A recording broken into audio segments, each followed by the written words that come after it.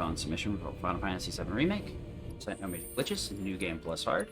And let's just get right into it. Plenty of stuff to talk about, and plenty of time to talk about it. Do already have a few submissions done. Maybe this one won't see the light today, who knows? I found a 441 and a 442. About 20 seconds difference. But did get feedback when I was still attempting those commentaries that was a bit pressured and quick commentary, so we're trying for more chill and relaxed commentary. Not really pressured to spit everything out immediately.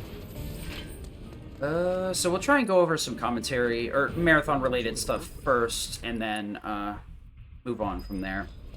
So the consistency of the run is fairly good, to be honest. The chances of complete failure or massively going over and needing a mercy kill is very low. There are some time swings, but usually I'm around, at worst, plus a minute, usually every hour. Maybe a minute and a half, so I'd say the worst you're going to see is around a 445 or a 46 if I just take, you know, because I have to take whatever I get. But for the most part, we should be able to see closer to a 43 or a 440. So, this way. Shouldn't be too bad. There's really no, like, major spikes in RNG that aren't expected to lose a lot of time or something that I YOLO. There are some boss fights that still do some wonky things, but I built a lot of those with backboards, if you will, so that I can bounce the ball off the backboard, right? So I do have backstops and stuff to make it easier to recover if I miss.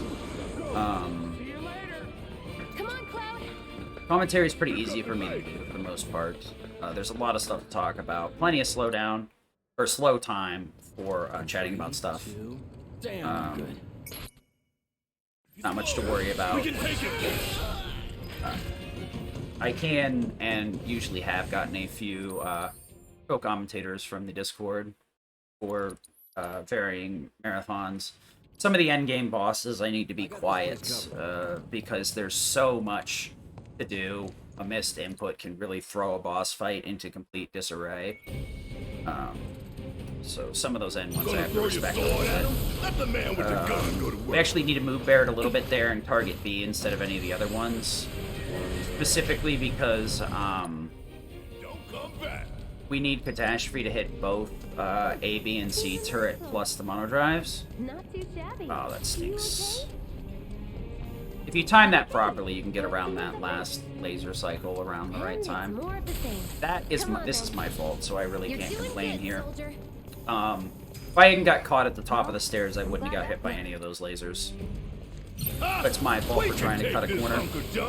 So right there, that thunder would not have hit if I had not locked on to the sweeper at that distance. That fight is really obnoxious, to be perfectly honest. I used to do it a different way where I would slash first and then cast the spell, but it does lose you a little bit of time. Because you need to wait for Barrett to cast Synergy after your spell. Barrett has a materia called Synergy where he'll respond with a linked magic materia to your offensive command. So the sooner Cloud gets his offensive command in, the sooner that timer counts down, if you will. I also need him to cast Thundera, so both of them casting is the same period of time. 1 second to charge, half a second to release, and then just a little bit of time to make contact. And then we need to follow up with an additional Thunder, so that's about a half second to charge, half second to cast, same thing. So, getting your stuff in as soon as possible is beneficial. So we got the quick put away there. Normally, if you're doing a lot of excessive rolls, the next close to fleeing, the game gives you a slow put away, but because I got tagged by the laser, the game cleared it. It's really weird. So right here, we're going to start with a triple slash just because it's on the shortcuts. We could just as easily use... oh, this is actually bad. That could have been really awful. His ATB was really bad, and he crit on Thundera, which can throw this fight off really hard. So I actually had to switch out a Punisher and deaden my damage a little bit. Yeah. You need to get that Thundaga to hit right after Catastrophe there, so it's pretty well timed. In this case, because I got a crit on the first Thundera, it was almost 100% certain that I was going to have Barret hit with Thundera there, or Thunder Synergy there. Thunder Synergy makes this fight a lot easier, but it's also really jank. Hey, Rampok. Yeah, happy weekend indeed. Thundaga, ATB boost. If you get ATB boost in before this stupid tail laser, it's usually pretty easy to get it buffered. The game is pretty stingy though, this is not good. That's a really high HP value, so I need to be extremely careful here. If I Thundera the main body, there's a very decent chance that the Sentinel Scorpion will just tank it. There we go. But it looks like I would have critted out of it anyway. That's really stupid. So that camera change right there was 100% my fault. I switched to Barret, but let go of the down button. I didn't switch to Barret because it was beneficial. I switched to Barret because I needed to buffer the down input. The reason you buffer the down input is when you open the menu, the game starts you on resume. But if you hold down on the D-pad, it'll buffer a down input, which will push you to switch immediately, or nearly immediately. So the trick is holding down on the D-pad, opening the menu, waiting a bit, and then hitting X so that the down input can buffer. If you hit X too soon, you'll just resume over and over again. So I kind of screwed that up. We're gonna go with a different method. I thought that, like, this one was really bad, but turns out, after testing it out a little bit, it looks like you just lose huge chunks of time. You okay? This route should lead us straight to Barret. Probably. Did I menu in Chapter 2? I don't know, man. Menu in Chapter 2 feels like it's worse. For sure. Don't look back. Let's go, let's go, let's go!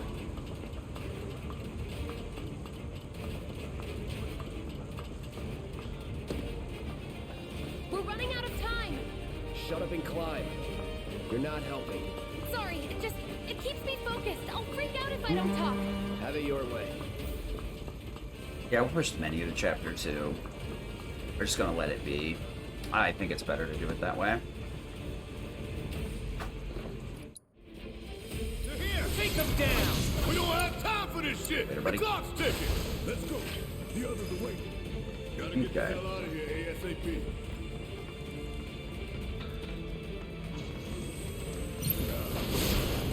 Please don't shoot me in the ass. You got that right. Yeah, I didn't get shot in the butt. So escape here is, like, pretty consistent. The main problem is just getting shot by the sweeper and losing a bunch of time, or having the mono drives hit you, so you end up in a stun stance for a little bit. We do have an enemy right here we need to take care of on the way up. This guy is kind of obnoxious. Luckily, Thundera means that no matter what, he's going to go down. Give me a break. Okay. Yeah! I'll do it! Calling ice. This is gonna start! Coming at you, hard! Whatever. That was easy. Sure.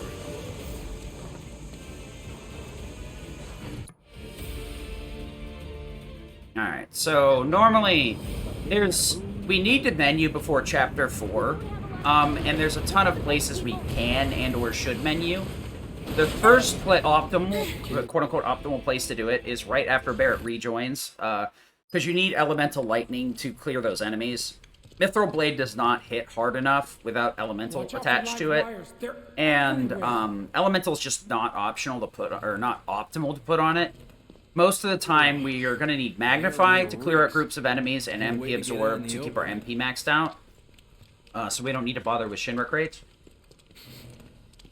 So, we're going to default to Magnify and MP Absorb. Right now, we have to do it in a really obnoxious way, where we need to be Magnified Ice, MP Absorb Fire, which isn't super beneficial because it won't keep us at max MP, but it will keep us at high enough MP that we can keep just steamrolling through everything for the rest of the early game. Ice Magnify is extremely potent for Chapters 1, 2, and 4. It's unfortunately not the best in Chapters 2, or not 2, but 3 and 5. It does have benefits in 3 and 5, but the problem is spells can interact with the environment. So fire and ice have do have a slight risk. I don't believe it's intended, but it's a problem with the targeting. Sometimes the spell, which they chose to make spiral, and the angle the spell goes at. The spell sometimes will make contact with the environment or the floor in front of an enemy, especially if they're very low to the ground before it hits the enemy. It's less common with humanoid enemies, but it's very common that with monster-type enemies, you will see the spell hit the floor and not do anything. So we're going to be using ice early on because we have a lot of monsters to kill and or humanoids. Humanoids are normally weak to fire, or humans rather are normally weak to fire. But ice ends up being better because it just staggers a lot more easily. We'll go over that when we get there. We'll go over New Game Plus Hard. We'll do that right now. So the reason hard is hard. You can only do it through New Game Plus. We have everything maxed out. Game doesn't really give us much pushback until later. But the major trick with hard is our MP is limited. So we can only recover MP on completing chapter through MP absorb, Aerith's soul drain ability, or breaking Shinra crates to get a Mako shard, which has a 10% recovery. Those are set, so they are consistent. We want to do this to this menu is so awful.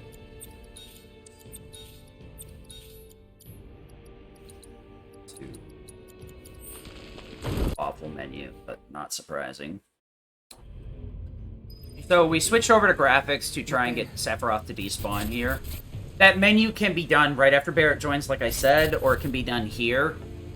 The reason you would do it here is because you need to go into the menu anyway to switch to graphics mode to help despawn Sephiroth. It's not a 100% chance he'll despawn, but it's worth it. Because it heavily increases the chances of him just dipping out. So we're actually going to switch it back to performance here and get out of here. So what'll happen is he's going to not spawn properly, which will save us a chunk of time. Normally, if Sephiroth spawns properly, he'll show up at the end of this alleyway, and it's actually the cutscene trigger. So Cloud will cover his eyes, stock still for a little bit, and then move very slowly after in both this alleyway and the next one. So that's why it saves time. Switching the system itself, once you get used to it, isn't too bad. I used to cry about it all the time, but once I got used to switching to graphics mode, it's really not that bad. It is pretty deep in sub-menus, making it less optimal than save loads, but it is not as bad as I thought it was. The only problem is doing that with a equipment menu is kind of cumbersome, so I haven't really decided yet which side I want to do the menu on right after Barrett rejoins once we finish that fight, or if I want to do it right then before the Sephiroth menu. What a mess. Either way, it feels like it could be quicker, so I think I might go back to doing it in Chapter 1. But not doing the menu later does make the escape a little bit easier, because you can just use Thunder spells to clear that last sweeper, or Shock Trooper.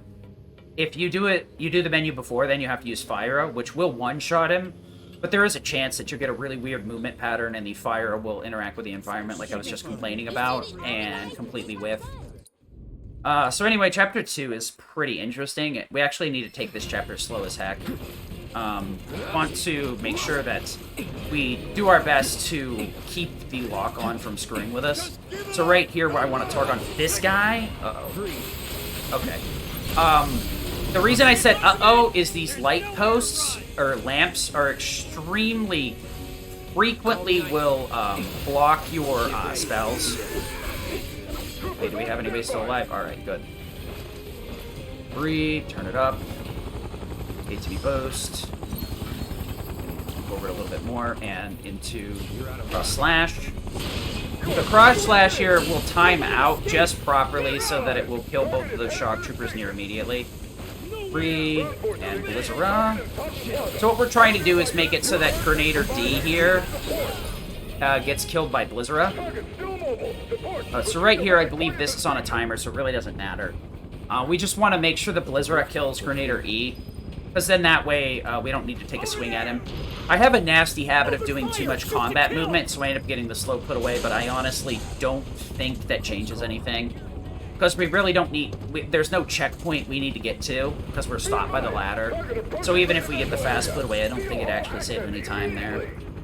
But yeah, a lot of the enemies there, you may have noticed the ones that spawn from the cars, like, all of them were clipped halfway into the ground. The enemies in this place take a while to get, are killable. So there's a thing in this game where the HP of enemies, mainly bosses, can lock to keep them from dying before they fully spawn. I'm assuming the devs did this just so that they didn't have to fix any weird combat triggers being able to kill enemies extremely soon. But it is a very obnoxious thing that exists in this game. So it's something that we have to be aware of in New Game Plus. Especially New Game Easy. You have to be very careful about it. New Game Plus Hard, not so much, because most of the enemies are usually strong enough. So we wanted to roll into this... Oh, you mother. Okay, that should kill everything. Okay, I guess not. Nice grenader. Let's run. Oh, you son of a snitch. Just in case. Calling ice. Calling fire. That's so obnoxious. Going in. Need a light. Let's finish this. Trash. I accidentally cast Fire because the game knocked me out of Blizzara. This game, see, like, right here, I'd say this is probably, I'm not looking at the timer, but if I had to guess, I'd say I'm probably plus 10 to 20 right now. Probably closer to plus 20. Chapter 1 wasn't too bad, but it wasn't good either. And Chapter 2, that ending definitely was really scuff. Super duper scuff. I'm lucky the Blizzard double hit the Huntsman, but... Alright, so right here we need to have... Uh-oh. Probably screwed. Oh. The train car movement is really tough to get through there consistently, surprisingly. Normally in the PS4 version, you just book it right down the center. No problem. Every time. With this one, you need to go around the left, closer to Wedge to get around those first guys, or else they'll block your path. And then you need to stick to Biggs, so Kyrie doesn't block your path. And then you need to push around to the left side of Biggs early, so that you don't get stuck too far behind him, bouncing off of him and losing momentum. So that you can slip between the two that are supposed to keep you from passing Biggs without hearing him go, I'm having problems, or whatever. So the train movement is actually, like, pretty tough, to be perfectly honest. So we're gonna head into Chapter 3 now. There's a lot of time save loss here. The main time boss here is the Scrap Boulevard. Scrap Boulevard's pretty rough. The thing is, we have 4 sets of enemy encounters in a big loop, a big circle. And we need to both kill them as quickly as possible and not as quickly as possible. Because we're going to be using Tifa's movement to get as close to the next fight as we can without starting it as possible. So we want to have the right spell to kill everything, but not so good that we kill everything, so late that we would start the next fight. So it's this weird balance of using Blizzard and Blizzard Magnify to kill stuff, while fleeing with Tifa. Tifa has the parry materia equipped, and it really buffs her movement speed in combat to a ridiculous margin. Parry is pretty much useless on anyone else. Tifa is a standout exception. Cloud does get a decent modified parry. So the parries on the characters... Aerith is a little charge forward with a little magic shield. Doesn't do anything interesting. Just keeps her from getting knocked on her butt. Barrett, he elbows forward and takes a somewhat large step, but he really doesn't move position at all. Same thing, makes sure he doesn't get knocked on his butt. Cloud does a side flip, which is pretty cool, but really doesn't benefit you much, other than making sure he doesn't get knocked out onto his ass and then has to get back up. Tifa, on the other hand, has a standout exception with a slide. The slide itself is already pretty fast. Even in the PS4 version, the slide was the fastest movement. But it turns out that canceling of punches in the PS4 version was quicker, so we punch, parry, punch, parry, punch, parry, and loop those for optimal movement speed. But this was obnoxious because punching would suck us in towards the enemies. So optimal movement was needed to be done away from enemies, so it was really weird. This version parrying is faster, so punch parrying is not is actually slower. You can just cancel parry into parry quicker. This one, though, we also have an alternative method of canceling it with uppercut, which I'll go over once we get past this. So right here, I'm going to try and bonk into Tifa to make her instantaneously interact with us. Like that. There you go. Good enough. You did? If you bonk into her properly, she'll stop and interact with you immediately.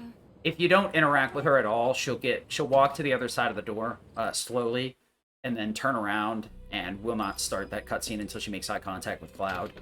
Or at least what the game would consider eye contact, because I'm not sure if Cloud has to turn around or not, but I know Tifa does, and it's very slow. Akusok-san.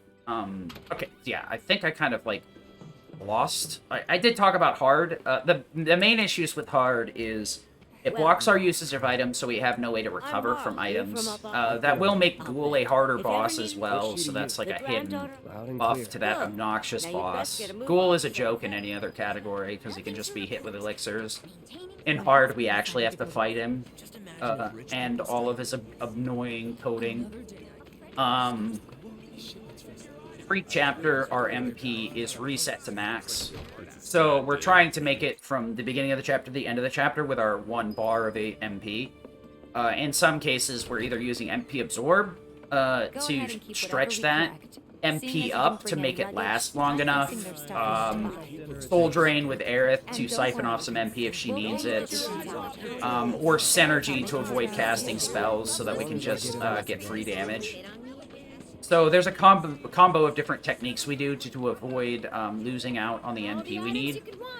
But for the most part, the reason MP is so scarce, and they did it that way, I think, they decided the easiest way to throttle our damage output was to give us magic ups instead of anything else, because then they could block our recharge of MP through any sort of recovery method outside of 10% from crates and all that other stuff. Shinra crates are completely useless in like a new game category as far as I know. Because new game, you can take a bench and that'll recover your MP, but you can also use items too, so you can just stock up on elixirs or ethers and throw them in between combat to refill. But 10% is absolutely nothing when your max MP is like 30 at the end of the game. Here our MP for Cloud hit is base around 90 on Mithril Saber, and it goes a little bit higher. I think it goes up to 130 with an MP up, 160 with 2. So breaking crates is a good option. Problem is, I realized really late on into my routing that breaking crates is really slow with Cloud. It's a good like 3 to 4 or 5 second investment because of how long it takes him to swing, put his sword away, and get back to moving.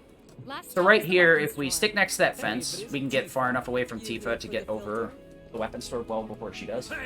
We're so Which can allow us to set up in front of the door and walk in right after she finishes talking, so that allows the flag to activate this cutscene. Then we walk in here, and she'll warp to us eventually. How long it takes her to warp depends, I think, on her walk cycle. I'm pretty sure she has to stop walking outside, but there's really no way for me to confirm that without like a camera mod or something, or some sort of like velocity viewer or something. So we're heading into the Scrap Boulevard. This is where fun goes to die. Like I may have mentioned this run, fire and ice can miss, quote unquote.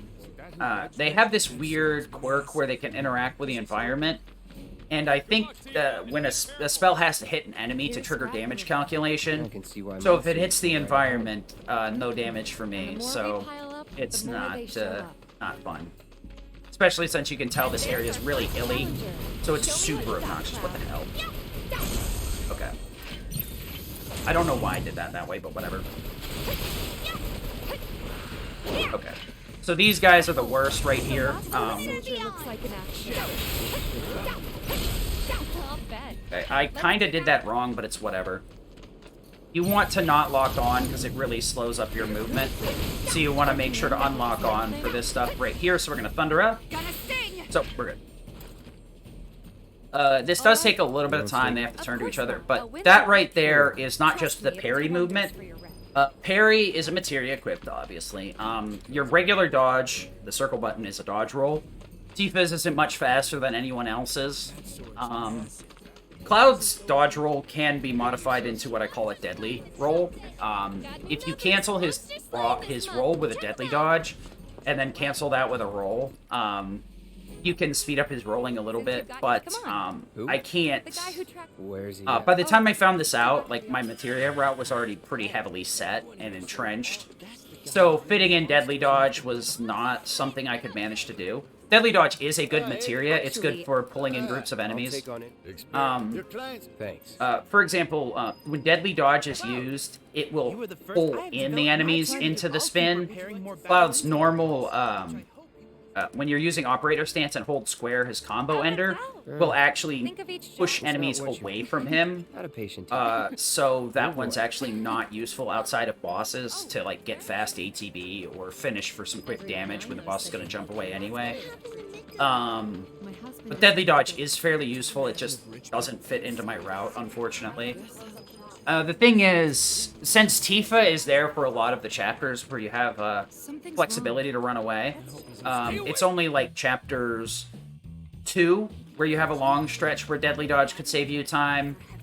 Not really 4. Next one. It's mainly chapter 2 and then chapter 8 when you get Aerith, yeah. Everywhere else you have Tifa, or there's a bunch of, like, gates, doors you have to interact with, switches you have to flip, or ladders you have to climb down or up. So deadly rolling isn't super efficient in those. Even in some cases, I don't even use Tifa's movement because there's something that stops me from progressing, so it's just faster to move with Cloud and have Tifa and Aerith wipe out whatever's left, or Barret and Tifa wipe out what's there. But yeah, Tifa's parry is really quick, but we can actually further modify it by either hitting triangle for a whirlwind uppercut at the same time, or holding triangle and mashing circle. It is a very specific rhythm, but it is a quick one, so it can be very hard to get really good uppercut parries, but it is incredibly fast to the point where, like, you can get to a lot of places where the devs did not intend you, where you can end up buffering an uppercut after combat's over and a cutscene is triggered.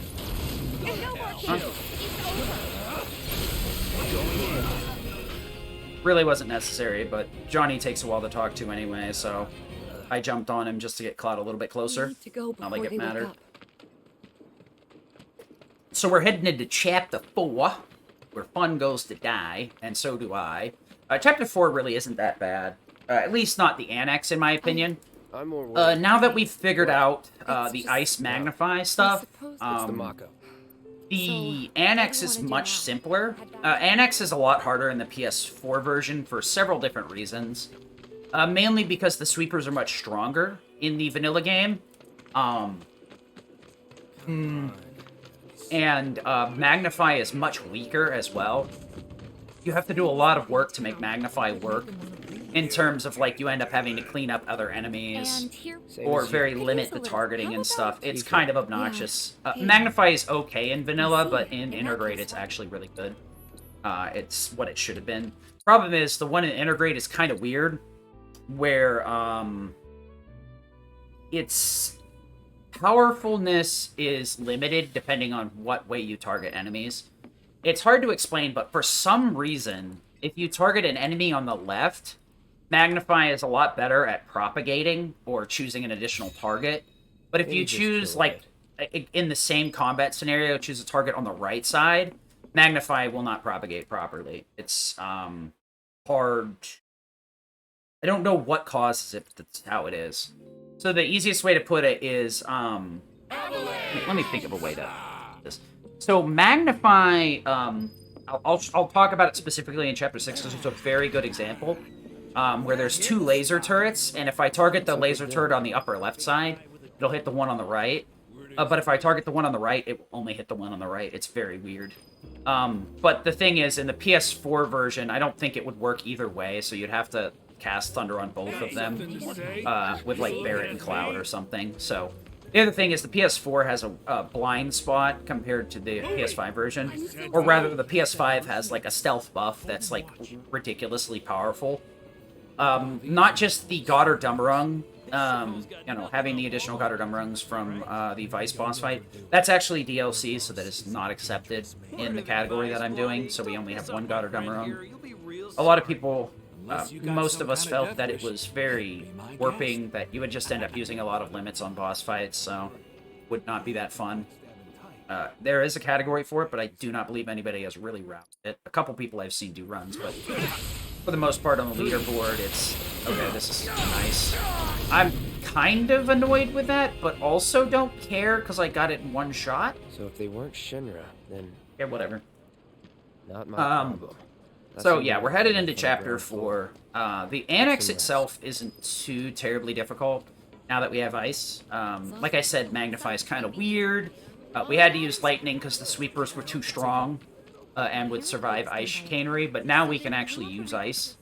So the thing is, like, the dogs will go down to a single ice because they're actually weakened in that chapter, because there's so many of them in that phase. And everything else will either go down to a Blizzard Magnify or will go down to a Blizzard Magnify. Everything will go down to a Blizzard Magnify, but Blizzard Magnify without some sort of intervention by the player will not stagger an opponent. And what we're gaming here is the A to B stagger functionality for the most part. So every spell has a set stagger value for Tier 1. Tier 2 and Tier 3 have the same stagger values across the same spell. So Fire-Ra, Fire-Ga, Arrow-Ra, Arrow-Ga have the same stagger values. Fire and Wind share the same stagger values for some reason. So Fire and Wind, or Fire and Arrow have the same stagger value. Arrow-Ra, Arrow-Ga, Fire-Ra, Fire-Ga all have the same stagger value as well. The only difference between a Tier 2 and a Tier 3 spell is it costs 10 more MP, and it does more damage. And it takes an extra second to cast. Those are the major differences for the most part. In hard mode, though, Tier 3 spells usually just way over damage. So you go from doing like 7,000 to 8,000 to doing like 9,999 and spending an extra second casting with an extra 10 MP, so it's usually not worth it. You're better off just berserking the enemy in most cases. Berserk is a pretty powerful debuff in this game. It will increase your damage by 30% and increase your damage taken by 30%. So we leave it on the party the whole time for the 30% damage buff. We do also have to respect that increased damage taken to some extent. But we also want to use Berserk on any boss we can. It's going to speed up a lot of things. The only boss we don't bother doing it on is Reno, Rude, and Reno and Rude. Rufus as well is another one. Sometimes when we have like a single-person party, we don't bother with Berserk. Most of the enemies are weak enough that we can just burst them down without a bunch of setup.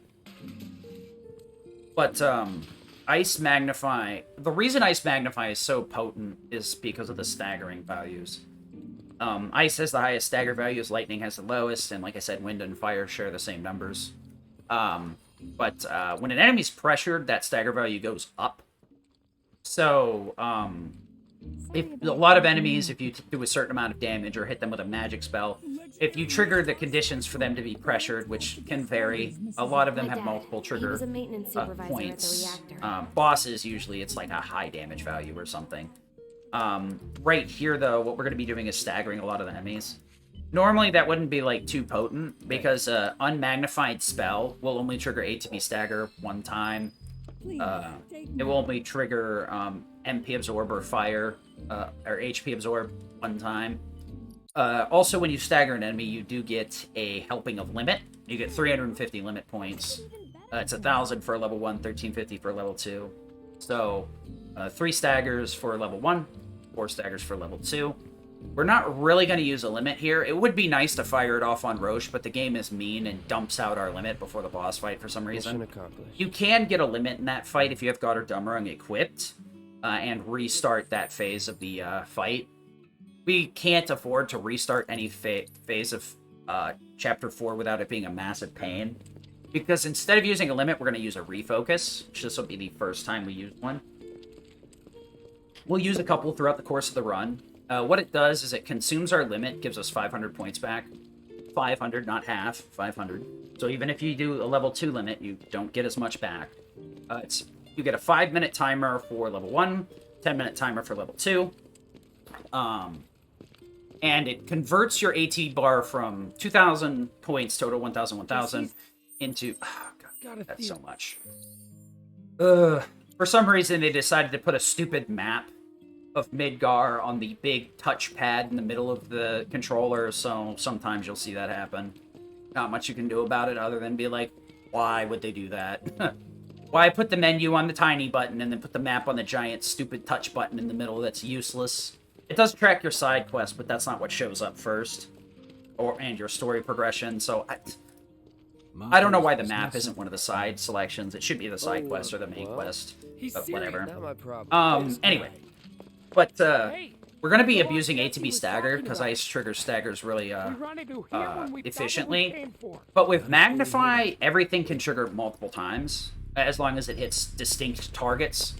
So with Magnify, the spell will duplicate up to 2 additional times off of the initial target. And as long as it staggers a distinct target, you will get an additional trigger. So ATB Stagger, MP Absorb, HP Absorb will all trigger multiple times with it. MP Absorb and HP Absorb is obviously damage-based, but ATB Stagger can be triggered multiple times if you stagger distinct targets with it.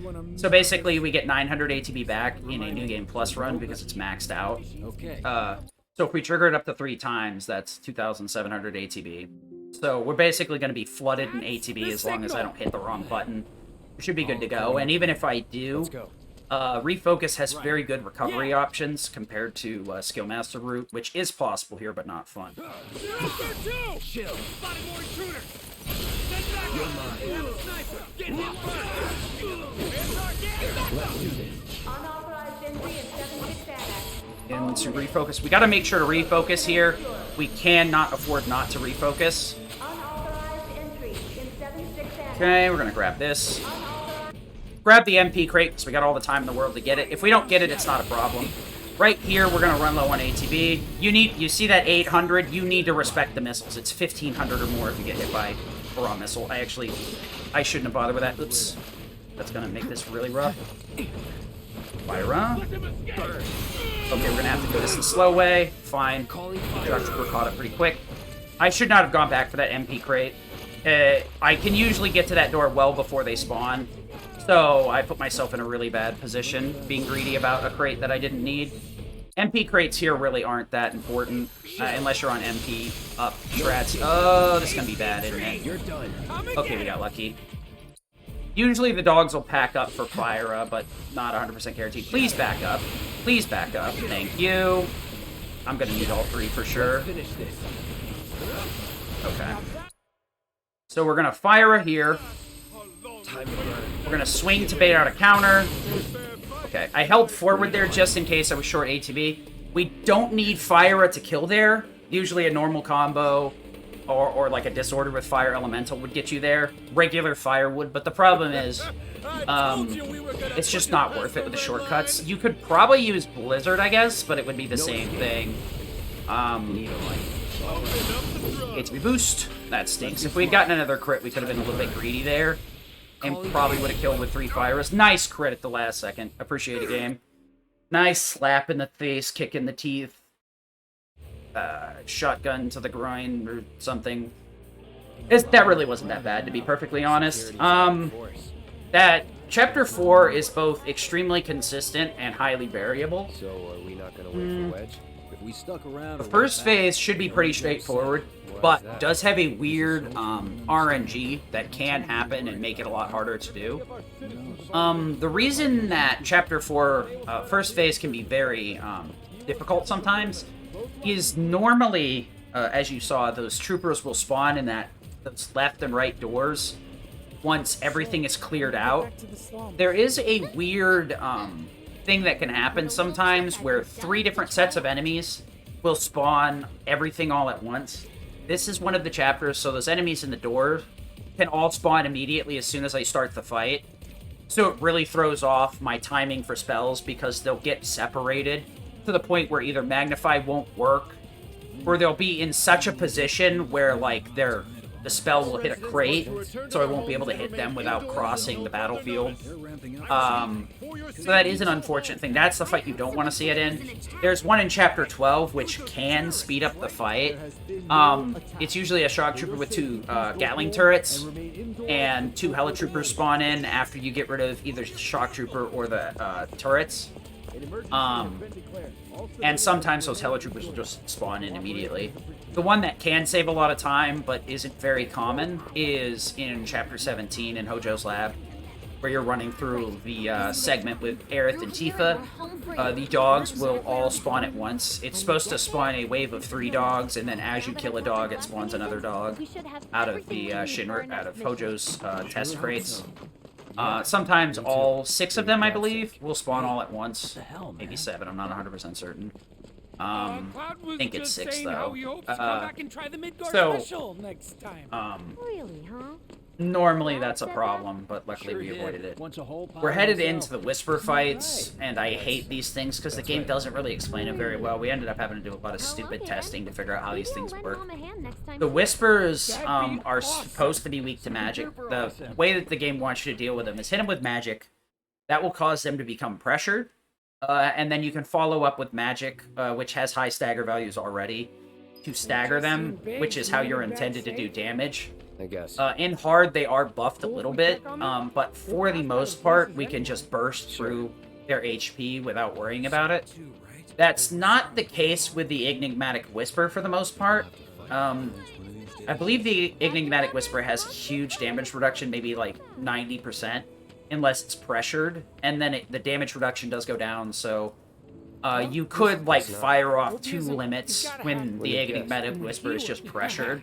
But your life's just going to be a lot easier if you go for the stagger, to be perfectly honest. The thing is, the amount of time the Enigmatic stays pressured is based on how many Whispers you have staggered and killed prior to attacking it. 1, you're going to get very little time to stagger while it's in pressured status. But 2, you get a pretty decent timer. There's a couple of different ways to deal with these fights. The first one, the optimal way is to take out all 4 or 3, kill 1 and then take out the remaining 3 all at once. This will avoid spawning an additional wave of Whispers. If you cut it down to 2 or less, each time you kill a Whisper, it will spawn an additional Whisper. So if you kill 2, it will spawn 2. Kill 2 at the same time, it'll spawn 2. If you kill 1 and then kill 1, it'll spawn 1 and then... The reason that you don't want to spawn those additional Whispers isn't just because it's a waste of time. It's because they take a while to be targetable. So you can't build ATB on them. You can't, like, start gaming spells or anything. Like, I couldn't pre-game Blizzra while they're spawning in to, like, hit them as soon as they're damageable. It's like Chapter 2 where you have to take your time. So what we're going to try and do is burst down 1 with Fire, and we're going to give we're going to fire off a somersault with Tifa at the left 3, and that should work unless we get really aggressive movement on the left 3. So let's go into B, into Fire. Part of the way there, we're good. Okay, that's super obnoxious, but okay. Pretty sure you can't even see them unless they make physical contact. So we want to get these 2 as close to the invisible barrier as possible. And that's about as good as that gets. So this next fight here, like I said, we need to pressure, stagger, and then we can stagger the big boy.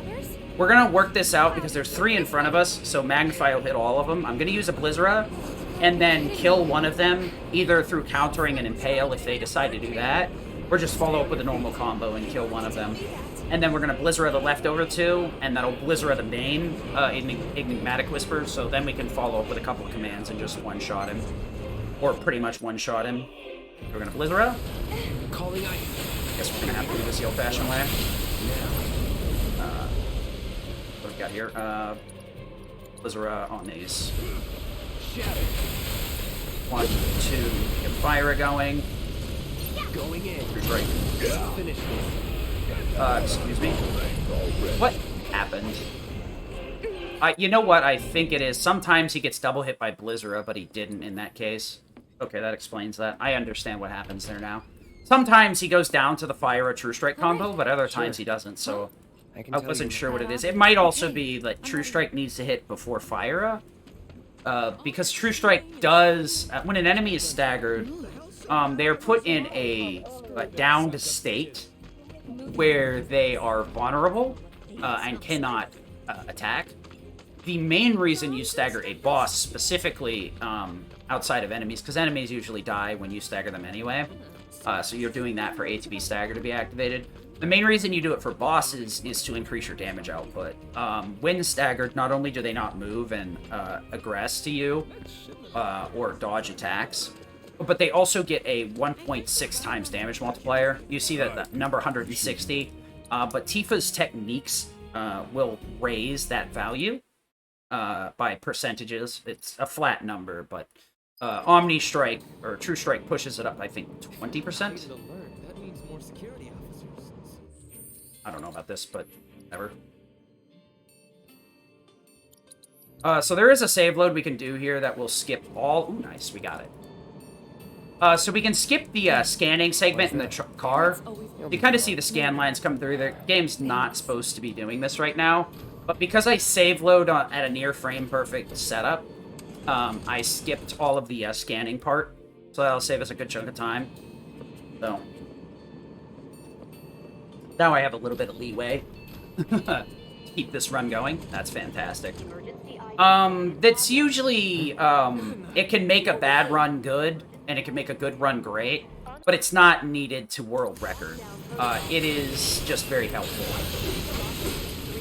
We're gonna You have to get to the next car. ATB boost into triple ski.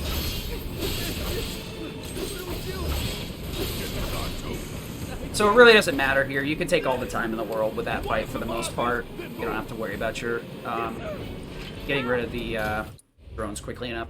So right here, I turn around on purpose to make my life easier. Because normally when I get a certain amount... Wow, that was a really quick fleet timer, honestly. Normally when I pan the camera around, I know right around when Tifa's going to be selectable. You're probably thinking, why don't you just move with Cloud? It's actually, as even in the vanilla version, it was faster to just parry with Tifa there. But now that her parry is so much quicker, it's even more important. So Tifa's parry, like I said, you notice that uppercut keeps getting mashed.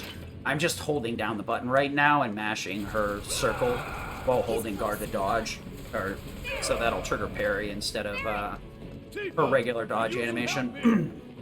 But the movement is so quick, you'll see. I'm gonna get to some places the game really doesn't intend us to get. So this, Chapter 5 and Chapter 6, is a lot of my flee timer. And what I mean by that is the flee timer, once you enter fleeing, is a random number between 3 seconds to 6 seconds. Okay, Barrett's gonna come all the way to the side of the train track, so it really doesn't matter. Normally we want to see him at the other side of the train track, but since he decided to come down here, it's whatever. If we can have him stay at the other end, it's actually beneficial. Because then we can just warp to him, or switch to him, which moves us much closer to the end of combat, then add Tifa. Or if I'm paying attention, I can roll with Barrett. It depends, though, if he's in combat. I don't think I've ever remembered to do it with Barrett once. Pay attention to railway signals too. You see blue lights, go on the right way. I'm trying to get back into the rhythm because I lost the rhythm there for a little bit. All set. You're gonna feel this one.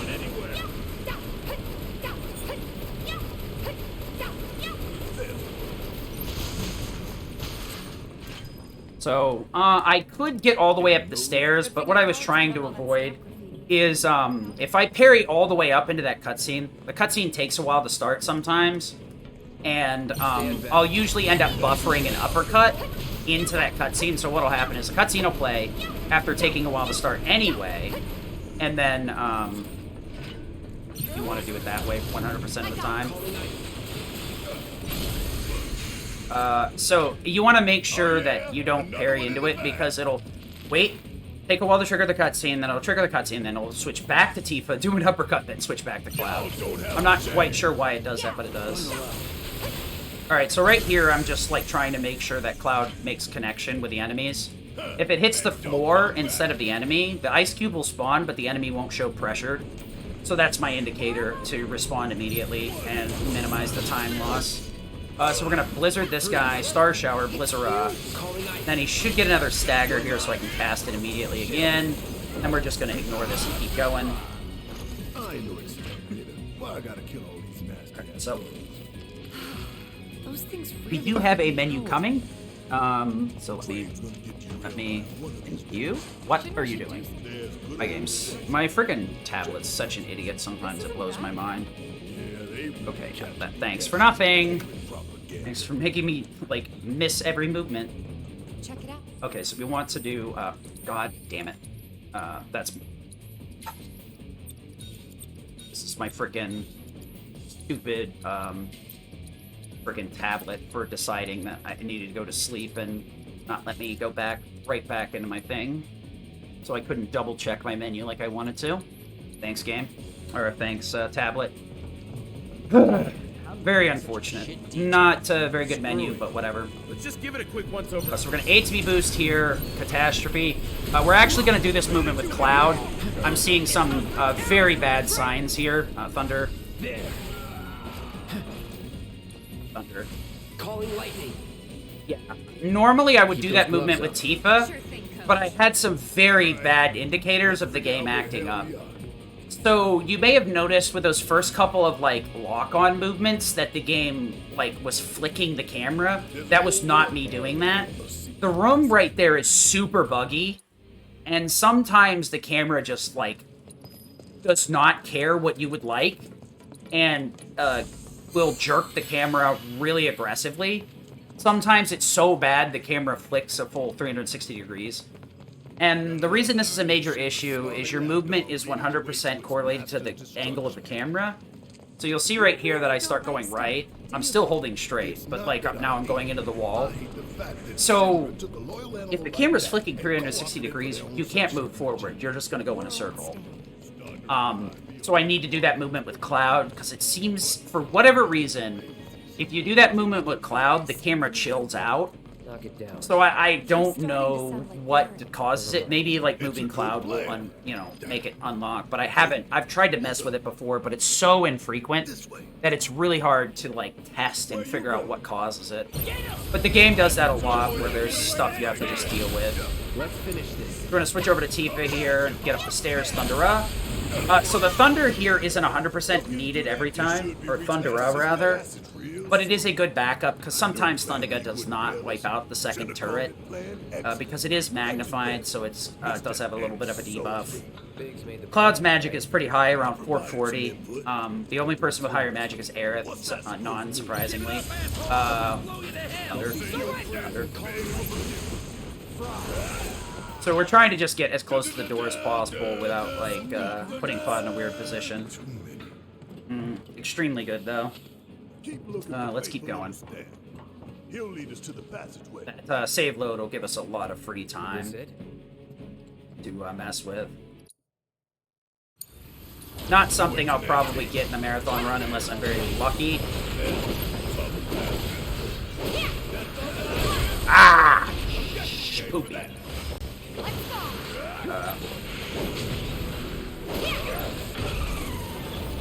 Alright. I did not want to do it this way, but I have to. There's no other way to do this fight now.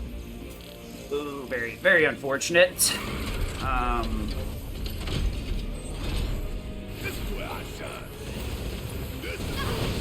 Are you kidding me with this? God, I'm so stupid.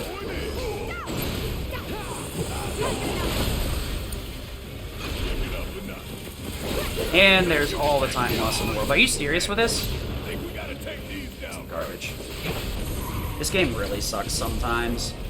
So what happened is, once again, Tifa got missiled out of Thundera, so I didn't break the rear leg. If you break the rear and the front leg at the right time, you get an instant stagger. Instead, we lose 15 seconds, because frickin' missiles are godlike in this game for some reason.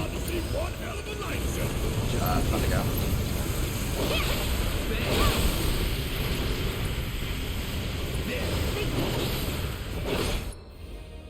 I hate this. Yeah. So glad I could save 20 seconds to lose it to the boss being stupid. So the problem was my damage values in phase 1 were all screwy. So breaking both of the legs ended up staggering. Speaking of which, I'm not quite sure what causes it yet, but I do know how to react to it. The problem is I need to do phase 2 a different way. I need to switch back to an older method where I bait with Barrett instead of Tifa in that situation.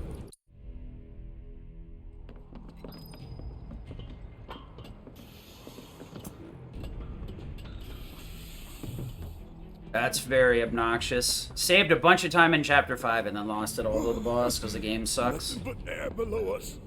Yeah, crits like to ruin strategies, and I think that was the case. Either that or maybe I needed a crit. I'm not sure. What's the problem? I have to do a lot more testing. Problem is, Hey, I'd have to like do a bunch of recording and then recheck the video to see what causes the stagger. And sometimes damage values are like off screen, so it's really weird. It could also be like not even the spells are critting, it's that like Barrett's getting too close and hitting the boss or something stupid like that that I literally cannot control. Crab Warden is pretty obnoxious. Let's put it that way. Sunlight, the closest thing. gotta put out a But if we go, now or later. that's true. Let's go. All these lamps. I just want to weaken the back right leg, and because the instant stagger, I can't weaken it properly. I do too much damage to it Lamps are important. to do what I need to do to get the damage values properly. Gotta be one. Man, look at the size of it. That a console I seen at the top I of guess that next time it insta staggers, I'm just gonna have to block the missiles and then cast after this game. I'll go. I guess I should just cast instantaneously, because in that situation, Thundera would have never killed, so I just needed to Thundera with Barrett, actually. I didn't need to move. It's really weird that, like, the missiles arc right over that crate in such a way that you literally can't use it to protect yourself. You just end up getting knocked out of a spell if you're casting it like an idiot. Kind of annoying. Some of the stuff that hits you in this game is really obnoxious, and They busted? Powered down is my guess. Lucky us, am I right? decent enough One less flea, thing for us but... to worry about. Alright, so Chapter 6 is all flea timers. Monsters sure seem to like it. What's up with that? It's like in the tunnels. They get Doesn't matter twisted by much. the I'll be a market, lot better but it once I hit the all first, goes back to hit shit. the hour and kind of see where I am, because I had a pretty decent pace going into that either way. So I probably broke even on the boss at the worst.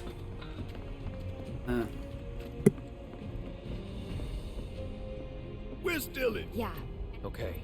Unfortunately, Well, Go for 10. the only other route that I can think of would be Along the wall. up for giving it. so we're shooting for those giant fans way over there. Ugh. Those ventilation With the fans. bitching. Keeping the plates air clean Mike. by pushing the There you go. smog to the slums. So yeah. Whole systems designed to make so yeah. shit roll downhill fast. This is actually a really good flea timer. You need to be kind of careful with this. Look. I think we can climb believe onto that I've been told you Sure can seems that way. slide past that cutscene trigger. The one time I did do it, the game like back warped me to Cloud way back at the fight, so I lost a ton of time having to walk over there manually. Yeah. So now I kind of sandbag whenever I get over there. No fear. No fear. No fear. Little fear. So. Oh yeah. We need to mash through a little bit of dialogue here. There's some dialogues that you can't mash through, but I really, my brain hasn't like allowed me to bother like learning those yet. No worse than Like this right anything, here, huh? you can't mash through, One obviously. with a tornado warning. And there's maybe? some like Don't cutscene, look at the fan. Whatever you cutscene do. dialogues that you can't Right. mash through either or skip. So.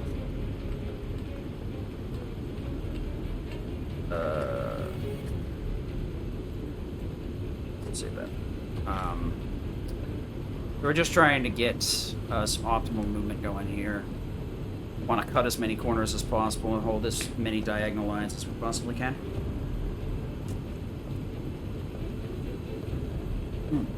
If I move out of this little crouch segment properly, I can cut off Tifa and get down the ladder before her. It's really hard, I've found. I should be good to go. Not 100% certain. Made it through in one piece. Crap. Oh, that's so stupid. Think that took a couple I really years hate off it when my I life. barely land right behind her. I mean, not really. I don't understand. Like, there's some places here where you can kind of get in front of Tifa, but they're really... I don't know, I just find them inconsistent. Sometimes I'll hold literally the same exact direction, and I'll get it, and then other times I I'm pretty won't. sure that's the one. I'm sure I'm probably holding, like, a couple of degrees to a different direction, but...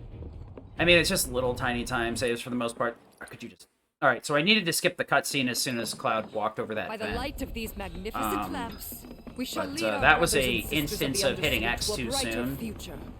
Say what? It's from a speech President Shinra gave, talking up the importance ATB of boost the here, Thundaga. So this guy right here... Shit's leading us down a one-way Normally, path. that one I was locked onto will act up. So I wanted to make sure I had... I was ready to react. In that scenario, Thundera with Tifa, Thundera with Cloud. So this right here, what I was talking about, Magnify right here. If I target turret A, we'll hit A and B. On the PS4 version, it would only hit one or the other, regardless of which one you targeted. But if you target turret B there, it won't hit A. And if one of those Grosh strikes, one of the monsters, is still alive, it also won't hit turret B, even though it has 3 duplications. The game's really weird about some things in here, so... not the best flee timer. That was probably the lowest flee timer you can get, like maybe 3.5 seconds. Ow. Yeah, Chapter 6 is all, like, up in the air for the most part. If you get good flee timers, you can save a lot of time. I can show If you get around. mediocre ones, it's not too bad. If you get, like, really short ones, it's like, well, that was fun while it lasted. So right here we want, like, a very short one. That's actually pretty good, I can't complain about that. Because you have to separate these 2 fights. What happens is, if you don't enter a fleeing status... I needed to turn around anyway. If you don't enter fleeing status, Cloud won't spawn in this elevator.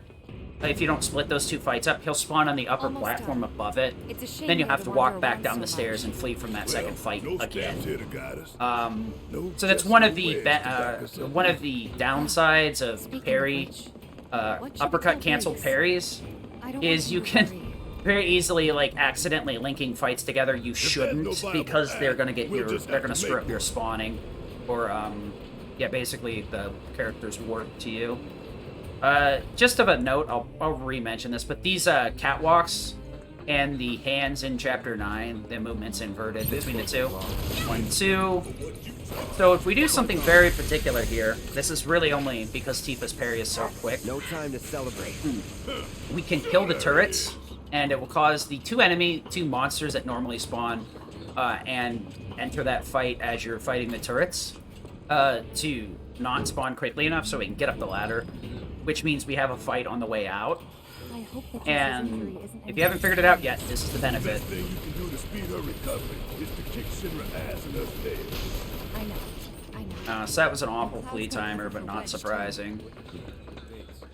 Soon enough. It's better than nothing. We knew we might This be chapter late, so we overall, can I would say, was race bad, We ought to reach him long before he dies aboard. but could have been worse. Mediocre at best. And we're back at the cargo. Just about like what Get you ready, Mako Reactor 5. We're expect, coming. to be perfectly honest. So we're gonna head on into the elevator here and head over to Chapter 7. So the early game, you may have noticed we didn't really menu a lot. The biggest menu is that very first one, because we need Lightning Elemental for the first boss, and we need Fire MP Absorb to have enough MP to make it through Chapter 4, and we also need Fire for Roche. So the MP Absorb is so that we have enough MP to make it through Chapter 4. Fire is specifically for Roche because he's a pain to do with ice or lightning. So we kind of need to toggle over to it.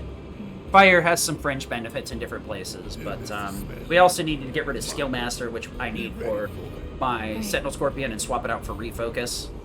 You can do the NX with Skill Master, but it's much more difficult, and recovery is near impossible because of the A to B costs of not being in Refocus.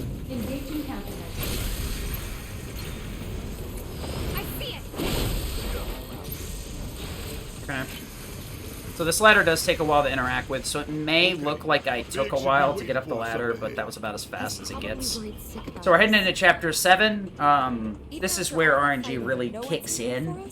Here it's a, 1,000 paper cuts. I lose a second because of a bad flee timer.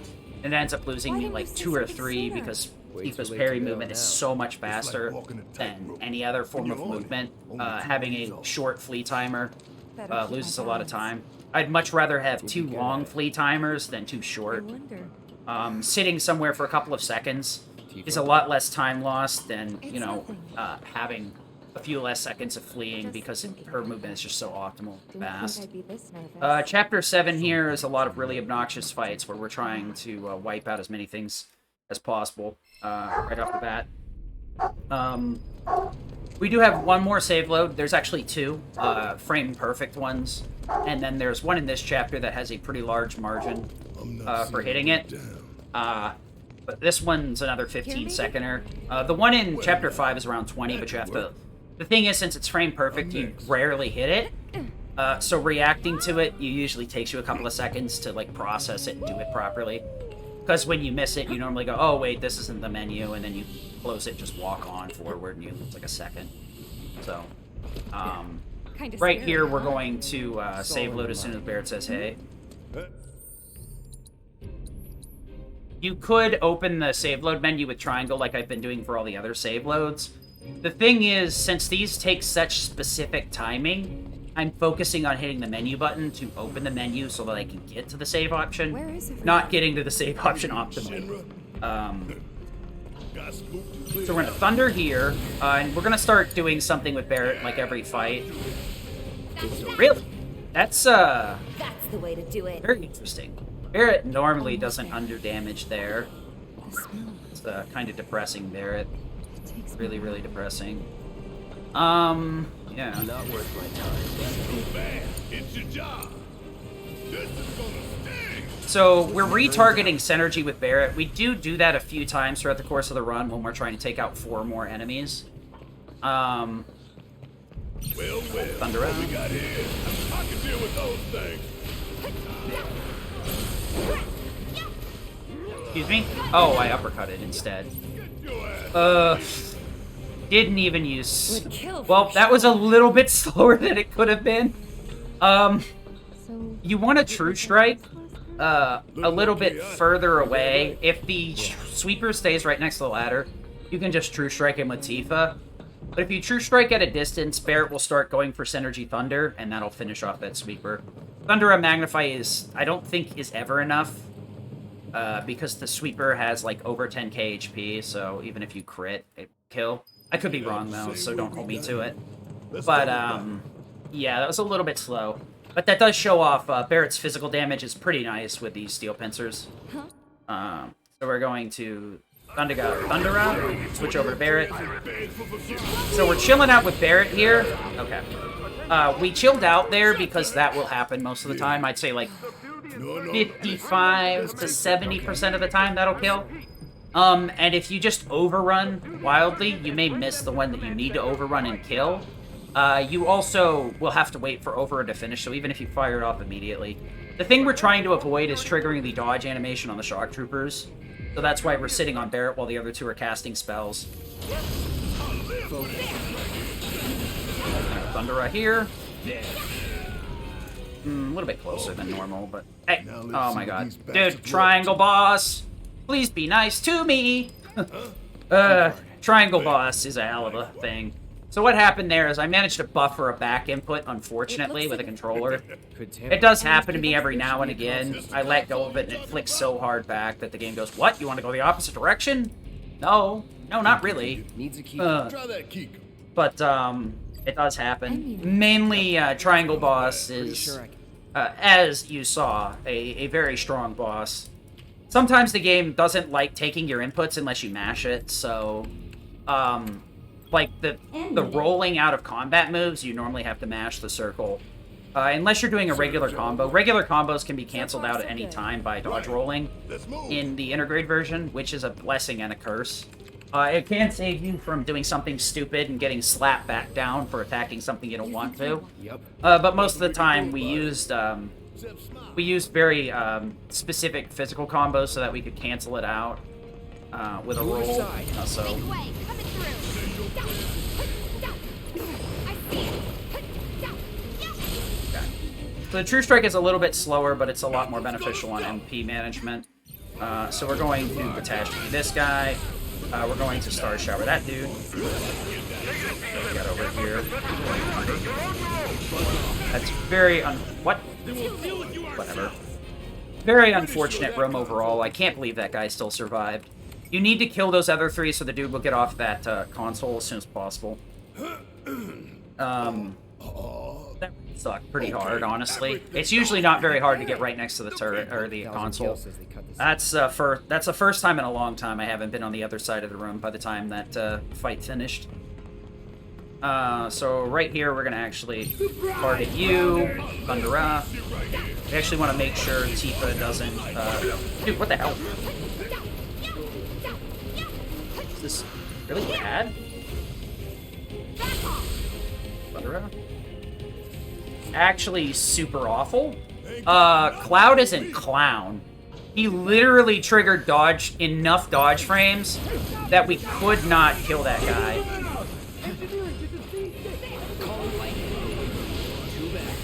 So bad. So shock troopers are literally like massive RNG spikes in this chapter because of how freaking stupid the AI is. The AI, more often than not, will save shock troopers than actually damage them. I really hate it, honestly. Like, it's pretty infuriating.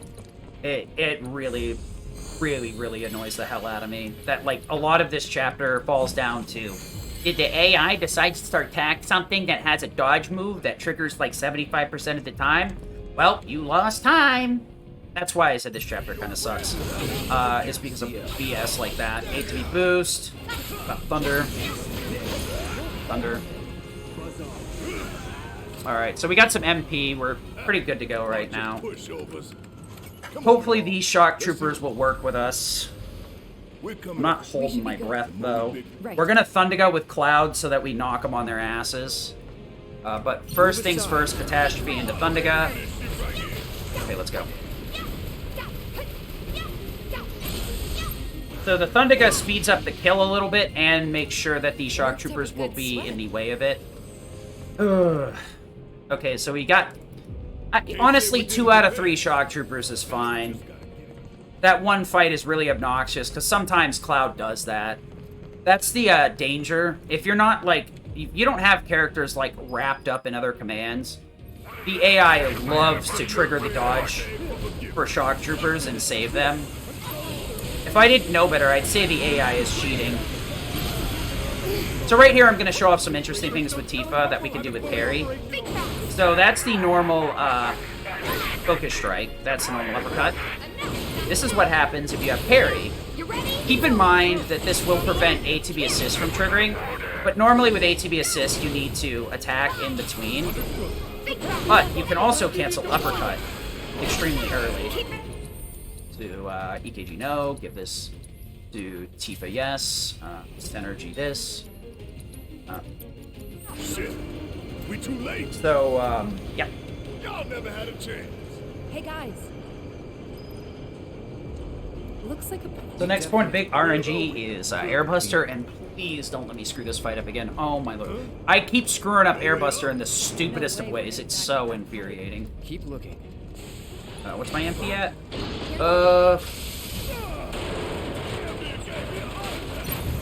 Thundera.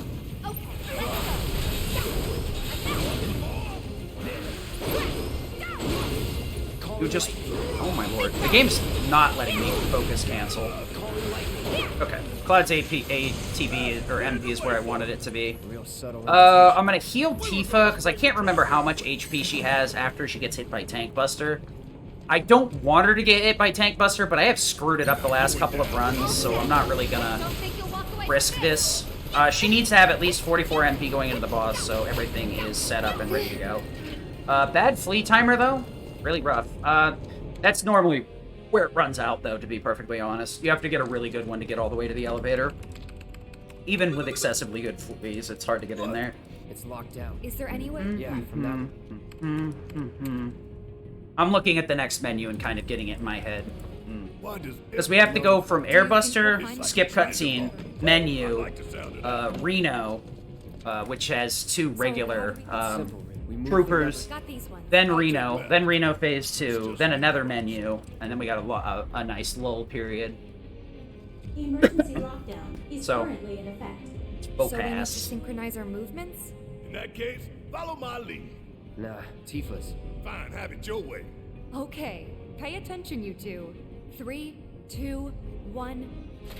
So you can go with the audio cue, but for this one you're much safer if you look at the screens. PS4 version, you do have to look at the screen because the audio is Really did right desynced. time. Yeah. I think it has something to do with the fact that it runs at 30 frames instead of 60. Y'all got tough So there is benefits of 30 because some things load weirdly, but usually 30 is awful because it makes everything load a lot slower. Time to go. Alright, let's not get slapped. So this first gambit here is going to be to stop him from throwing down the electric balls, so Cloud won't get stunned. So right there I did have to poke in between to get assist going.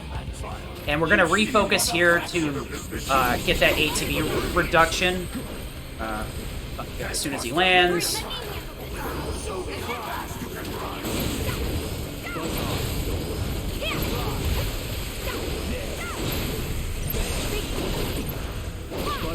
Oh, baby, we got it. I can't tell you how scared I was to do that focus strike. So parrying lets you totally evade the tank buster, but if you manage to buffer a focus strike, you can clip right through it for whatever reason. So we're gonna go Thundiga, Thundiga, Thundera, Thundera, Thundera. Thundera. Thundera, Thundera by Barret, Thundera again. Wait for that to trigger an extra Thunder. Thundiga, Thundiga. Way late, but whatever. Ooh! Okay, fine. Even if it was late, we crit so that it was quicker. Did that? Oh, that was a skip. I did a frame perfect skip. Nice. This into Iron no, into Tifa yes, Metal no, Mithril no, into Disorder, Blade Burst, SD, and Triple Ski. Let's go! Triple Ski. So we're going to build a little bit of ATB so we can just Blade Burst the leftover enemies. We got more than enough ATB to do this. We just got to wait. Blade Burst as soon as possible. And then boop, boop, boop, and spin a Reno. ATB boost. You can usually get nearly 2 ATB. I would explain why we need 2 ATB here, but I think it'll be more fun if I just show you why we need 2 ATB here. Iron Blade, unironically, has a very good synergy with a specific setup and is very strong, so I will show you what I mean. Haboom! Oh, so I got a limit. That's cool. What an easy boss fight. Yeah. Self-Destruct has a lot of weirdness with it.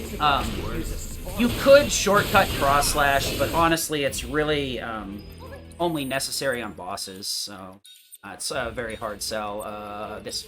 Here. Alright, good Ben use, good boss fight, didn't screw up Airbuster. Let's go! We probably will see past the second hour! Maybe we can get out that way. Right. So, Through that hole. what we did at the beginning was, we gave Synergy and First Strike to Aerith. Then what we did is we removed Refocus Come on. off of Tifa. She's not going to use it again, and gave her an HP up for more survivability late game. I'll go We also took an MP Absorb off of Cloud's Mithril Saber and gave it to Barret. So all that did was make it so that I can dump materia onto Mithril Saber and have it not delete materia I need. And I also started Aerith on, I think, like, one of her random weapons that I don't need, so that I could introduce a bunch of materia at the very beginning of Chapter 8 and get rid of a bunch of materia I don't need, being 2 refocuses and a couple of, like, I think, lightning materia, just to get them out of the loop. So now, we have Aerith set up with Magic Up. So the reason I did 2 menus there is because without Magic Up, Cloud won't always get Self-Destruct. So the way that you have to do that fight is you have to, like, ATB boost the first phase of Reno, sit there and take a counter on purpose just to build your ATB, and then self-destruct into a limit, is you need the counter to hit the right damage values without magic up. I think you can do it with a single magic up, but that's the method you do it with a single. Without 2 magic ups, you have to like cast a spell, I think, additionally. More of those It's things. it's very hard to do. It's just easier to leave the magic ups on Cloud so that fight goes pretty quickly.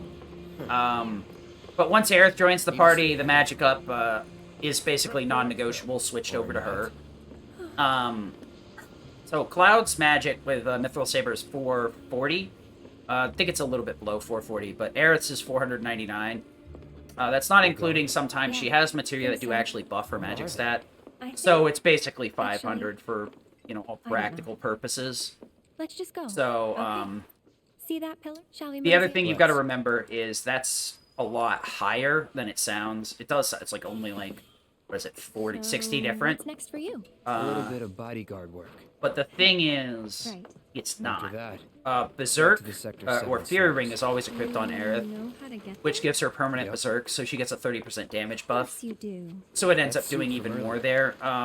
he was one of Synergy is Shayna's equipped on turfs. her, What's a and I turf want don't with you? usually use her MP until I absolutely have to, so her Synergy spells also get that 20% damage buff. Soldiers and stuff. MP Absorb does more not than work just as well on opportunities. her as it does on Zergs get Cloud, called in because to she doesn't handle all have a kinds of MP cost situations reduction. with extreme prejudice. So you'd have to double down Professional bad guys. with her, Gotta and the love problem is just Back trying to to my get question. it all equipped So what's he to you? efficiently is very hard. So I find it like you easier knew to each give other. her an MP up and a stagger in He her thought I could be the greatest 5th and soldier 6th yet. slot. All the weapons have a 5th and 6th slot, and it's very cumbersome to change out that materia. I only do it with Barrett's Mithril Saber at the very beginning, because I can line up with surprised if you Aerith's had. 4th slot very Honestly, easily kind of to exciting. change out that First time what's in the and all. 5th slot for her 4th slot materia. So it's a very lucky consequence that we don't get her until much later, that I can optimize that menu and not have going into the 5th slot be a major time loss. Because normally you want to stay the hell away from the 5th and 6th slot and leave that for most of the game. Don't Like just Parry is on run off Tifa's on 5th your own. or 6th slot. Healing is on her Rules of a 5th soldier slot candidate? because she doesn't really have a better equip. Barrett can either have MP up, Steadfast Block, Luck kinda up, rusty. I'll go first. Deadly Dodge, a couple of different things. He doesn't really have much. Could also like hard equip Binding on him or something. That was unexpected. But that would be if you don't change weapons with him. I keep him on Pincer and EKG most of the game. I'll use LMG for a short period, but I do pass through a couple of different materia setups with him to make things easier. The reason I use Steel Pincers early on is it has 101 magic or attack, and then like 90 magic, something like that. I'll go first. And or I think it's like After all, 80. I can't count on you to wait. It's like Sure barely about 80. this? It's like 77 See or for something like yourself. that. EKG is like 98 though, so it's like 20 points Maybe different. I'll go on ahead But it does and have a leave you 20% all by damage your buff at max lonesome. MP. So for the Just all intents and purposes, it Maybe hits you roughly as hard as shouldn't EKG as Then long as you we don't talk. use any of Barrett's Tell me a magic. story. But the reason is it has 101 physical, Cheapskate. and his limits are based on his physical damage, so it buffs the damage from the limit, pretty much. The only other way to get that buff and damage would be giving Gotcha. Elemental to him. You're killing me here. And I find it's much easier to just give Elemental to Cloud and Tifa only, without having to juggle it around. You could probably juggle Tifa's, because there's only a Here few goes cases nothing. where I change her equipment with Elemental already strapped in. But I could do some additional changes to the way her equipment is set up so that I could change her Elemental a lot easier. So I could have healed up there on the We're getting rooftops, but I closer to the didn't. station. Even so, we'll probably We'll go run over into Self-Destruct, I monsters guess. on the way. One of my favorite moves in the game, There's actually. the things that spin So initially, elemental skill, or not elemental, but enemy skill was completely useless. It does have a few abilities. It has Bad Breath, which takes 2 ATB and inflicts no good status effects, so we don't use it. And even the ones that are somewhat good, like Silence and Poison, can be done easier with Bio or with Binding if you're going to silence an enemy for some reason. Berserk isn't part of it, nor is Slow. Stations there. I can see So, for the most part, it's not useful. Didn't include It's interesting, stations. but it's not useful. that. Soul Siphon can actually be used in Chapter 4 to wipe out the enemies in the Annex, but you have to equip enemy skill, and it's very hard to kind of, like, take that out of the Iron Blade, which I'm going to go over why it's important to stay on the Iron Blade. And then Alleged Aura. This is actually good for, like, Super Boss solo fights, because it is a lot of damage over 60 seconds, and you don't have to worry about attacking while it's going off. Or, well, you don't have to attack to actually do damage and stuff, so it's pretty nice. Anyone would ever choose to hang around in.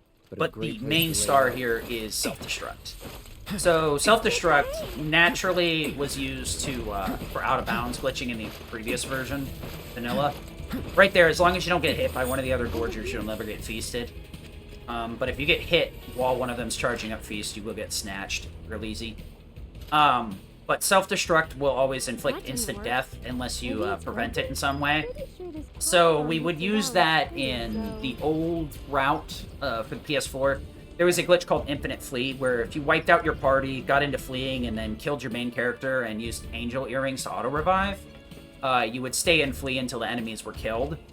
So you could get access to combat moves at all times, which would allow us to just use combat moves to go right over cutscene triggers. I'd keep my distance if I was Which is pretty good, actually.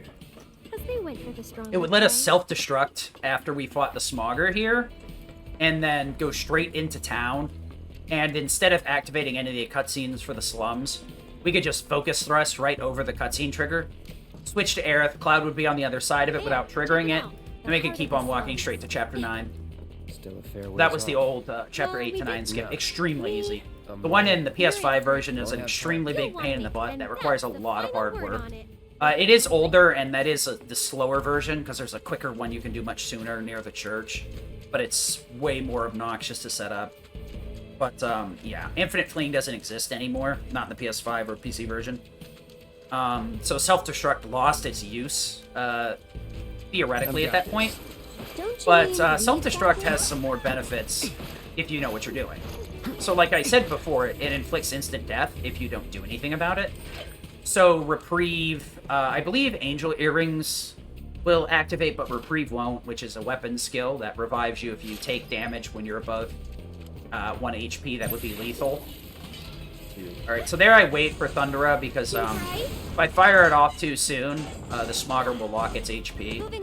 I kind of have to roll the dice on whether I want to do it early or late, because the PS5 version has this weird thing where AI loves to dodge roll before they do shortcuts, like I mentioned earlier in Chapter 1. So I can either fire it off early and assume I'm going to get like the 90-95% chance of a dodge roll, and have the risk of Aerith just casting it immediately, and then hoping she wings the Smogger in that situation. Also, this is a really, like, heavy example of the camera right here. That movement is incredibly hard to get fluidly, because the game is shifting the camera progressively. So it's really hard to hit the right angle to get Cloud to go across without stopping. I got lucky and hit it. I do know kind of what the angle is, but I think it's a very tight one. So right here, I'm just going to kind of manipulate the camera. I didn't cut off the switch, because if you actually, like, shift the camera to cut off that triangle prompt, the game will release the switch, and then you'll have to restart holding it. You're getting paid right now. Brain? Brain. Oh, Self-Destruct, yes. I'll go over that in town in a little bit. We're actually coming up to the first break, so I'm going to take a bathroom break and restart explaining it from scratch. Could come at us anytime. Once we get there. This is actually a pretty good time, honestly. I usually look for like a 28:30 in a PB marathon attempt. This is PB pace right now, mainly because we hit the Chapter 5 save load and didn't get murdered by Tank Buster. I'll get back to things in a second. I'll see you guys in a little bit. They're working for Wutai, isn't it obvious? There's still a lot of smoke rising Using from the rubble. spies so they don't have to break While the fallen ceasefire. beams and other debris continue to hinder Those rescue foreign efforts, devils the are trying fires to start appear to another have been war. mostly So if we extinguished. help catch the bombers, we get a reward Over or there. something? That's the director of Shinra's Advanced Weaponry Division, isn't it? Enough of that doom and Excuse me, gloom. ma'am, but would you we're mind safe answering a down few here, questions? right? They're targeting reactors. There's no Can you reason give us for any them to updates attack on the the status of Smogger. the reactor? So, What when kind are of the trains damage did gonna it start suffer up in the again? explosion? Are we in any danger? Mako Reactor 5 has been temporarily shut down, and all fires have been successfully extinguished. The situation is under control, and the people of our fair city need not worry about any additional complications. We're in the process of conducting a full forensic investigation, but we suspect the device used was similar to that employed in the attack on Mako Reactor 1. The perpetrators of that atrocity were filmed making their escape. These agents of the eco-terrorist group Avalanche are currently believed to be in hiding somewhere in Midgar. And given that this group has now attacked 2 reactors in quick succession, can they really be stopped before they strike again? We got run going. What do you think? It'll take some pretty heavy-duty choking or really bad luck to kill this. Have no fear. This is... I don't think it's faster than PB pace, but it is a very good pace, so we have a lot of leeway here. We can gear up here. So what I mentioned with deadly rolling earlier, we could have used it here in this chapter, but I value having heal far more than having deadly dodge to do deadly rolling. This segment's pretty slow, so it's really good for donation incentives or what have you. Place is really Reading copy, whatever. I do have plenty of stuff to talk about, though, but, What do you say? so Self-Destruct. I can talk about it on the rooftops, or we can do donations there as well. Self-Destruct was used to be used for getting out of bounds, basically, and infinite fleeing bugs. Every now and then. It's fun. Now we actually have a way to abuse it. We did use it a little bit in the PS4 version. Well, what are you so doing all the way up there? If you use Subversion Warding, you are immune to instant death. Who's this guy? So, This is Cloud. with He's a enemy skill, mercenary. it will evade instant death, but bodyguard. instead the developers That's oats. really wanted you to die from self-destruct, I think. So you inflict self-damage. And one way of gaining limit is taking an excessive amount of damage. So, when you take a bunch of damage, you gain limit based on a percentage of HP loss. And if we're at max HP and lose 9,999, What are you guys up to? we get 100%, let's say. 100 points, whatever. This is very simplified and not the exact number, but whatever. What for? But if I'm at base HP with Cloud, I've removed the HP bonuses from Ironblade, because normally it's 350 additional HP, but I haven't pointed into those. That's where all these kids live. Hey, Aerith, We where'd take you go? The church again? 200%, let's say. So now I get 200 points instead of 100 points. Obviously, that's not the case, because I'm getting up to, like, 95% full But they limit. sure keep me on my toes. But without decreased HP and stuff, we would get much less consistently high numbers. In some cases, you can damage yourself enough to get a limit out of it, but without either a magic up, without a magic up on Cloud, you basically can't do enough self-damage. We did take Chain Bangle off and gave him Force Bracelet, so instead of having 50 magic defense, he has 9 additional magic defense now. That is really important, and Fury Ring is also very important in making Self-Destruct efficient, because actually that 30% bonus damage you take actually is applied to Self-Destruct. So that's 3 materia right there. So the problem would be you arrive at 1 HP. The way to get around that is using HP Absorb on enemy skill. So your explosive damage to the enemy actively recovers your HP, 40% of output. It's not... The 40% isn't from your raw damage number, though. It's from the enemy's HP value. So if you hit for 9,000, but the enemy only has 1,000 hit points, you're only getting 40% of that. Right here, we can save load to skip the next several lines of dialogue. Save a little bit of time. This game has a lot of sporadic save loads. There really is no stretch where we stop using it. There's always one here or there for the most part. There is one in Chapter 11 that's like up to a 30-second time save, but it really de-optimizes your positioning and stuff. And it's another frame-perfect one, so you end up losing a lot more than going for the one in the train, where you kind of have to be walking anyway. So that one is kind of a no-go, in my opinion. You can go for it if you want, but I think you'll lose more time going for it than you would optimizing your movement. But yeah, so now we have enemy skill with HP Absorb. We have Warding with Subversion, so that's 2, and 4 materia, 6 on the weapon. You add in Elemental Magic materia, you got 6. So now Ironblade is set up specifically for this. The reason Ironblade synergizes with all this is several reasons. Good magic stat, decent physical stat, which isn't required for this, but it is a bonus. that makes it so you're attacking. It actually does damage, unlike with Mithril Saber. Elemental also keeps your physical attacks, like, actually hitting decently hard. That's why we switched to all abilities rather than magic. I could use Blizzra, but I can't think of any place where that would really kick in and be super beneficial, because there's nothing to really stagger that Aerith can't just one-shot. Any of them. Oh, don't be like that. I know you have But a nice kind of the thing. real reason Ironblade works, People used high to enough do things magic to stat prove their loyalty plus to one another. Reprieve. Interesting, And a fringe right? benefit is trade-off as well. But Reprieve will, once per combat, revive you at 1 HP, I think we still need a few more. or revive you Which as should long be as you next? lose... let me, like, actually say that in a non-dumb way. So, the way Reprieve functions said, as many as you is, can carry, as long so as you maybe a have few greater more? than 1 HP when you take lethal damage, you revive at 1 HP once per combat. So, obviously, in some cases, if we want to self-destruct multiple times, we're going to use a think we're good Rise now. or What do you Revive say? to get Shall we back, because go? we don't have Phoenix Downs available.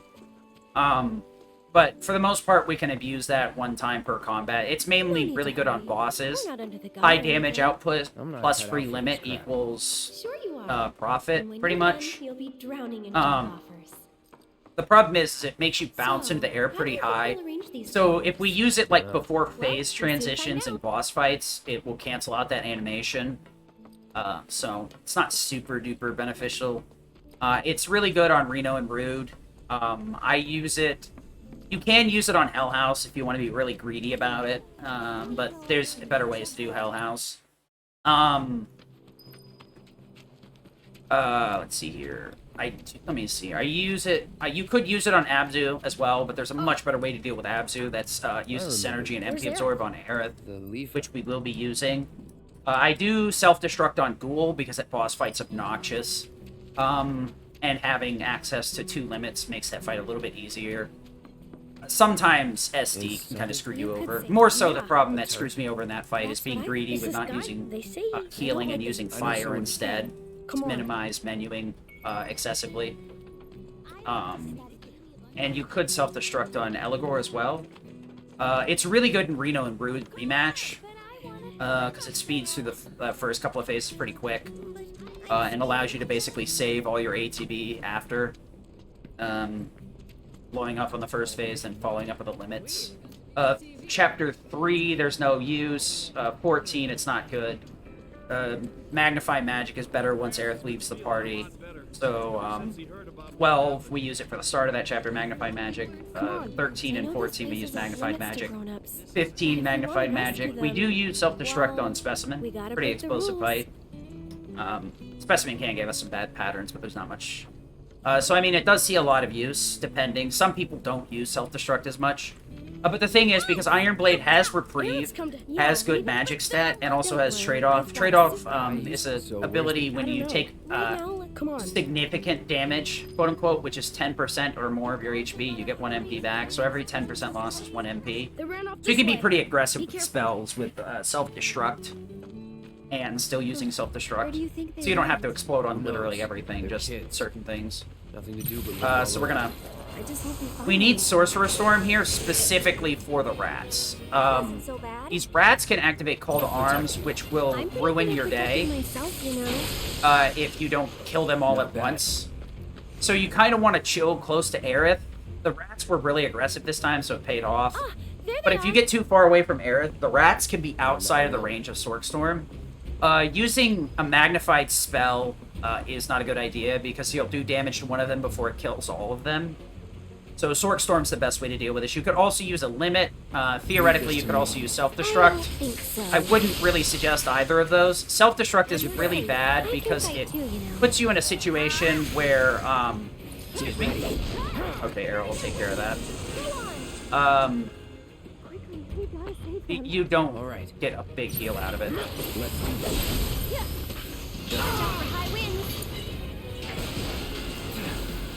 Okay, so this guy... Okay. 1, 2, 3, standing. You jittery? We're trying to make sure that that Thundera hits and kills the last one, so I don't need any follow-up spells. It's pretty easy to just throw a spell at that guy at the very end. Problem is travel time, so I guess if I timed it properly, I could thunder it much sooner. Then throw the magic orbs, and it would hit as he's standing up. Maybe I'll mess with that later. You can save load right here to get Aerith up the ladder much sooner. But you end up losing a lot of time if you mess it up, because she stands there just as long after the save load. So this guy right here, we're going to actually ignore for just a little bit until we can get close to the exit. Because, as you can tell, dodge rolling is much faster than the walking I've been having to do. Yeah, okay. No. I might have. Wait, what this? So, we have just some little combats coming up, and Rude, a little dude. The MP may look low, but it's not that bad, honestly. With 1 MP up, and because of Aerith's ridiculously high damage output, between Fury Ring giving her 30% damage buff and having the ridiculously high near 500 magic stat, more or less it's 500 to be perfectly honest. It just shows like how much 30 magic really can end up being, or 60 magic can end up being. Early game, some people used to use mithril claws, but I tested it out and found that like feathered gloves were more or less the same, so some people did switch over. The mithril claws are really high magic, I think like 70 or 80. Thank you. But the feathered gloves I think are around 60 if I remember right, 63. So it's only like 20 or 30 points. The thing is, like, her metal knucks are like 170 magic or fizz damage or something like that. It's really high. But the feathered gloves are 120. So it's a 40-point shift in fizz, but it keeps her physical damage high enough that you both have the best of both worlds for early on. So you have strong enough magic that will actually kill things at a distance, and you have strong enough physical that you can one-shot stuff in your face. You're not really, like, trading off one way or the other, because the early game isn't super well balanced for you being maxed out. The devs did a very good job of maxing this for, balancing this for casual play, I'd say. Outside of, like, some of the gripes of, like, weird game mechanics that I'm not a big fan of, that do weird stuff. That's something. You're back. Okay, it's definitely faster to do that on the other side of the table. But the devs did a very good job of balancing it casually. But the game kicks it into high gear around Chapter 9. So Rude here is going to be pretty straightforward. I'll go over it once we get done with it. Con, boost, kaboom. So the disorder is mainly to trigger a Synergy Air there. And then we ATB boost as he's getting flung over us. And Self-Destruct on him. That triggers another arrow, so just in case he survives the Self-Destruct because of really bad damage rolls, arrow will finish him off. We're going to arrow guy immediately here, guard. I need to go hard right here, or else Aerith will jump in front of that attack and die. I can't hold down buffer there because Cloud's Cross Slash triggers a Synergy arrow, and if I switch to Aerith too soon, I will cancel that arrow.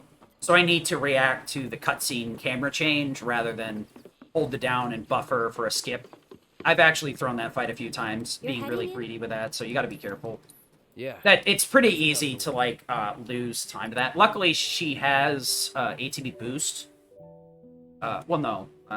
Cloud has ATB boost, so you could just, like, Synergy. Or, well, no. Because you're out of ATB right there. Never mind. Yeah, recovering that's really bad, actually, now I'm thinking about it. I don't even know if there is a way to recover it without just straight up resetting. Some of these fights are so simplistic and short. You're leaving? It's all in or all. It's all in or bust, pretty much. You got it. So, a lot of the time, it's you either feast or famine. As long as you do it right, it's pretty consistent. Or not even pretty consistent. It is 100% consistent. But some of these fights are on a spider's thread, if you will. So if you do one miss input, switch to a character too soon, hit the wrong attack, it's a full reset. Or you're going to spend like 30 seconds fumbling around trying to get out the last little bit of damage because you accidentally canceled the a synergy you needed to finish an enemy off, or fired off the wrong command that was too weak. So now you've got to try and do the rest of the damage manually, which is pretty slow. Hard mode really, like, shifts. Your regular attacks are less about dealing damage, in my opinion, in hard mode, and more about building ATB. What you're trying to do is build ATB to actually make damage. In most cases, your damage is not coming from your normal attacks. There are some places where we can apply some leverage because the enemy is down and out or staggered or something, so that normal attacks will do enough damage to be beneficial. But for the most part, we are definitely leveraging our regular attacks to build ATB. Once we get a big enough party, we're trying to just leverage our ATB gaining materia to do that for us, instead of doing any normal attacks, if at all possible. If we're going to use something to build ATB, it's going to be like Overcharge, Overrun, Barrett's Triangle Command, Tifa's Uppercut, Triangle Command. Cloud doesn't have a really fast way to build ATB, but he can loop Disorder fairly quickly and trigger ATB Assist over and over again. And he does have some good command options, so triggering Skillmaster isn't too terribly hard with him. ATB Stagger I went over earlier. Skillmaster is its partner in crime. No other way. ATB Stagger triggers when an enemy is staggered. Like I said, it requires a Magnify to trigger multiple times. But Skillmaster needs 3 different commands to trigger. Does the same thing, gives you 900 ATB. Okay, we're gonna actually try and let Aerith finish this fight off naturally. Damn it. Yeah, so what happened there is the Drake started chasing me, so it made that fight take longer. Oops. A big arm. Shit. Kinda cute. I wanted to switch out the materia, but, Oh, great. I climbed down the ladder too much. I should have just soul drained. I shouldn't have risked it. When I see Cloud hit with Disorder, I usually try and let Aerith finish it off. But I need to stop doing that, because she just doesn't usually hit. What happens is, Here's an idea. he will hit it with Wind Synergy. That'll do most of its life. It'll have maybe like 5% left. And then she'll start attacking normally. And then as soon as the Drake starts attacking, she will stop attacking a guard, even if it's not attacking her. And what happens 99% of the time is it's attacking Cloud. So it comes all the way across. And even at that point, her attacks won't reach anymore, so I need to Soul Drain. The reason Soul Drain works is, unlike most of the other things in the game, it doesn't interact with a damn environment in a stupid way. Oh, this is really dumb. Okay, whatever. I was thinking there. Good question. I wish I knew. Stop. Much worse things to lose a lot more time. So we're just gonna Disorder here into Blade Burst and get on out of here. Disorder into Blade Burst will do enough damage and trigger Synergy twice. You're probably thinking, why not just Disorder twice? There's a couple of reasons. Disorder into Disorder actually triggers so quickly that you normally will have a hard time getting the game to input a Synergy and then buffer the next Synergy input. So you actually need to usually lag out and do some regular attacks in between Disorder. And in that case right there, Disorder just does not hit hard enough with Double Thunder Synergy, even though she does have the amped damage from being at max MP. So I just use Blade Burst to make sure I hit damage ranges without, like, wasting a ton of time. I'll protect you. I'm pretty good at protecting myself, you know. Yeah, let's just not lose any more time being a dingus here. 1, 2, 3... So yeah, I did get the quick put away, but the game was nice enough to spawn Aerith right in front of me. That's one of the things I hate the most. Sometimes when you're exiting combat, the game will just spawn the other character right in front of you in a really obnoxious place. And then it'll cause you to slow down anyway, so no matter what you do.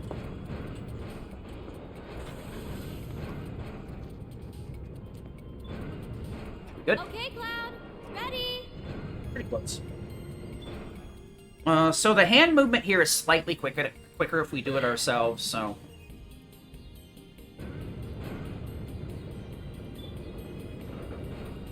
Good. Like I mentioned earlier, the hand movement here... Oh, that was really over. The hand movement here, up, down, left, right, are inverted from the ones on the catwalks in Chapter 6. I don't know why. I guess they must have coded these separately instead of just carrying the code over. Maybe it's because of the way that it moves. They had to code these completely differently, but whatever. Cloud, over here.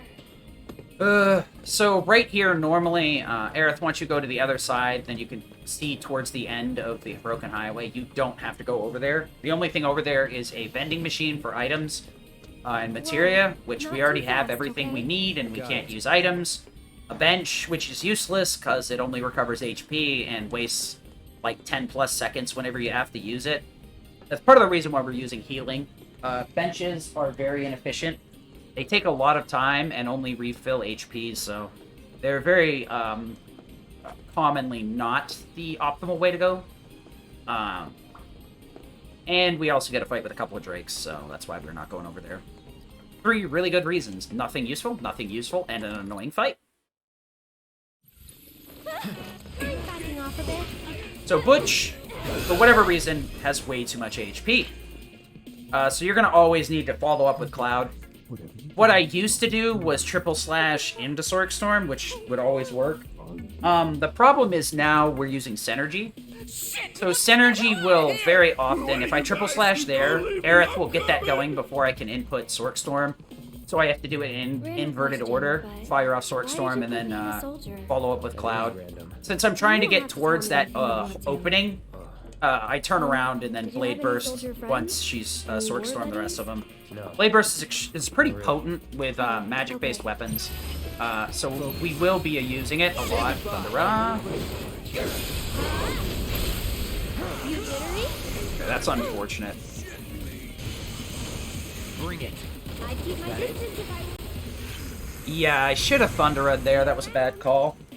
That was very unfortunate. That bandit moving that way was really, really awful. I usually hold back on casting spells with her because of that fight. And you might be thinking, why didn't I just Blade Burst sooner? You have to land that Blade Burst on the sweeper. If you target the guns, the Blade Burst will kill the gun, and then the Thunder will not follow up. If you target the thugs, the follow-up Thunder will hit those, assuming they're even still alive. So you're kind of caught between a rock and a hard place. Sometimes you can target the body of the sweeper much sooner. Other times the game is really fussy about it. So that was the problem there. You're really just rock and a hard place, yeah. Cloud. There's really not much you can do about it. You just have to deal with it. Sometimes Sork Storm is extremely potent, and other times it's a really annoying thing you have to deal with. Because enemy movement can really screw up. Did I say Sork Storm? I mean Synergy. Synergy can be very potent, but sometimes enemy movement can really screw you over really bad. And there's not much you can do about it. Especially when you need to target a specific thing to get the Synergy to follow up. You could theoretically retarget, but it's really hard to do mid-fight without it being, like, really inefficient. So, like, Cuddy and Sweepy is an example of this. Oops. Cuddy and Sweepy is an example of this. Where, if you self-destruct and don't target Sweepy's main body, SD will miss. Don't know why. But you don't want to self-destruct Sweepy, because self-destruct will one-shot Sweepy. So the Thunder that you need to kill Cuddy is going to be targeted at Sweepy. Though, in that case, you can retarget with Aerith. So as long as you react to the Thunder Synergy proc properly, the fight usually goes pretty quick. But there's a lot of, like, weird quirks where, like, things don't hit correctly, or enemies can be very aggressive and dodge stuff they shouldn't. Blade Burst is kind of, like, very powerful and also fairly risky, but it's mainly for lack of a good spell on Cloud, so we're gonna wait here with Aerith, switch over, switch back to Cloud. We made it. Smell the fresh So, air. normally Aerith, as long as you're locked onto Bandit C before you start Blade Burst, she'll hit him with Synergy Thunder. But I find it better to play it safe. So I've got a ton of different places I can heal, so there's no rush to cure up.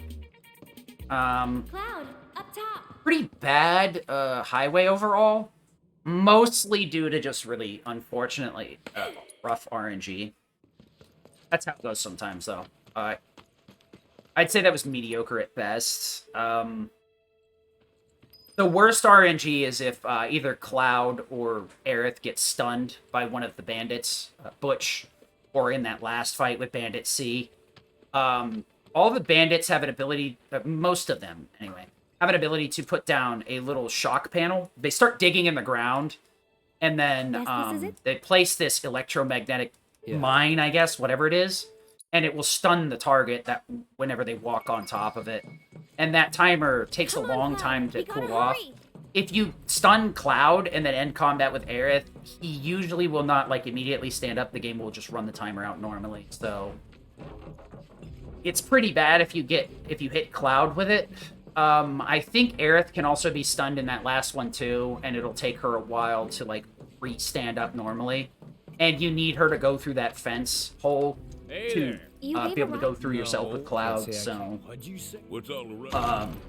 Plus, Aerith is the main damage hose, I guess, for this chapter, so, like, her getting stunned really, like, can cripple your damage output as well. What do you mean? This game can very easily, like, if you're a little bit too aggressive or not really being mindful enough, you can very easily keep yourself from being able to do anything effective in terms of combat. So here we need to make sure we get Madam M's side quest, and we want to get down into the arena as soon as possible. So that first choice there, we choose the top one for Sam's side quest. It's 3 points towards Sam. The middle one is 0 points towards either, and the bottom one is 3 points towards Madam M. That will be the same for regular dialogue. So the final one where we're talking about Aerith's dress, it's the same. Top for Sam, middle for no one, bottom for Madam M. The hand massage is inverted. Expensive hand massage, Madam M. 1,000 gil is nobody, and 100 is Sam. So the new game run is very tight on MP, so they have to take the 100 gil option, which means they got to be very careful about this. So they have to choose all the right choices. I believe no deal plus any two of the correct choices towards Madam M is enough, and you can mess up another one at that point. So, first things first, we're going to head over to Sam's. That is the best place to be. Sam to Honeybee to Madam M is the fastest. Only a little bit faster than the other option. It's mainly because this cut through right here to Sam's is a lot quicker than going to Honeybee first. And I mean a lot quicker, to the point where it's like 3 to 4 or 5 seconds, something like that. But the other one is only... You end up losing most of the time going from Honeybee to Madam M, unfortunately. We're going to skip this. No deal, skip this. We're going to head over to Honeybee Inn. I got to make sure to remember to walk inside. I make it sound like that's something I do frequently, but I've done it a few times, and I really just want to never forget doing... Oh, my. That was unfortunate. Normally, I can slip right through those, but I don't know if I could have gotten around that if I hadn't pulled that hard of an angle, but who knows. So yeah, we got to head into Honeybee here, then we can just skip this. Then we're going to head over towards Madam M. No matter what, Madam M needs to be last, so it's either Honeybee, Sam, Madam M, or Sam, Honeybee, Madam M. Like I said, from Honeybee to Madam M is slower, but overall it's faster taking that shortcut to Sam. So it ends up being a couple seconds faster. Very close. Right here we're going to take the expensive massage because we're doing New Game Plus Hard, so we have nearly 1 million gil. If we could buy the dress, we could just get out of this arena, you know what I mean?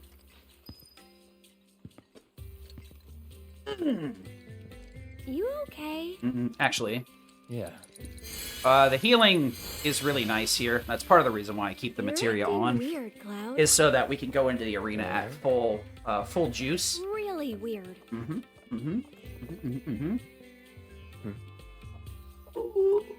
So we need to say we don't care about Aerith's dress. That is the option for Madam M. The 3,000 points on the Gil is... Alright then. The expensive hand massage puts us in a good spot too. So? Okay.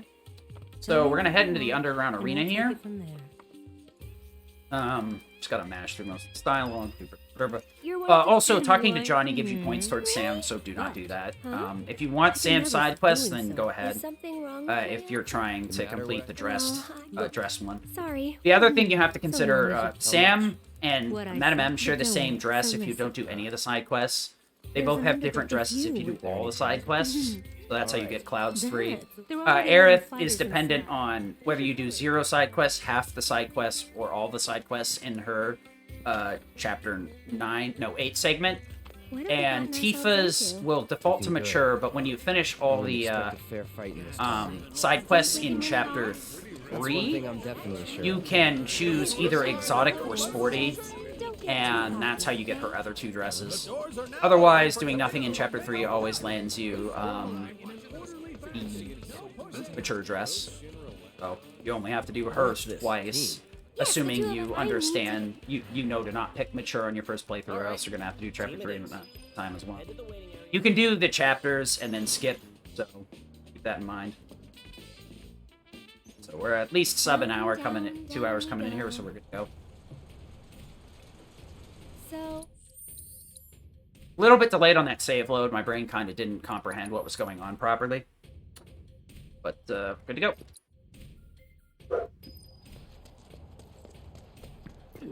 The first time we made it past 2 hours in a little bit.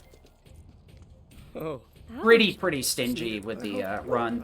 Honestly, you don't need to be here around 2 hours. It's just more of a personal, like, minimum for quality-ish run, you know what I mean? So this fight right here, we're going to just roast the dogs and Beastmaster with Thundera right off the bat, so skip. Let's be smart. You jittery? Too bright? See ya. Can you believe it? If they'd stayed a little bit closer, I could have got more out of it, but whatever. We'll heal. What a completely unexpected turn of events! You may notice that, like, Cloud and Aerith were getting healed instantaneously. If a character's in a special animation, spells will cast instantaneously. Most cases, we can only use this with Cure, but we will be able to use this in Chapter 11 coming up. To get rid of the ghosts efficiently without having to waste time on Cure spells. That's actually why I don't use Cure anymore on Ghoul, because it's not needed for the ghosts. Great, you've got to wait for that. Head on in. Now we're going to roll the dice and see if we can self-destruct these idiots. Probably not going to get the whole party, but we'll try anyway. Boom. Boom. So what do we got left? We got Thundera.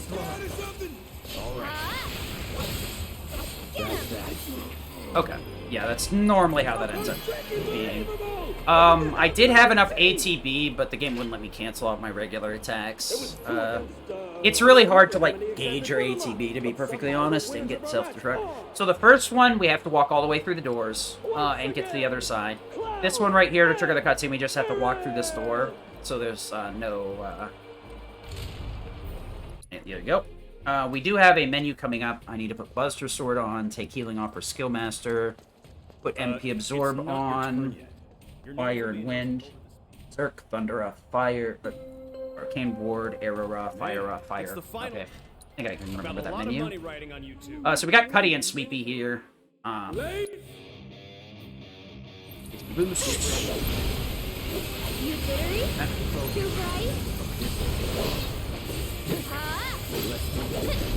Too bright? Okay, since the Sweepy went down in one shot of Thundera, I decided to go to the Disorder route. So it doesn't matter with this one right here, we just, a cutscene will start immediately, so we're just gonna wait to skip it.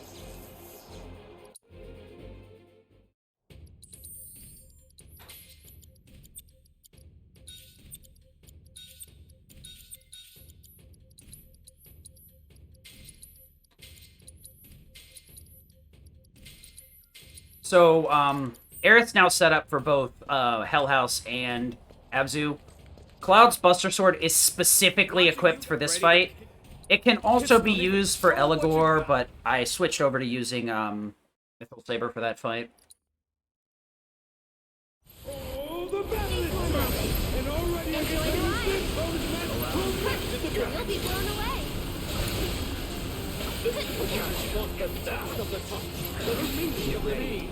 Alright, she's got enough ATB, I think. ATB's pretty tight here. Not super happy with it. Aerith's ATB looks like it might be too low. Should be good. Cloud's gonna be fine because he'll trigger Skillmaster, Stagger. Should trigger Stagger and ATB boost in here, so he's gonna have like 4 bars coming up real quick. I need to do that first phase of the fight very specifically to set up for phase 2. Or, well, I just have to make sure they're not in the phase with magic, pretty much. Now we can use spells, though. Thundera. Myra.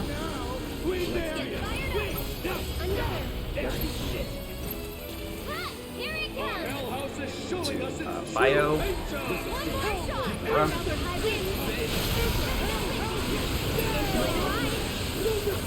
Okay.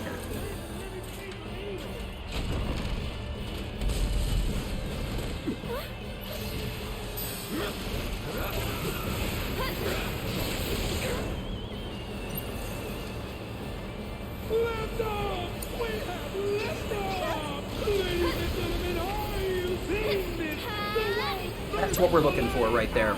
So we want to cast Berserk again with Cloud because it ran out, but we need to wait. Okay, we need to, Lizera, Erra, Fyra. There we go. Normally when you see Fire Elemental, if you don't do the pattern right, you can very easily get dropped on. Cloud's damage is very low, so what you're normally looking for is Ice or Wind... Lightning, excuse me. Ice or Lightning. Because Aerith has Wind and Fire. The reason is her damage is so much higher that you can take way more advantage of the element. What you want is Cloud to be the one...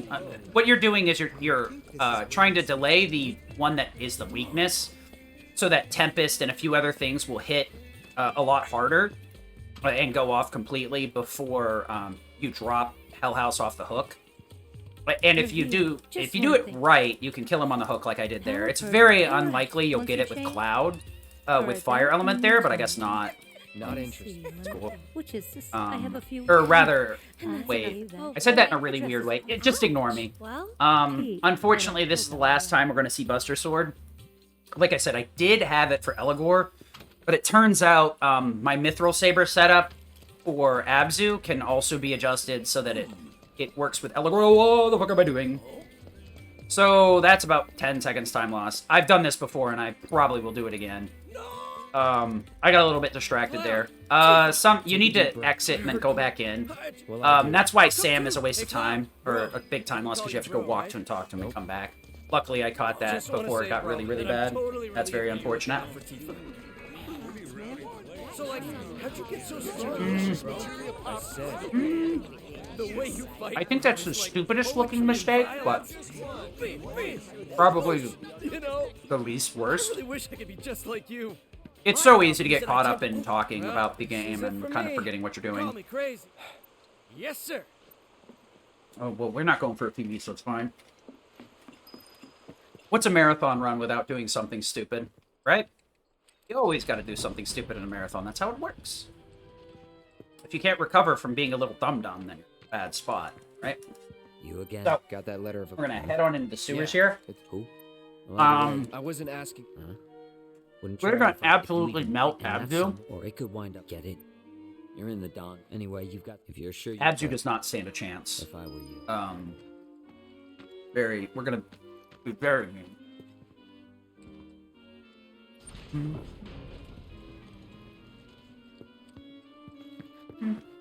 So we do have the biggest cutscene coming up.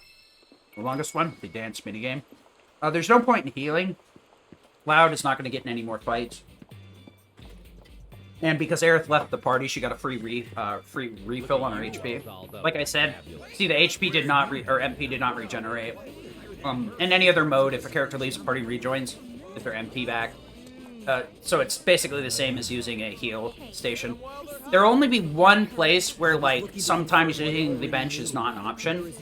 I'm not going to talk about it just yet, because just in case people are watching a marathon run, but don't want to have the end spoiled. One of the later bosses, you'll fight with Cloud, Tifa, and Aerith. And Tifa and Aerith leave the party right after that fight, so you cannot heal them when the combat's over. So you either have to heal them before you finish the fight, or take a bench after, because it's the only way to heal party members not in your party. And the thing is, there's another boss fight with Barret and Aerith after that one, and it is 100% on Aerith's back to get through that fight, basically.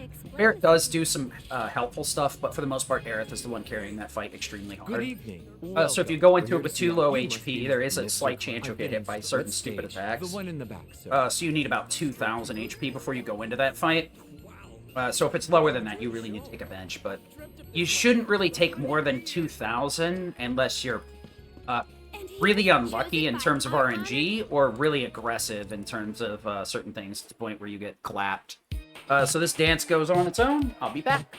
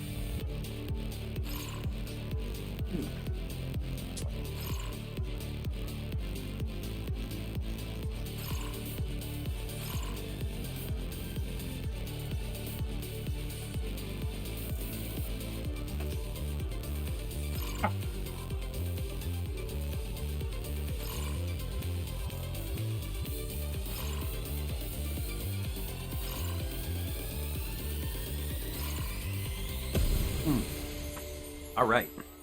So the dance here is our biggest break, about 2 minutes. Well, really nice. You really have to like use the restroom or something. You got plenty of time. Then you also have a little bit of time here too, but the problem is you have to be able to react to Aerith finishing. I have wireless headphones, I guess. Hey, look at me. Because you do have a pretty long little around segment here. Amazing. So see, Cloud also got healed because he left the party as well. Did you see their look of surprise? It doesn't matter though, because there's only in New Game Plus Hard, there's only one fight we have to do. Every other category that's not New Game Plus needs to go downstairs instead of immediately leaving. No. There's actually the only place to get Fury Ring in this game is in this chapter. Well, this in chapter 14 as well. On the first floor, there's a chest buried behind a bunch of junk underneath these stairs. You can only sidle through. But that Fury Ring, like I said, is the only way to get Berserk, and it's only here or 14. They're both in Corneo's mansion. It doesn't... it only respawns once you do, like, a New Game Plus. So you can only get one in a normal playthrough.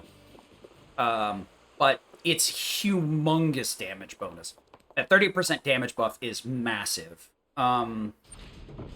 So it's very important. I actually have 4 Götterdämmerung is extremely beneficial, but No way. usually you can Is make there use a of Götterdämmerung while juggling Will be? If you say Fury so. Rings. If you really, really had to for a boss fight, you could just take put all Fury Rings on. There might be some situations where that would be beneficial, So are but you here for the audition? Second floor, at the very end of the walk. And don't go poking your nose in where it doesn't belong. I'd let her do things to me. Room's at the end. Keep walking. so we're gonna set up for Abzu once we get into the dungeon. Sort of. Right here, we actually want to wait. There's another cutscene skip that we can do So if we what wait till they happens start talking to I us. think they'll call for us when it's time.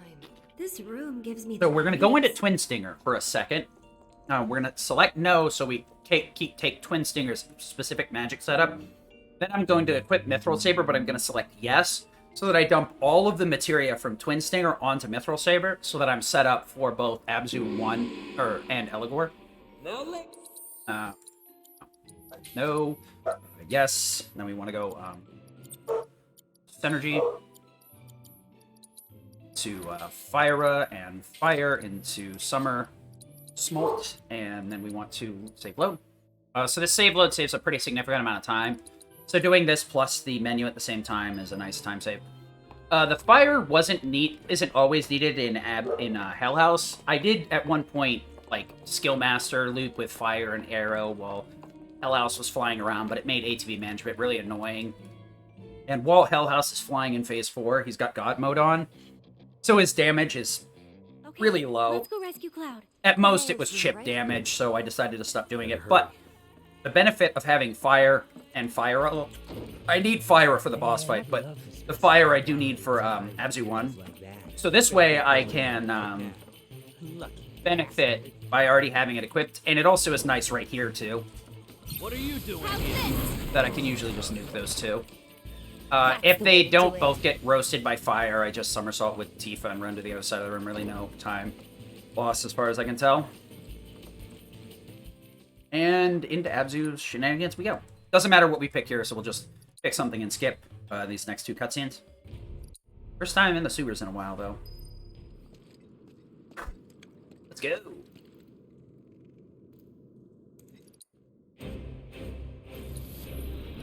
Try using it. You asked for it. Fire. This ATV is absolute butt cheeks, though. Come on. I got your number. How's this? I want to somersault, fire up, Get fire. fired. This is gonna hurt. Okay. Not really super optimal, but onesie onesie. These tunnels are Um, all connected. What is it? I'm pretty sure we can use these tunnels to make our way back to Sector 7.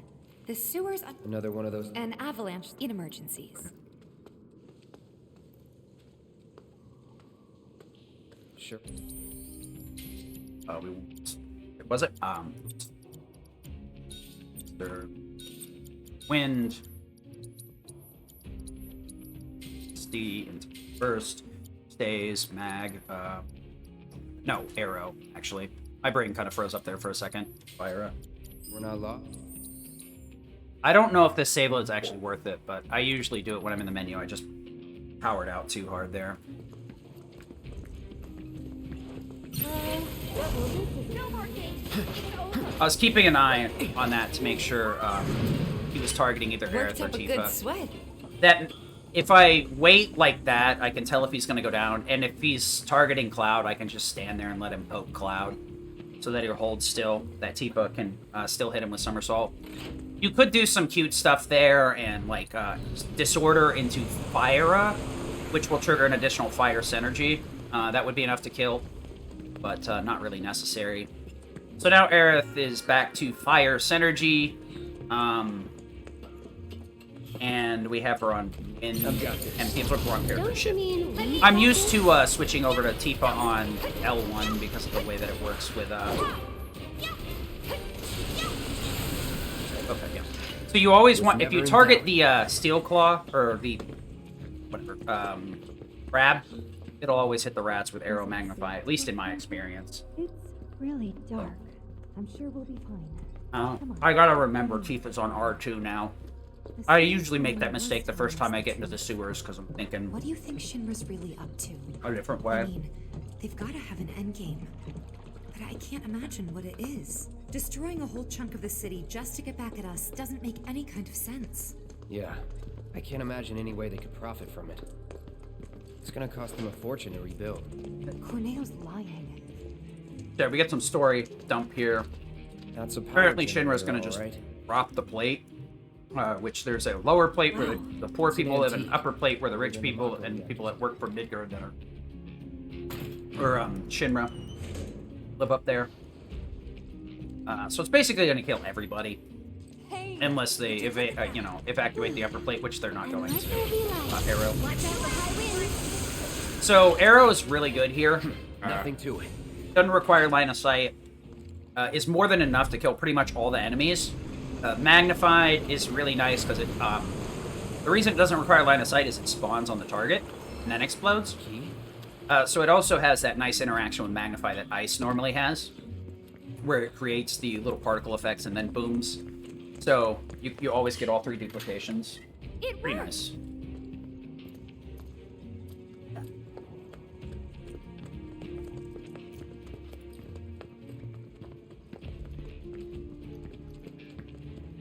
Next menu will be El Gor. Wait a minute. I know this. So this is where second. And we're second. Might be harder. Let's just try to. We can do this. Yeah, for sure. The sewers here can be really obnoxious, honestly. Get back. What the heck? I can fight too. It's over. That was nice that both the rats chased me down, but normally what I do is I switch to Punisher stance manually through triangle. And what that does is Disorder will normally lurch at the enemy and do a single hit. It's really good for closing distance, but not too great if you want to stand and deliver. So the thing is, Disorder does close distance. The one thing is that we use Disorder a lot to trigger Synergy is because it has A to B refund built in. I believe it's 400, or no, it's like 500 for 500 or 600 for Disorder switching into Punisher, and then switching out of Punisher it's like 500. Which switching out of Punisher is actually super nice because it actually hits twice. It's been buffed from the vanilla version of the game. That's all I know. I think it's like 100 higher on both. But basically, it'll let us like trigger Synergy really cheaply and pretty fast because of how fast Disorder comes out, as well as gaining ATB back. So we can also use it to activate Assist over and over again. Assist is a really busted materia that when you activate 2 commands back to back, you trigger it. Yeah, that's stupid. I must not have input it properly. You're good. Unfortunate. Told Okay. you so. So, yeah, Assist is a really busted materia.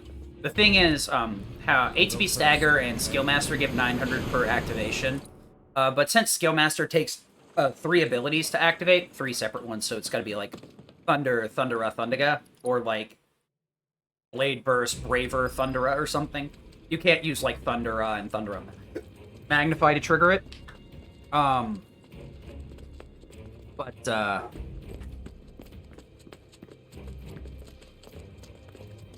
on those days, I see.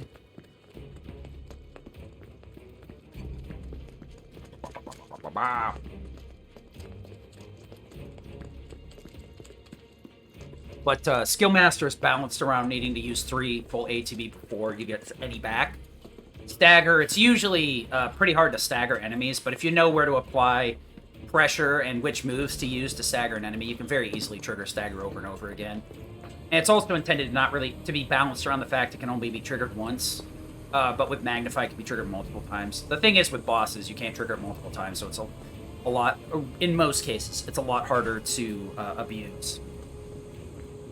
They're nothing. So we're just gonna ignore these guys and run. Nothing to it. But ATB Assist can be triggered over and over again without really any cooldown. You just have to link any 2 attacks together, any 2 ATB consuming commands. Some commands are really weird though. That's all I gotta say. Like, Focus Strike's a really weird one, where, like, you have to punch manually in between to make ATB Assist activate properly. Counter Stance can only be used as the second command. You can't use it as the first command. The ATB Assist has a lot of corner cases where you have to just know that this is how it functions, or this is how, or it doesn't function with that. It's a very strong materia, but if you don't know what you're doing, it will not activate properly. It's very annoying, but that's the case. So this is the first time I've gotten to the pump in a while, so I'm expecting to, like, miss this a bazillion times. Or hit it first try every time. The pump is a pretty obnoxious minigame here. The first one is pretty easy, but it's also very easy to mess up because of how slow it is. We just have to wait through all this dialogue. Then we're gonna need to do is mash X to fill up the pump's gauge, and then hit down at the right time when the needle is in the red. The first one, we do have to hit it when the needle's in the red. The second one, we have to hit it before it enters the red, or else we're usually gonna be too late. And the last one, we basically have to create an audio cue because it moves too dang fast to actually do it visually. Very balanced, right? Love it. Gotta love it. And there's no, like, give me after you miss a certain amount of times. You just keep having to do it over and over again.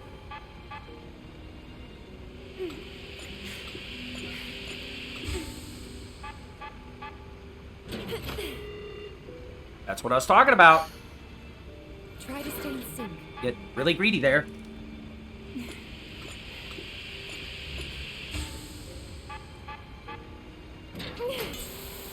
All you have to do is wait until it's in the red, but a lot of people tell me they have issues with it, because it's really easy to, like, get greedy with it.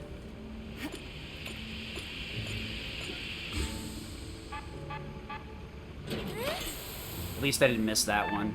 It's a trade-off. Now we're gonna miss the final one. All good.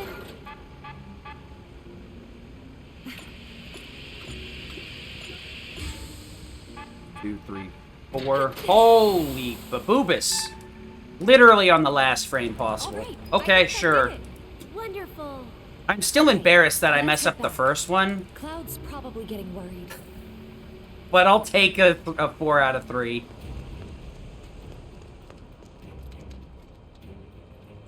So we're out of the sewer and into the train graveyard, I guess? Not yet, actually. We gotta deal with a bunch of turtles here, and this is not gonna be easy. The turtles are pretty obnoxious. Fire, disorder, somersault. Okay. Okay. They both want to get somersaulted. Sounds good to me. Let's go. This won't take long. Hero. Enjoy the ride. Get ready. Go on. What am I doing? This is gonna hurt. Give up. Here we are done. I need to actually heal here. I hate it when that happens. Whoops. Sure, it's Whoops. nice to go up for a change. Fire, disorder, somersault. Let's finish this. 2 out of 3 good fights. Nice self-destruct, idiot. That is definitely not the strat for the second fight. 100% not what you're supposed to do. Whew. Yeah, I needed to heal, because sometimes that third fight can go a little bit weird. Well, I mean, if I self-destructed right next to the turtle, it wouldn't have been a waste of time, because it would have hit everything. But I'd need to go to the other side with Tifa, so... Oh, shit. I vote we stay in the light, so we can see where we're going. Dark everywhere. That it?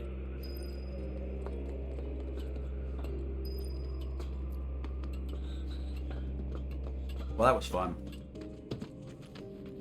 Dude, this run has all sorts of new strats. People don't come. Not I kind. was trying to RNG manipulate and ran away from Madam M's.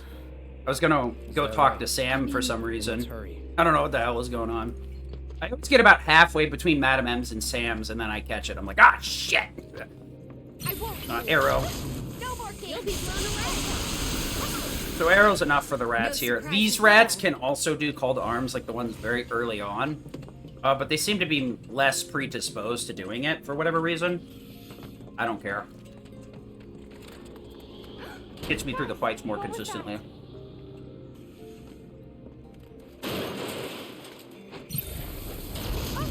Get out of the way. you're really gonna need Arrow Magnify here. Arrow Raw Magnify, rather. I think I Arrow's heard just a not little kid. strong enough. Did you guys hear it too? Why would there be kids out here this late? What? Then...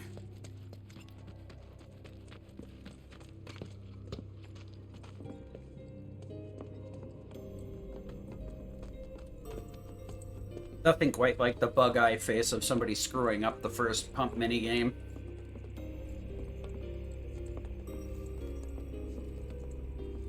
Almost like somebody just, like, slapped you in the mouth and you're like, excuse me, you did what now?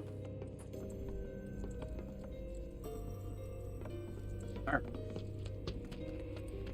The thing is, like, normally that SD wouldn't even come off, but Cloud had exceptionally good ATB. Coming through. Out of our way! Get ready. Enjoy the ride! You're burning up! Okay, Tifa. Great, okay. Alright, now let's see if we can get, where the... okay, Blade Burst is the bottom command, got it.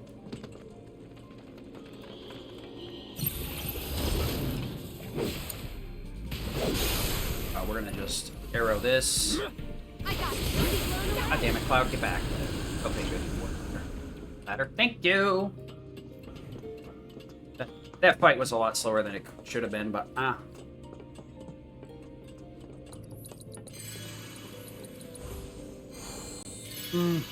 I'm healing up, not because I'm afraid of dying. I'm gonna get some MP crates soon. And there's no reason to not pick them up. Aerith's MP is a little bit thin here without a second MP up. Inside.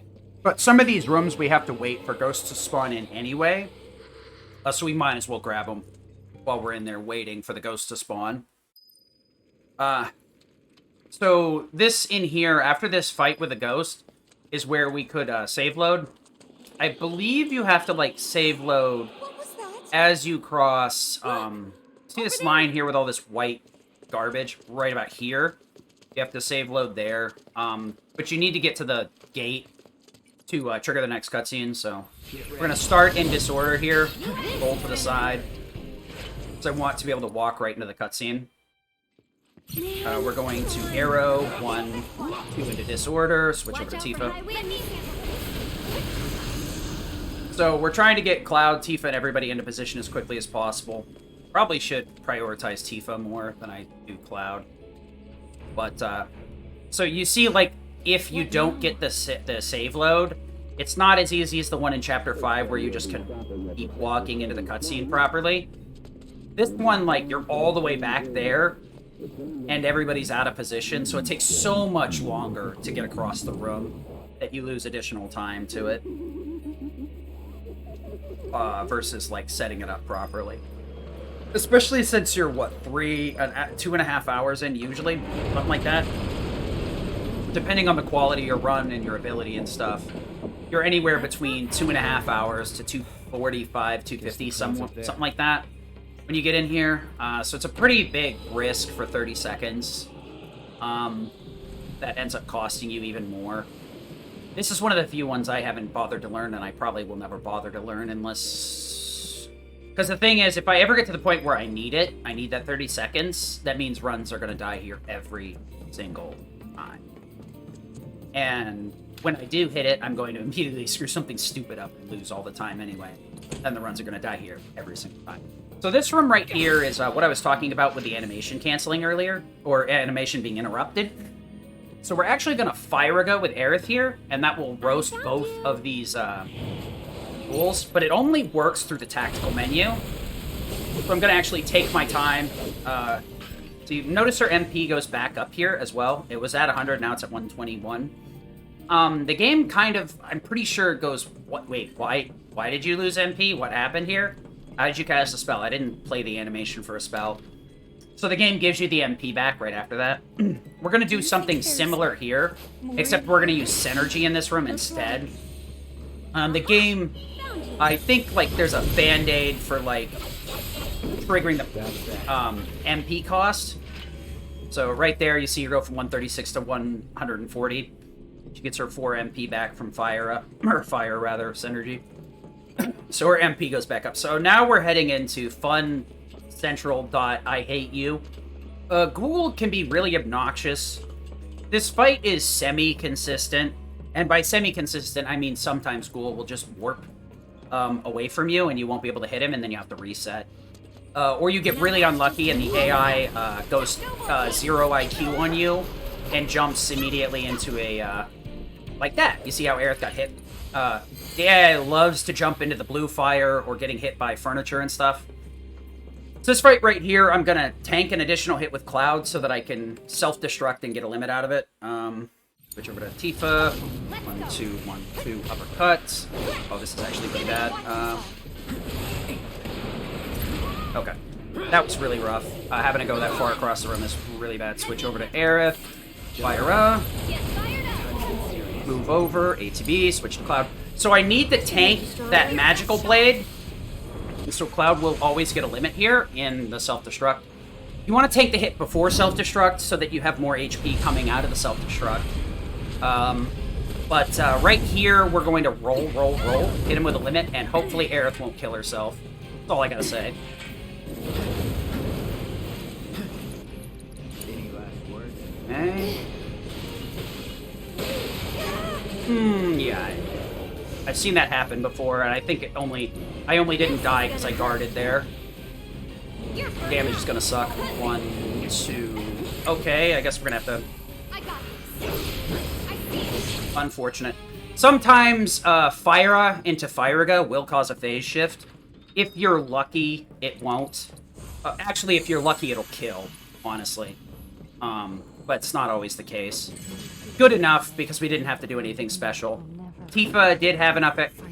Usually, the uppercut with Tifa isn't to build ATB. It's actually to delay the somersault significantly enough so that we can always ensure that Ghoul will fire off that little magic wave. So Cloud can tank that purposefully and then go into self-destruct.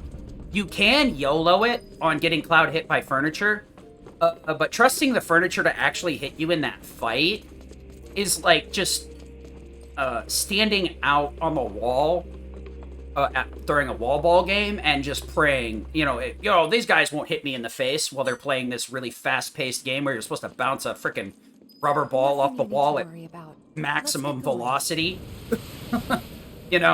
Like standing on the wall on a racquetball court or whatever it is. Croquet. I can't remember what. I think it's racquetball. The one where you got the little scoop and the freaking ball goes like 100 miles an hour, that one. Yeah. This is not gonna hurt, I swear. Whap!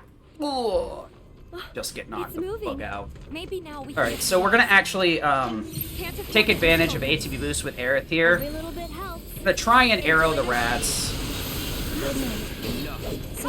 Okay. Let's go. We want to somersault that one, disorder this guy. Okay, so if you clear the fight, you usually have plenty of time to get in here. You do have a pretty large leeway. So we're gonna arrow that guy, and then blade burst this dude. The blade burst isn't 100% needed, but I have had some issues where that leftmost one doesn't get hit. You gotta be careful too, because sometimes if you're too greedy with your arrow res, you'll hit them before they're unlocked. There's a lot of places where you have to be very cognizant about HP locks and stuff. Could give it a try. Shit, do I even have a good place to take sips? There's like really no good places to take a sip. I think it's gonna be here in the hero room. Okay, fudge you game. You saw the camera move. My hand was on the damn cup of water. I didn't do that. This game loves to do that. It's like, hey, look at this. No. Yes. Player says no, game says yes, camera gets moved. So we do have a slight menu before Eligor. It's going to lead into a very complex one in Chapter 12. Because Aerith is going to be leaving the party right after this next boss. Well, there's another, I would say, another boss fight. It ends up being about as long as a mini-boss fight, but it is very complex. So don't worry about it, I guess, for now. We're going to do this. Arrow. Arrow.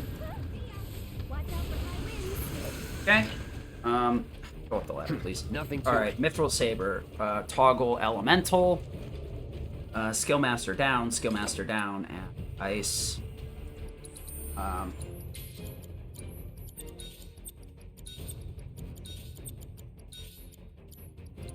I need, Blizzara. Result stays. This needs to be Blizzara and Soul Drain. Okay, good. Alright, so my MP 4724. Yeah, we're good. Everyone's got it more enough. Aerith is the only one that's usually even slightly close, and she has 101 out of a maximum of 62 needed.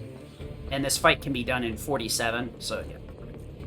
I need to be kind of careful here, because if I get really aggressive with an Eligor, I can get slapped down real easy. You're gonna feel this one. Feeling chilly? Just do it right. Buckle up. Tifa's got ATB boost incoming. Cloud's got more than enough ATB. Alright, so now we're in the Twilight phase of this boss fight. There's still 2 phases left, but it should go pretty quick as long as I don't fudge this up too bad. We want Aerora. Wrong character. Aerora. Enjoy the ride. Aerith, did you? That's really bad. Watch out for high winds. Oh my god, that's... I don't know if I can finish this, actually, because she jumped off the Arcane Ward. I have never seen the AI be this unobliteratingly stupid. Blizzara.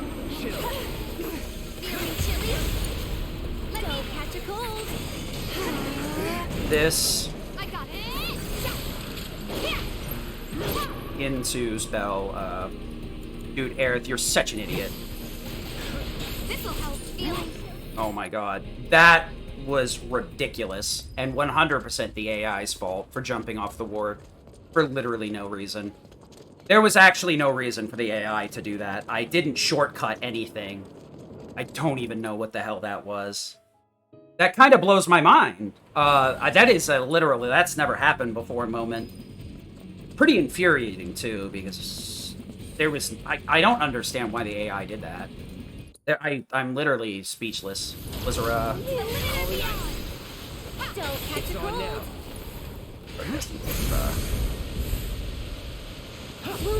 Blizzara, Aerith, Somersault.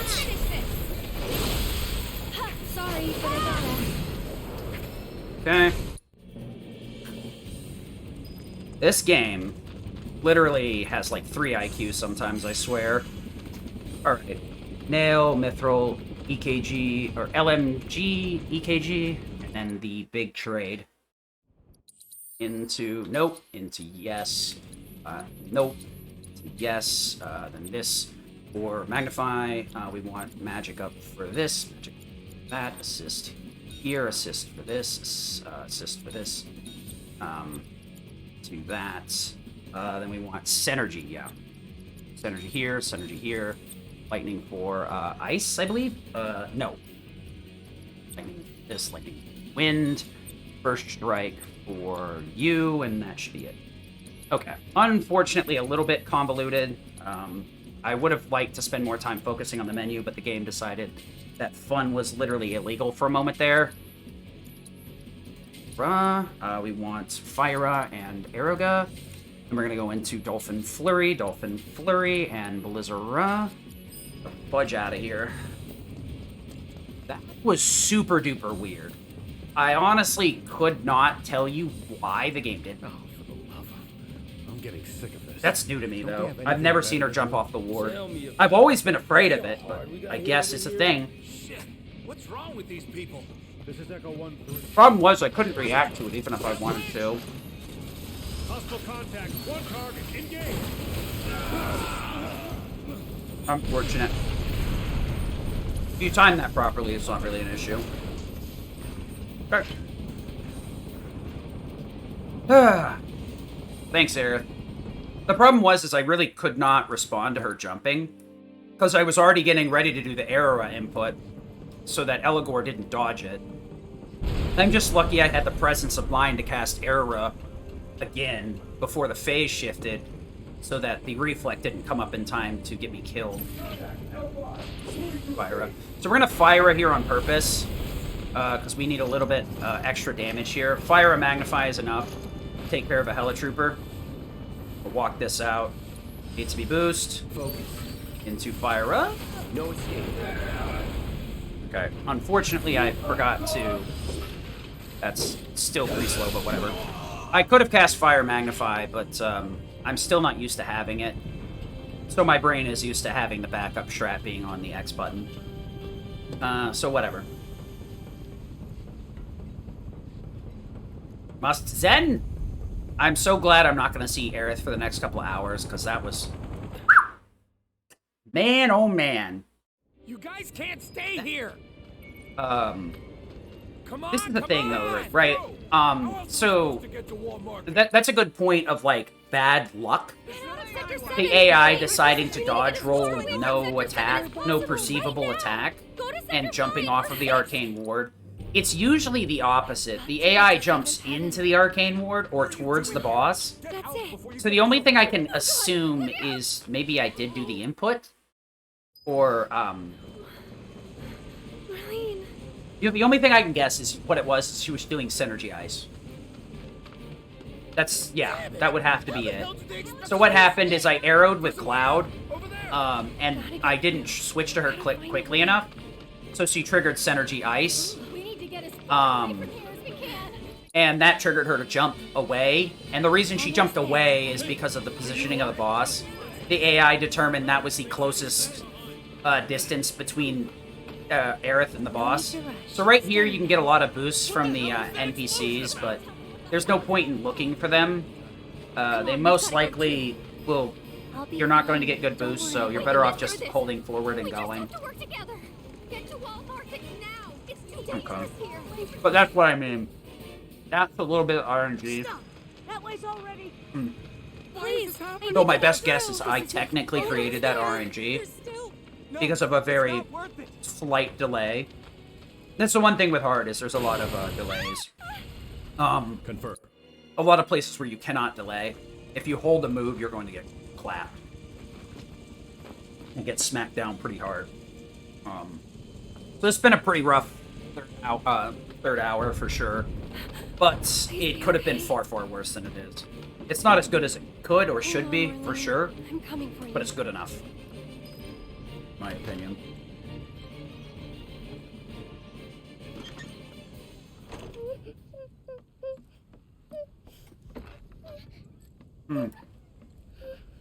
You're Marlene. A mediocre run will end this chapter around 3 hours. Tell you what, we'll grow good lots of flowers at your new house. Or Do you think that I could great help pace Of course will you be can. deep into chapter Hey, 13 by the time 3 hours comes up. Right here we're gonna do some movement with Tifa. So Tifa should be able to get all the way up to the top well before Cloud enters fleeing. So we're gonna try and.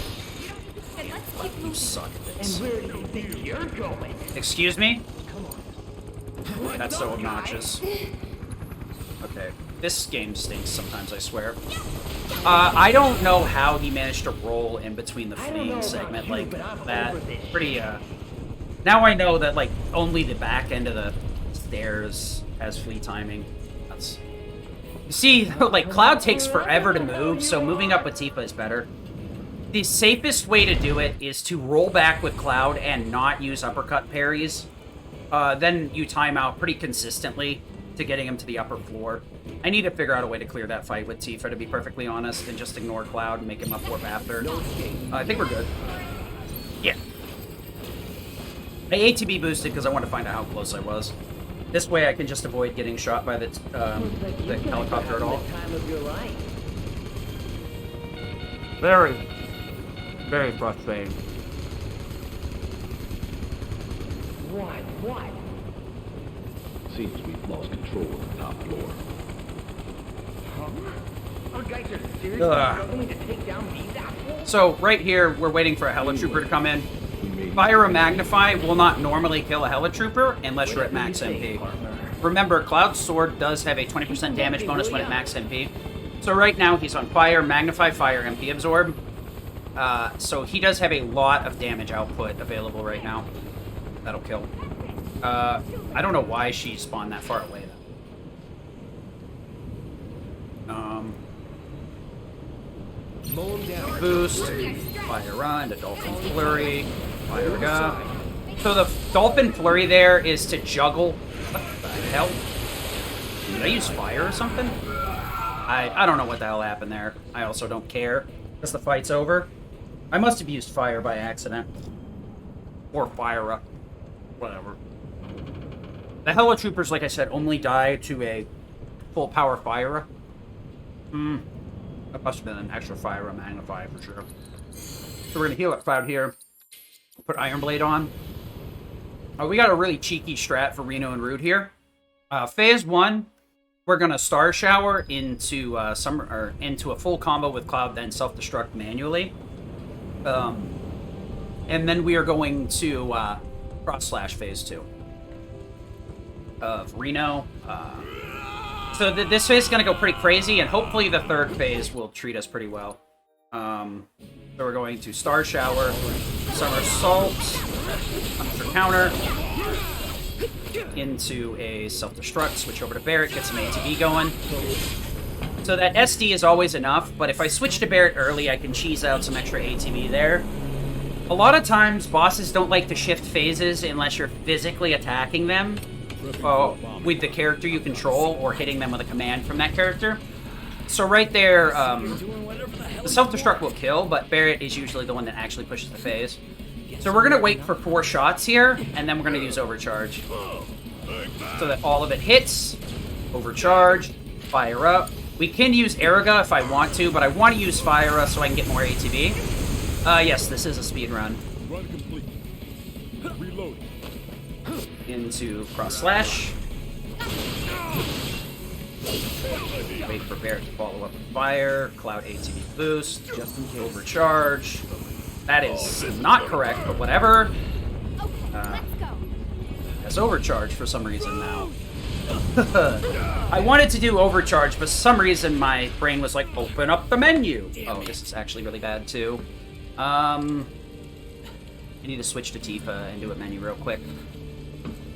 I needed to start on Tifa, but I got distracted because of the way that I did the helicopter. If we're lucky and we get an EMP triple pulse, we're okay. If we don't, we're probably boned. Who knows? About to find out.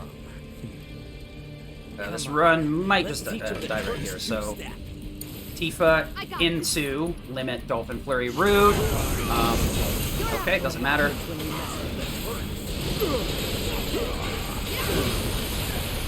Blade Burst. Tifa into Star Shower.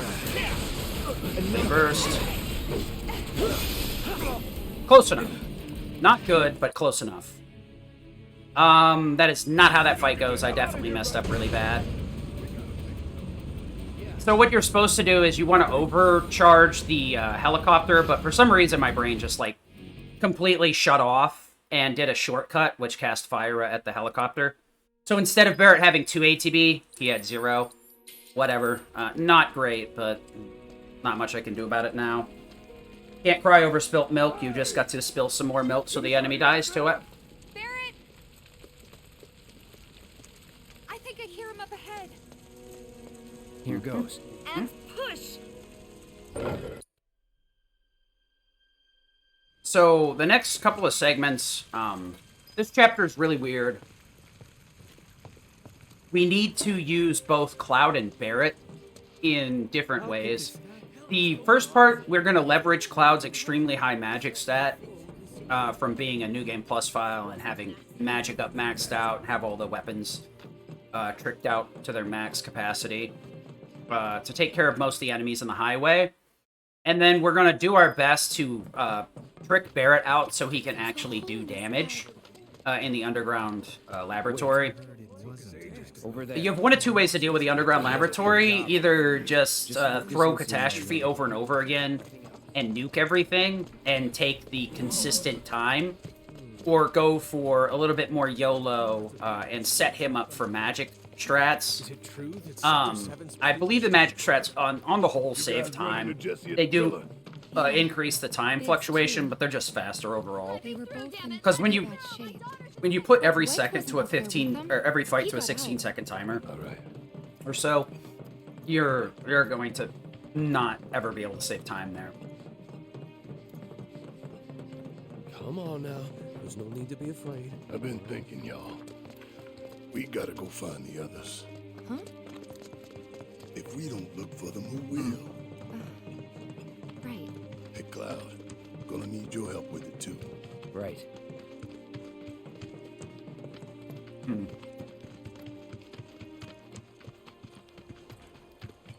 So normally with that third phase with Reno and Rude, you want to start with Tifa, and then Dolphin Flurry. Use her phase 2 or level 2 limit. My ears are still ringing from it. Because I got Flash Foot, it would not have mattered if I had been on her anyway. Because the reason you want to start with her and Dolphin Flurry immediately is if you see EMP Triple Pulse or Flash Strike from Rude, you'll be able to catch him with the limit. Because he flash-footed very short distance, I was able to catch him with the back end of the Dolphin Flurry, which is where most of the damage comes from. And since I made sure to ATB boost with Cloud earlier on, I had enough ATB to fire off a Blade Burst.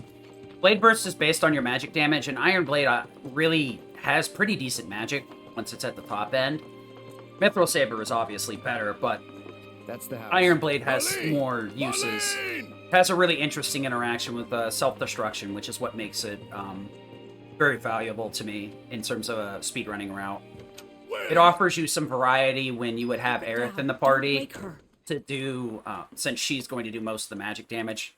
Because Cloud with double magic up and Mithril Saber, without any additional materia like Refocus or whatever, that adds like 2 MP, or 2 magic attack.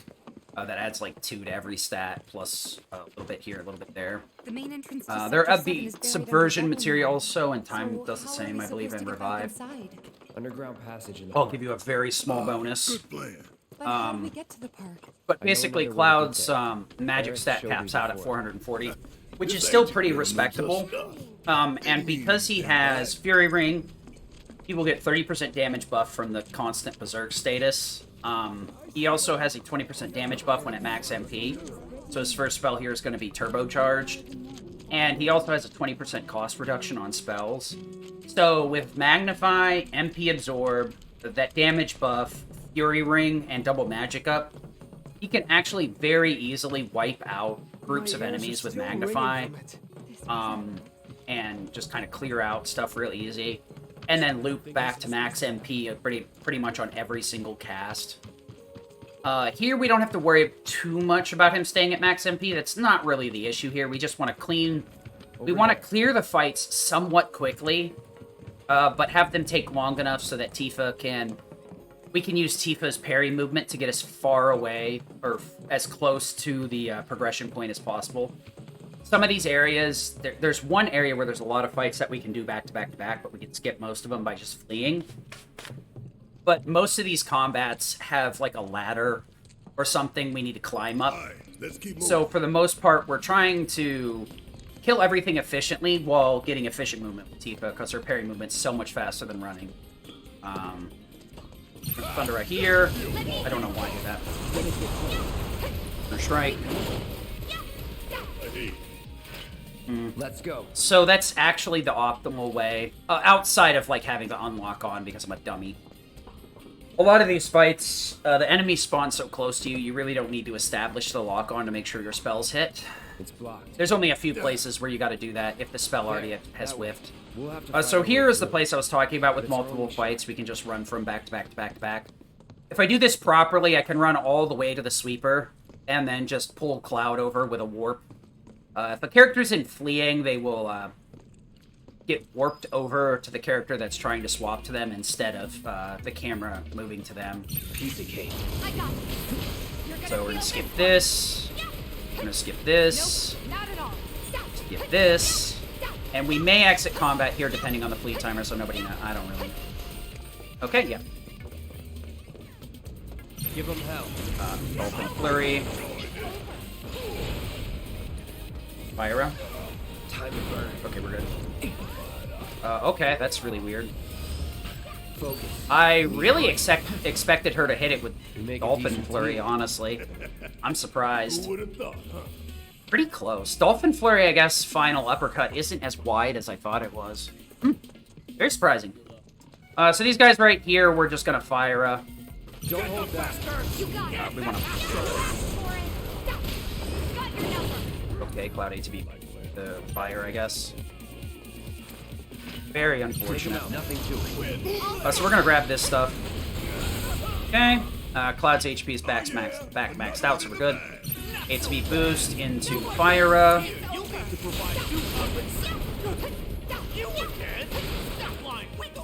Okay, yeah, so we wanted Cloud to clear everyone out there. That was perfect. It's really risky to slide over to this ladder, because if any of those enemies manage to escape Cloud's wrath, you can very easily end up with one of the thugs chasing you all the way to the ladder, and then Tifa's gonna have to finish it off with Dolphin Flurry, which is very slow. Alright, let me take a look at the menu real quick before we get to the point where I need a menu. Yep. Okay. We need to basically switch Barret in for Cloud. We want this to be Ice, and then we want Fire, I believe. No, Warding, I'm stupid. That's a little bit too much. Blizzara, Double Mag, and there we go.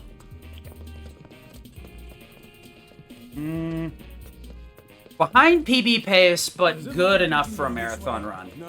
So this is usually where you start experiencing some variance, unless you've, like, practiced a lot of stuff. I had a very unlucky Eligor. A very unlucky Reno and Rude. Bad.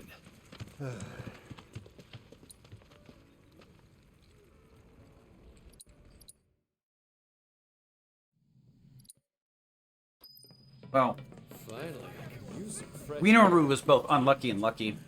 Flashfoot did stop so that he got tagged by Dolphin Flurry, which was mainly what I needed. That last hit on Dolphin Flurry to make sure he went down. And I can't complain, because Dolphin Flurry did one-shot Rude. Like, it's, it doesn't always do that. Rude usually survives, so... I played Chapter 12 poorly, but... I got good luck. I hadn't made it out. Don't say that. Things will work out because they always have. Again? That one was a lot closer. I suppose you're right. Hello! This was pretty Is hard. there anyone out there that needs some I help? had a lot of money saved up. Okay, so we're heading into the underground Anybody out laboratory. there? If you can hear me, say something. The We're here to help. flashing effects in here aren't as bad as they used to be. But when Intergrade first released, the flashing effects in here were very intense. I don't remember that ever patching it. It just randomly stopped being intense one day. Maybe it was just my console. I don't know. I think other people reported having the same issue too. So what we did at the end of the highway there was to gear up Barret for the rest of this place. 1, 2, 3. The underground laboratory is quite hard. The problem is Barret is your main character for the entirety of this segment, and you don't get Tifa until the back half of the underground laboratory. So you're very strapped for high damage output. We want to make sure that we save load closer to the hole here. What'll happen is, as long as the cat's moving, it will, we can save load right next to the hole, and the cat will load there. And then I move forward to make sure the cat tries to drop down the hole, and then save load again, and the cat will go down the hole instantaneously, so we don't have to worry about any of the little time losses that you normally get from the cat. So right here, we need to optimize Barret's damage output. Like I said, Catastrophe does work here. You can make it... You can do this whole area with Catastrophe. I do not suggest it, though, unless you're a newer runner. Catastrophe is consistent, but its damage is low and slow. So for the most part, doing it this way is by far the faster way. You can't. It does have more variants, but I think overall it's always faster. So we're also going Focus Shot here. Focus Shot has a nice little effect where if you have 2 ATB or 3 ATB, it has a higher damage output, and its explosion also becomes bigger when you use it with 2 and or 3 ATB. In that situation, the bugs are hella weak, so a single explosion from it is enough usually. So this is gonna be nice. Very lucky.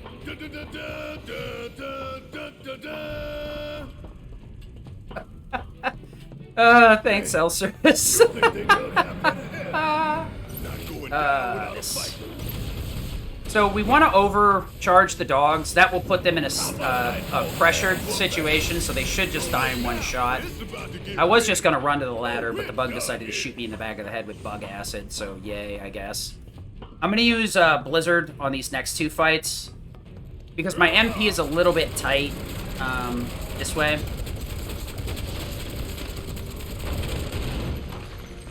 Problem is EKG doesn't have any MP buff, I believe. So it actually has a pretty small MP pool. Garbage. I could have just used a regular combo. It really doesn't matter there, because it would have been like 50% of a regular combo, or the first 2 hits of an overcharge that has to play out the entire animation. So 6 to 1, half dozen the other. Hey, Elstrus, I hope your Saturday is going well. Got a run going, so I'm in a pretty good mood. Whether it PBs or not, I doubt it, because I punted pretty hard in 11 and 12. Aerith decided to jump off the Arcane Ward and make Eligor a complete shit show. Arcane Ward is extremely potent if the character stays on it. If the character decides to hop off it, it sucks. It's just wasted ATB. It's the same as ATB Ward. It's only effective as long as you don't need Aerith's ATB for anything, and you can keep the characters on top of it. I will use it in Chapter 17 for the first of several bosses to just dope ATB, because that boss has physical barrier, so it makes itself immune to physical, and it also has reflect, so it bounces magic back, so Aerith is pretty much useless in that fight. Because her damage is all magic-based. Okay, I thought I had to shoot that one more time, but whatever. Did you just shoot your way in here? Yep, I shot all my way in here. So Barret and Tifa have more than enough HP. It may look like they're low, but both Metal Knuckles and EKG Cannon have a Bloodsucker. So as you kill stuff, you get MP back. All set. Watch yourself. Oh, you in trouble now. Serious here? This is so stupid. I don't know how. I guess the targeting made his overcharge go to the sweeper. I guess that's the first time I've tried doing that. I guess you gotta wait until he's shooting the second mono drive before you can do that. I'm learning stuff I didn't want to learn. No matter how much you play this game, there's always something new to learn, unfortunately. You show me somebody that knows everything about this game, I'll show you a liar. We want Blizzard. Feeling a bit chilly? Blizzard. Chill out. Blizzard.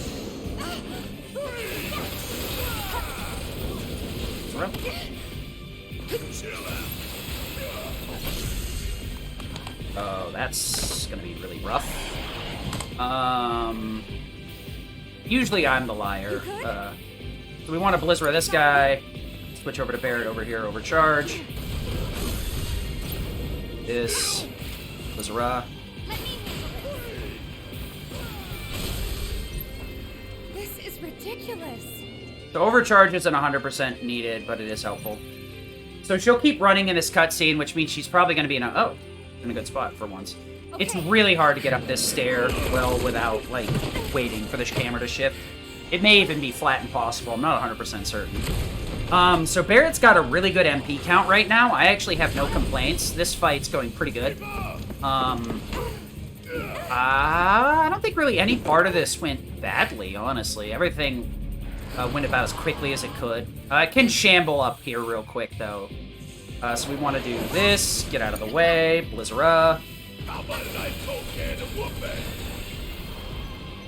So we're going to Blizzard immediately here, because I can get the Blizzard Magnify out quickly enough, and then switch to Tifa and tell him to Catastrophe that he will not get put to sleep. So we're going to go for the little bit of extra damage here. So this, into this, into this, into this.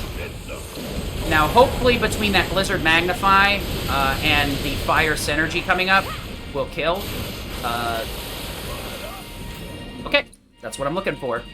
Fire Synergy is kind of a dice roll, to be honest, but Fire Synergy ends up working out just fine for Reno and Rude. Wind is a little bit spicy because it ends up flinging Reno and Rude around, so fire is much better.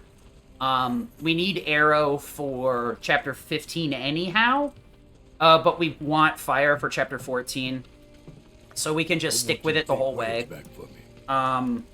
You could go with either Ice Energy or Ice Elemental, but it really, like, screws up your equipment flow if you put Elemental on Barret, pretty much. Let me... Chapter 14, stupid. So I gotta put Fyra on Cloud, Zerk max, Arrow max... so HP up, Fyra. Okay. We need to swap this back. And we want to... What is it? HP up, idiot. Actually, no, it's just a Demagnified, Maximum Fury, Arrow Ra, Berserkerino, and then Focus Strike. Said it, but I didn't click on it. Oh, yeah, for marathons, I think this is a pretty cool incentive right here. A lot of people have never seen this cutscene with Barret. I think it's a couple of minutes. Hey, Will? Thanks for dropping by. Dropped a little bit in Chapter 11 and 12, but the run's pretty good overall. So I'm pretty happy. So it's been a while since I've been to the end game, so we're dealing with a significant amount of rust. Well, we could walk along the tracks. But The city's on high alert. we're in the All end roads and game, or public near to transit the have end probably game. been We're locked end down game by now. adjacent. Yes, So what's end your game plan, adjacent. You know another way up? No, So, but I that's think a good I know thing. someone who might. You mean Corneo? All or nothing at this point, though. I'd have to basically get wiped in a boss fight to finish the run, or to quit the run. Either that or, like, physically be unable, like I get physically sick and have to go to the bathroom or something. That's the only way I would stop the run at that point. Right now, I don't feel like that should be the case, but as it could happen. Hey, you. Man, am I glad I said you're a listen. I made the same mistake I always do. I started looking at Chapter 15 because I slid the menu down. So right here, you want to mash triangle after Barret talks, so that way you don't cancel out of the Chocobo menu. In New Game Plus, the Chocobo is always free, unless you didn't do the side quest, I guess. Either way, you've got plenty of money. So you just mash triangle circle on every dialogue prompt. In a few cases where you don't want to like cancel out, you can just mash triangle. And if there's some cases where there are some cases where you want to start mashing circle instead because you want to cancel out of the dialogue ASAP. So here's where Corneo's doors are the most obnoxious. These doors are like really weird. Like if you mash triangle then hold walking into them, it usually pre-charges the door a little bit. Otherwise, they're very obnoxious to interact with. So it's super weird. I don't know why these doors function like this. I don't know why it's not just a simple button like everything else in this game. But whatever. Yeah, we got like an hour and a half left. Yeah, I'd say probably an hour and a half is reasonable. Sitting. Can get a faster pace, but we're going into a end game where I haven't been here for a while. Because the early game has been clapping me pretty hard. Yep. End of the sewer and skip a couple of cutscenes. You'd really like to see a sub 313 here, but that's PB pace. A 312 or a 311 is what I need for a PB. I could still bring it back because my endgame, I think, was atrocious in my last PB. Not sure. It varies sometimes. Sometimes I have a bad run and I, like, have a godlike endgame, and then other runs I just, like, have an okay start in the first hour and then just, like, drop off pretty heavy in hours 2 and 3, and then kick it back into high gear going into the last hour. This one I keep messing up the sewer, so I gotta be very careful with. Ain't no walking away from this. So you'd better run. So that's pretty safe doing it that way. I need to remember to switch over to Tifa here. This next area is one of the few places where we get a nice little area segment too. The Broken Highway was one of them. A lot of the places we have to interact with something, so it can be pretty random. This is what you want. Here we don't really need a long flee timer. A shorter one will do just fine because of how fast we can move. Because what we want to do is spawn them right next to the ladder here. Oh my god, Barret took so much damage. What happened? Okay. A cloud.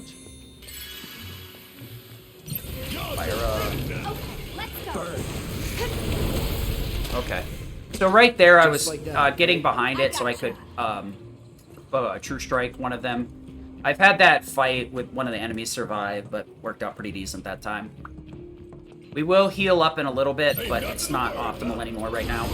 Triple slash is the best way to deal with this fight. Okay, Barret's gonna kill that anyway. Triple slash usually works pretty decent there because his enemies are pretty weak. But we're not gonna heal here. Actually, we're gonna heal in the next after the next fight. I never got Tifa. So here's the thing. Healing in this segment slows it down because either here or after this, because the character Barret and Tifa take a while to get in position. You never want to have Cloud have healing because he's almost always the party leader, which means it slows you down because he stops and asks the healing spell. So, if you can, you want your off character to have healing. So, like in the laboratory where you're with Tifa and Aerith, you want to have Aerith have the healing spell. Problem is, her MP is so important that I do not give it to her. I don't even have a slot, the position, for it to even be possible. Kill for a shower. For a second there, my brain just shut off. I was like, what? I thought freaking one of them survived. And instead of hitting the triangle button, I turned around and I was like, what? What? This game, things can die so quickly sometimes that you're just like, I don't even know what's going on anymore. It's very easy to end up in that position. Bastard went that way. Don't lose it. too late. Right. Close enough. HP boost into fire. I got you.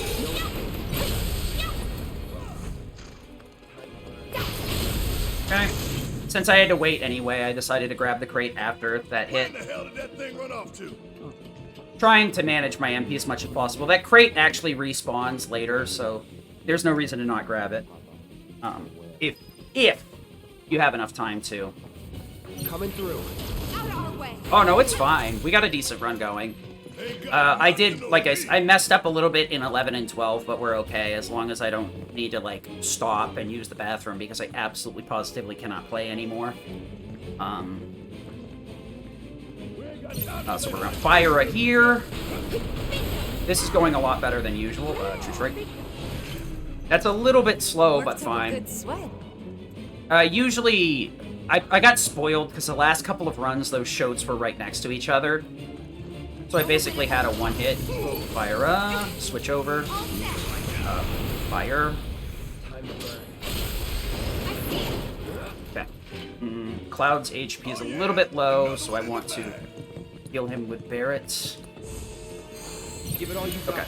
Okay. This room right here can suck pretty hard. Luckily, we're nice. Oh, yeah. Okay. So the flee timer here is pretty random, so... So, gonna make us work for it. I'm enjoying what we got right now. It's a pretty good pattern. Just stay. Yeah, you'd be surprised how much you have to be like, wait, what? Fire, I guess. Fire.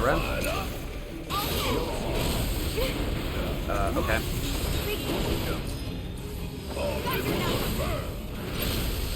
Yeah, that was a little obnoxious, but fine. No surprises there. If you're not... Well, I don't think that was me in that case. I think the AI did that. if you're not being careful about it, if you attack the crabs, they will activate a guard move, which will block everything. The only thing that'll knock them out of guard is a fire or a spell, I think. And even then, the spell's damage is reduced, so you're not going to one-shot, to the best of my knowledge. So I kind of had to do that fight in a really jank way. Not very happy about it, but that's how it is sometimes.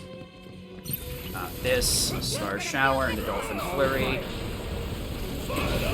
Grab this, ATB Boost, the Fire Up. Should be good. Let me take a look at my ATB. I know a shortcut. Follow me. That twisted piece of I shit. think I'm low. I'm gonna but enjoy I don't know. beating him to a pulp. Corneo's mine. Not quite sure why my MP is so low. I single-targeted Fire, so it should have paid for itself. You know what? I must have only got like 1 or 2 MP back because of how low the Shote's HP was at that point. Probably should switch to using Fire Magnify instead of Fire there. Be a lot cheaper and I'll lose a lot less MP. Because it has been kind of throwing this boss fight off. I could have grabbed another MP crate in that room, but I would have lost a lot of time, I think. Ray. 92, I think. I don't know. I'm not sure if his max is supposed to be 92 or 93. I can't remember. It fluctuates a little bit depending on what materia he's equipped with. Subversion, time, I think Revive also add a 1 max MP, so it can change it. I think that's right. It's either 92 or 93.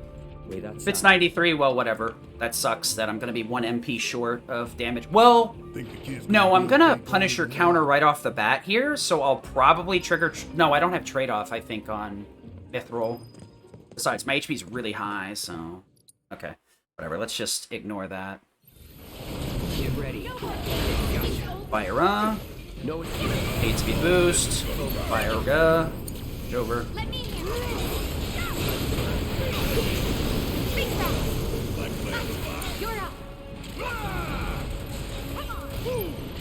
Berserk. The focus strike must not have triggered properly. That's fine. Obnoxious, but fine.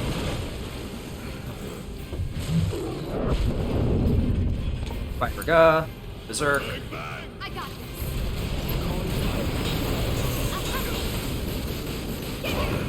Okay. Alright, so we're going to be able to set this up to one-shot. I am going to trigger an assist and a skill master here, but the way that I'm doing this is specifically to keep him from sliding off of anything. So this into True Strike, the Star Shower, Cloud into Fire Rega, Dolphin Flurry, Maximum Fury. Nice. That'll clear out a lot of enemies. Good fight. Nice. That's what you're looking for. Alright, so I need to switch over to Wind. Take Wind from Aerith. Go to Lightning for Fire. Not wrong. Wind. Wind. Lightning for this. Ice here. This goes to Refocus. Then we go into Arrow. I'll look at that in a second. I do see it. I swear I do. Arrow Mag, Arrow Ga, Arrow Ra, and Blizzard into... Oh, we're going to actually downgrade her again. This is one of those weird cases where the limit is quicker. Yep, that was a pretty solid fight, honestly. I actually got the inputs in Phase 3 fairly quick. No! 1,000, 2, 1,000, 3, 1,000, dumb. 4, 1,000, 5, 1,000, please shoot me in the realm. Oh, no coming back. Pretty punishing sometimes. Oh my god. Yes, ask me twice after I back away from the wall, dingus. Excuse me. Excuse me. What do I mean, excuse me? So, 323 is pretty good. The sewer is paid out pretty heavy there. No telling what's gonna collapse or win. PB pace, I think I have to get in here around a 22, but 23 is still pretty solid, honestly. Especially a low 23. Don't worry, sweetie. Everything will be okay. So now, we got a lot of things to worry about. Also nothing to worry about. We're going to be using a lot of Wind Magnify for this and Chapter 16. A lot of the enemies here are either flying or just don't have enough defense to survive a Wind Magnify. Most of the cases here, Arrow Magnify will double hit. Some of the cases where an enemy is strong, like the Blast Rays against Wind, we'll be using a Synergy Lightning from Barret to stagger them, or Somersault, Star Shower, Somersault on the Blast Rays mainly. So we're going to Arrow Magnify this one specifically, because what's going to happen is the Arrow Magnify will double hit the other two, because they're so close to each other, so they will never survive. The one that I hit with Arrow Magnify that's separate, I do that specifically on purpose because, how do I put this? Barret's Synergy will hit him and finish him off. So he doesn't get double hit, kind of, but he does. Arrow. Let's do this. So we're just trying to get as close to the ladder as possible here. Because I'm casting a spell and Cloud's finishing off the fight, I'm definitely going to have to. That's where we have to climb? There's no point in not rolling. So I'm gonna get the slower put away anyway because of the spells. We've made it through worse, you know. Yeah, no kidding. It's a miracle we haven't been killed a dozen times over by now. So we are rapidly approaching the final skip you can make in here. Don't screw up. Chapter 15 was the only skip we had for a while, so most of the no major glitches runs were phased out because of this single skip, because now there's an any % category with far more skips. But this one is extremely easy. Tifa. Them deciding to do that is extremely nice. We also want to make sure to look at the Valkyr. You can do a save load here to glitch out your movement speed, which will allow you to get to this segment fast enough that you can actually zipline before the dialogue is finished. And the dialogue is what makes these fights, it makes them exist. Or rather, drops you to the bottom floor.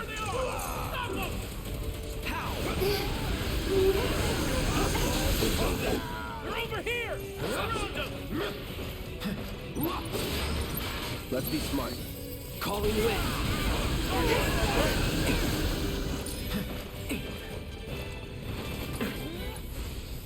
Storm's coming.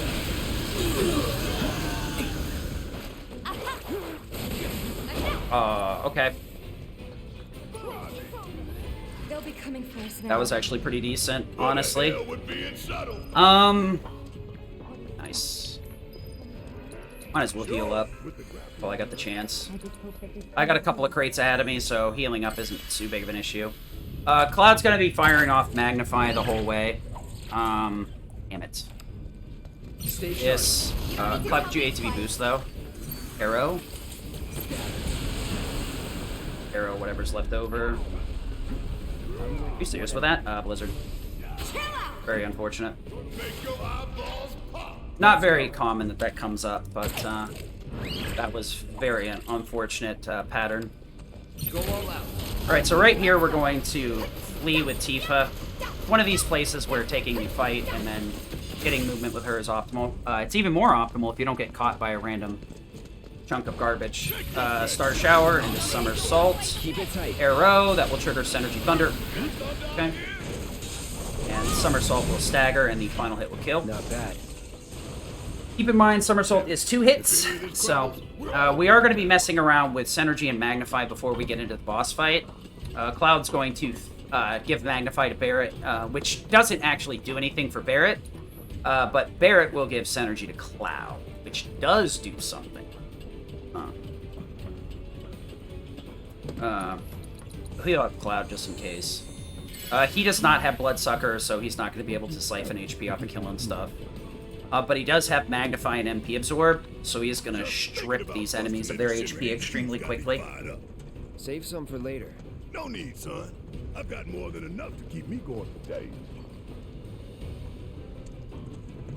Oh, wow, that actually hurt. Threw a cough drop at my teeth so hard, it actually made my teeth hurt a little bit. That's the only way. That's a new one on me. So yeah, we're gonna toggle Synergy and Magnify, and then I'll give it back to him before the garage, because Arrow Magnify can rip through the garage pretty easily too. We'll just have to magnify his Arrow spell so we have enough juice to get through some of the bulkier enemies. So I'm a little bit ahead of schedule talking about that. Give him hell. It's me boost. Arrow. There we go. We're gonna switch over to Tifa here.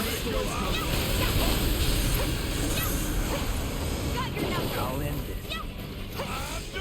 There we go. Is that it? Exactly what you're looking for there.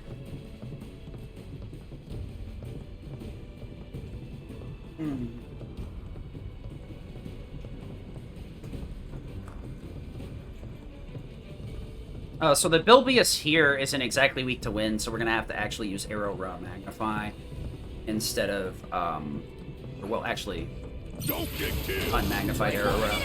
Excuse me. So that does put me down 2 MP, so I could grab the crate over here, but I'm not gonna bother, actually. I should be fine. It'll make the blast ray a little bit of a damage range, but I really don't care that much. Right here, if we do this movement right, we can bonk, bonk. Should be good. Okay, here, there you go. If you learn the timing properly, you can get through this. I don't even need to worry about that until after then. Barrett's HP is getting Swiss cheese, though. Somersault. Arrow Ra. ATB boost. Arrow Ra Magnify. Arrow Ra. Okay. Alright. So we're gonna head up to the top floor here. Oh. Well, I hope I have enough MP, because I do not have a count written here. 64, 42, 15. Okay. Arrow. That's a really high impact. 81, huh? I think that's enough. That was a little spicy. So we're gonna swap this out and head on in. So what we're gonna do with the boss is I'm gonna start with Cloud and Aeroga. Switch over to Barret, overcharge, Synergy, or not Synergy, but refocus with Tifa. And then double Blizzard on phase 1. That'll get 2 arrows, trigger ATB assist. And it will allow me to ATB boost with Cloud after that, so he has enough. We're gonna run straight here for a particular reason. Because the bullet phases are what determines whether we can start the next part of the fight or not. So that, Aeroga, overcharge, Tifa into refocus. Blizzard, Blizzard. Okay, there we go.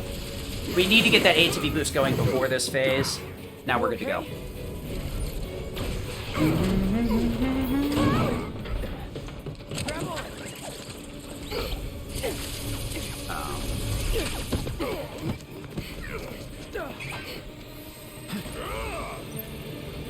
Good luck. So Aeroga, between the two of them should be enough. Apparently the game disagrees. I must have used the wrong... I must have used Arrow Ra. It's fine. Yeah, I used Arrow Ra instead of Aeroga. Fine. What the hell?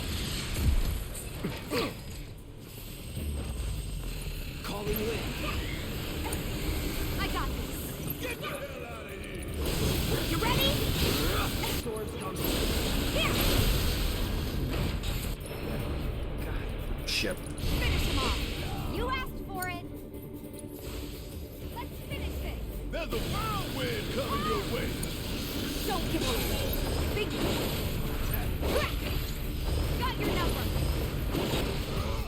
Very unfortunate. That did lose me a pretty significant amount of time, because Cloud is a frickin' can be a clown there, and very much likes to get himself killed. What happened is I didn't bait the laser enough with Barret, so it ended up toggling over to Tifa. Security's looking pretty tight. I needed to wait a little bit longer. I'm still not 100% used to that I don't timing. think it's all for us. Because some of the other runners have told me, oh, I don't give a crap about the laser. Then the laser does that, nuking Cloud, which really nerfs my damage output. I I needed to True Strike before the somersault. But I was trying to get an input before the laser hit me, which was the mistake. I have it on the shortcuts, so what I should have done was wait for the laser to hit me, get closer. True, summer, done. Smart. Yeah, I hear. So, But my soul's screaming fine. for payback, you know? We're in the last hour, so I don't really care much anymore, unless I make major mistakes here.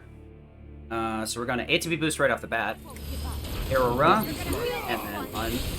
Switch over here. Arrow Ga. Hey, what's going on?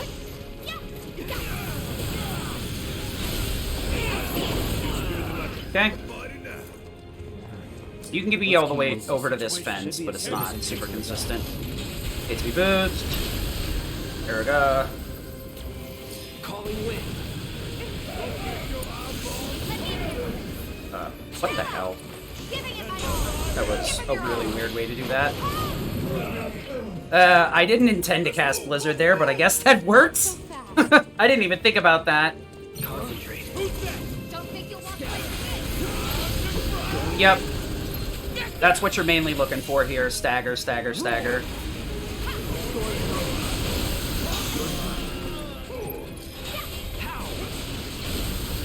You're done. Now you're in for it. Yep. Staggered maxes out the damage so hard that you can really push through a lot of bosses' HP really easily. Arrow Ga. Arrow Ga.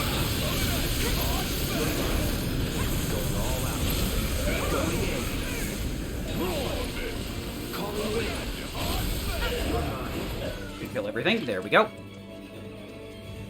Yeah, if it wasn't for staggered, machine enemies would be an incredible struggle to kill, to be perfectly honest. Because we can't berserk machines, it really makes our damage very, very heavily reliant on staggering. So let me see here. We want to go Lightning, Iron Blade, Blade Burst, SD, Triple Ascension. We want to go in here, up one, Iron, no, into Blade Burst, SD, what? Triple E, Ascension. This needs to be Arise, then Thunder, then Catastrophe. Tifa doesn't get any changes. Okay, good enough. Wish I could see a better endgame time, but this is still good. More than good enough for a marathon. Let's just keep heading up. So the endgame here, no matter how much you respect the endgame in terms of difficulty and variances, there's always a certain amount of just, the game will just say no to you. The Valkyrie fight, you want to just True Strike a couple of times, and Cloud's Arrow Synergy will finish it off. But because I did not bait the laser properly, everybody but Barrett got hit by it. And Barrett's damage, we've already gone over it, his stats are bad. Luckily, Tifa can survive the laser, which also makes sure she gets Somersault, which usually is enough damage push. What I should have done was Star Showers instead of True Strikes, because I needed damage, not stagger bonus. Star Showers are most heavy damaging move. It's not the quickest damage, though. Her quickest damage output is Dive Kick. Dude, nice internet. Thanks, Ubis. Well, could be worse. At least I'm not doing the stupid pump minigame again, right?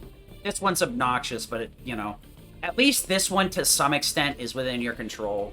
I fucking said it, and no sooner did I grab the damn rail. It's totally in your control. Now get down! Hand over Get down! huh? Get down, Tifa! She's like a fucking cat on the TV stand, grabbing the water bottle. Get down! Damn it, Tifa! Oh, nice. Did I say it was within my control? I guess it's within my control to control this very awfully. Okay.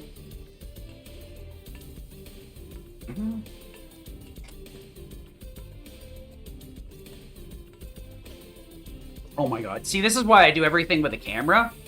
You see this right here? This is literally why I don't do this with a thumbstick. Because this thing is so fussy that anything short of rejiggering things with the camera, you get bad movement. What's killing me is I need to go to the bathroom now. So bad. But I've got an hour of Pretty fun close now. left, regardless. Just need to make it over there. The thing is, there are 2 cutscenes coming up. They're not long enough. Long enough for a little bit of water refill and a bathroom break. E-break. That's it. So the next big boss is Specimen. Almost there. I'm probably going to get Rake just to get it rubbed in. Rake is the slower of the 2 patterns. It's 100% reactable and doable, but it is slower of the 2. You don't want to start with Rake. You can do it without it. Matter of fact, you actually never want to see Rake, to be perfectly honest. You want to see Mako Expulsion, and then you want a slow phase. Then you want a slow phase 2, where he doesn't rake, and you just rake him over the coals with an Ascension.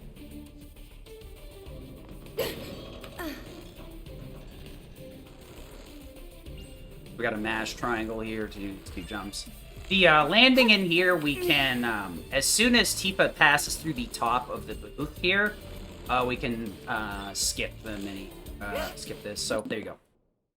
That's you don't have to wait for it to land. You just have to wait for it to fall through the hole. Somewhere around there is the cutscene trigger, so you can say skip right then.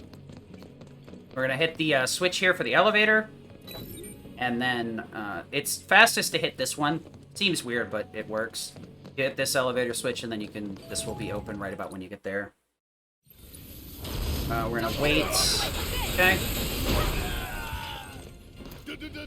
This elevator does take a while to be interactable, so it's not that big of a time loss.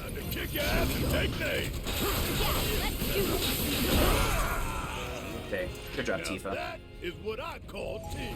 It's kind of a dice roll to expect her to throw it, pull everything into the somersault or star shower, but it can happen. So yeah, after Ascension, or after Specimen, we're gonna go back to Mithril Blade for one more last gas. Yeah. We're gonna be riding Arrow Magnify and Lightning MP Absorb. Lightning, there's a lot of machine enemies coming up. Since we're finally in Chapter 16, I will talk a little bit more about the endgame bosses. In terms of a marathon, the really volatile bosses are Genova, Valkyrie. If you die in Valkyrie, it's really bad because you have to do that running mini-game every time, so it's a big time loss. The last phase of Valkyrie was just slow. It's really hard. Once you get into the 3rd phase, unless you enter a phase with not enough ATB, basically, as long as you enter the phase with the proper amount of ATB, every fight is 100% doable. If you mess up your ATB management, you're in a bad spot. Luckily, like Reno and Rude, you have enough backup. You should be fine. Wasn't it fun to learn about Shira and our esteemed president? And to get a peek at the president's mementos? That was super cool.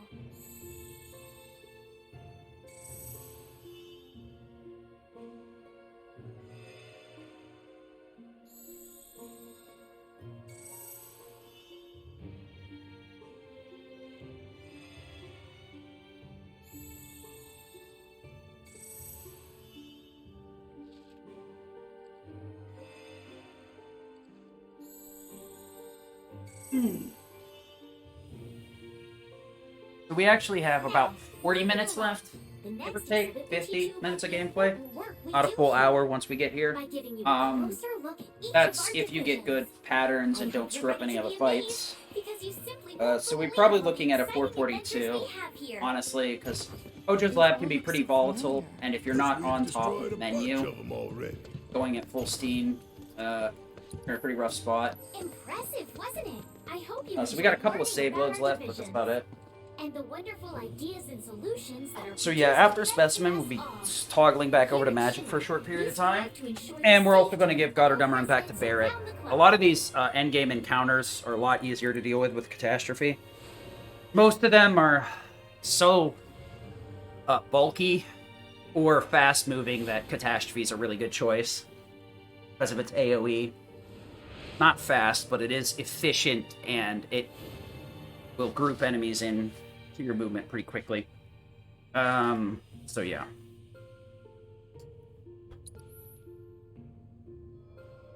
Now we're basically story for a couple of minutes here. Now, moving along, the next exhibit will teach you all about the miracle of Mako energy and our reactors. As well as the What city is there to of talk about Midgar here? itself. So we're towards the end of the game. Most people, Cloud will be on magic for now. And then once Aerith gets back into the party, they kind of shift over, usually, to physical. In the end game, magic becomes a little bit less effective, especially with Genova as the first of the boss fights. Sword Pete is too short to be really even talked about as a boss fight. In hard, any new game plus category, you can rip through Sword Pete so fast that, like, you almost blink and miss it. But for Genova, Rufus and Arsenal are pretty quick and are input heavy, more so than, like, RNG and stuff. But Arsenal, or not. Genova is also input heavy, but one mistake is a downward spiral immediately. The major problem with Genova is if you screw up your ATB assist triggers, so you miss triggering 2 moves back to back, you misplace your ATB ward, you're in a really bad spot, or you get pushed back before Berserk and Haste go off. That can be really bad too. But we'll get there when we get there. It's going to be another half hour before we get to that part. Genova is the gatekeeper for me 100%. Sometimes I punt Sephiroth, sometimes the Whispers gives me really bad RNG, but for the most part, Genova is the one that I have the most issues with. The first 2 phases of that fight is extremely tight input-wise, so I don't really like... Genova is not my favorite boss. It's a very difficult fight, and it's a very interesting fight, but it's very difficult because the boss shifts between physical immunity to magic reflection. So synergy is basically off the table, at least in my opinion. There is another runner that does a similar strat. Basically, I do a similar strat to theirs, but they still use synergy, and I have no idea how they managed to do that without getting completely clapped. We're going to go for easy here because there is no hard selection. Nobody has informed me yet that there's a reason you can't. ATB boost. SD. Easy peasy. A little bit slow because I walked forward a couple of steps, but I'd rather make sure everything gets hit. So we're heading into Spissamano. And we're also going into the paradox of the Pooper. So right here we want to X and then circle. It's a really weird one, but whatever. Ooh, Tifa, thank you. So if Tifa or Barrett get trapped outside and open the door, they can open the door for you on the way out, and that is super duper helpful, because that door does actually take a while to open, and you can run into it for quite a while before it actually pops open for you, so it's a little nice time save that you really have no control over, but when you see it, it's always like, ooh. So the door's about as slow as that one. This one doesn't matter, though, because it's a cutscene door. Sort of. A cutscene door, I guess. Also notice that, like, it takes longer to walk up these elevators because Cloud slows down. That's why I was taking the regular stairs when possible, because the game doesn't do this when you're taking regular stairs. We need to plan this just right. So yeah, I'm one of the few people that still uses Self-Destruct here. Specimen, the other NMG runner, does use Self-Destruct there as well. But I use Self-Destruct in the laboratory. No thanks. Which I find a little bit easier, because you're trying to get Barrett into a very specific position to trigger the cutscenes. Cloud doesn't need to be in a specific spot, so you can do whatever dumb things you want with him. Self-destruct or whatever, blow him into the air. And as soon as he stands up, the cutscene will start. You don't have to get him in a special spot. No one's in here. Barrett, on the other hand, needs to be in the center of the lab in the second segment. Could you... That was very interesting. So this movement right here sucks. The right angle corners, 90-degree corners right here, are a lot easier to roll around. You just have to kind of like toggle to the right a little bit, and it'll usually take the input. I have to like full stop. But the T's here are really hard. You have to basically go like hard left or right, whichever direction you want to go, but you have to do it at the right time. While Cloud's slowing down, or else he'll come to a full stop. Full stop. So yeah. This is the last slow segment before we get into the into all of the final endgame stuff. We do have a major majorly significant final dungeon that is 2 parties. We have one boss before that, a couple of one really easy encounter and one really obnoxiously hard one. And then a bunch of 2-person laboratory fights, and then a set of 5 bosses back to back to back. So, this is the peak before we start falling down the hill of the roller coaster, so to speak. It's all action from here. And complaining about action. Some of the enemies in Hojo's lab I very much have a massive disdain for, and anybody that's played it casually probably dislikes them too. The swordpedes are... not swordpede, but sledgeworms are really, really hard to fight because they like to peek up and down. The trick with them is either A, YOLO and risk missing, or as long as you wait for them to swing and then react with like a tier 2 spell, you'll always connect. But they can swing and then dip out too fast sometimes, so sledgeworm fights are really rough, no matter what you do. There's a 3-pack with Barret and Cloud, which is really hard because you don't have like a one-shot ability. No matter what you equip Cloud with, he can't one-shot them. The second pack has Tifa and Aerith. It's only 2. And usually Tifa can one-shot them with like a somersault. Aerith can just about one-shot with a Thunder Eye. If she's at full MP, she can one-shot. It's a small damage range. So now we're going into Specimen. This boss is really obnoxious. We're going to actually take a hit on purpose and then go into a Self-Destruct here. We want to actually Tifa. My brain froze there for a second. Get ready.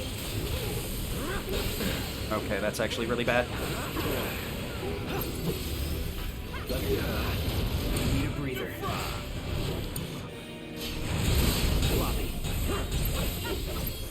Very unfortunate. Getting hit by that ice threw things off, but luckily I was able to recover fairly quickly. This guy kind of sucks because the eyeballs make this fight really random. Now that we're in phase 2, we should be okay. I'm gonna switch over to Tifa here. Star Shower into another uppercut. Alright, so we got more than enough Berserk, so we're fine.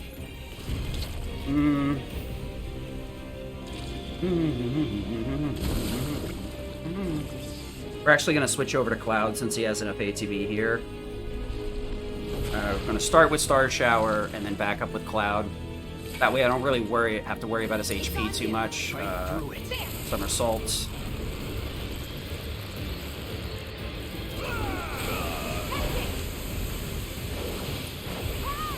I'm through with you.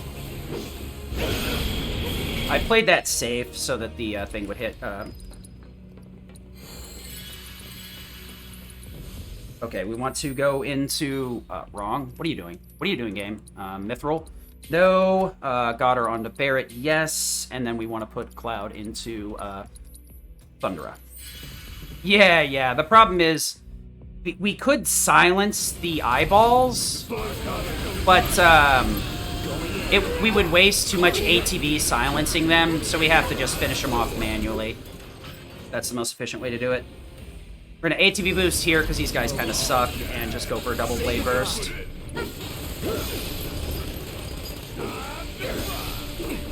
Alright, Barret. Dash for B. So, we want Catastrophe to wipe these two out. Luckily, since Cloud didn't die, we ended the fight a little bit quicker. If you don't... if Cloud doesn't die there, he will start standing up. Or he'll stand up as soon as they both die. If he does die, you have to wait for him to revive and then stand up.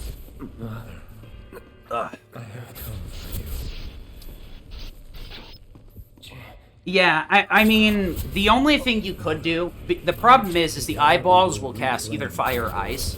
So, I mean, it is a good point to bring up silencing. So, if you silence Magnified with because you would have binding on for Berserk. The problem is the ATB issue. If they only used fire or ice, you could always just go elemental materia magic for armor and make yourself invincible to the magic spell, or matter of fact, actually absorb HP off of the magic spell, so that way it wouldn't interrupt you. Unfortunately, they can cast fire or ice. Ice, you should probably move out of the way of. That wasn't... The problem is, ice was in a really bad spot, so I had no way to kind of move out of the way of it and not have it, like, really screw up my strategy. So I had to just tank it, self-destruct, switch over to Barret, and hope Overcharge was enough to push the phase, and then just switch back to Cloud so I could start the next phase with him without an issue. So, we have one more fight here, and then we're gonna head into the underground laboratory. Still lingers. The little ones in the pods. Where did they go? It stinks in here. Back there.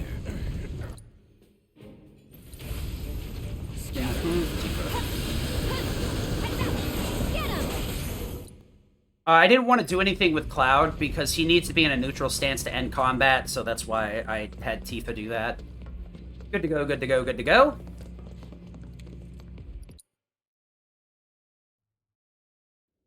I think normally we want to be in the lab around a 52 or 53. Not quite. Can't quite remember what's possible, but we've got a decent enough pace. As long as we enter Hojo's lab before 4 hours, it's good enough. We need to get to the roof. By about 5 minutes ahead. It's pretty nice. I did suffer some time loss in the last 2 hours. That's not surprising. That's why I don't like going into the end game with a really rough start.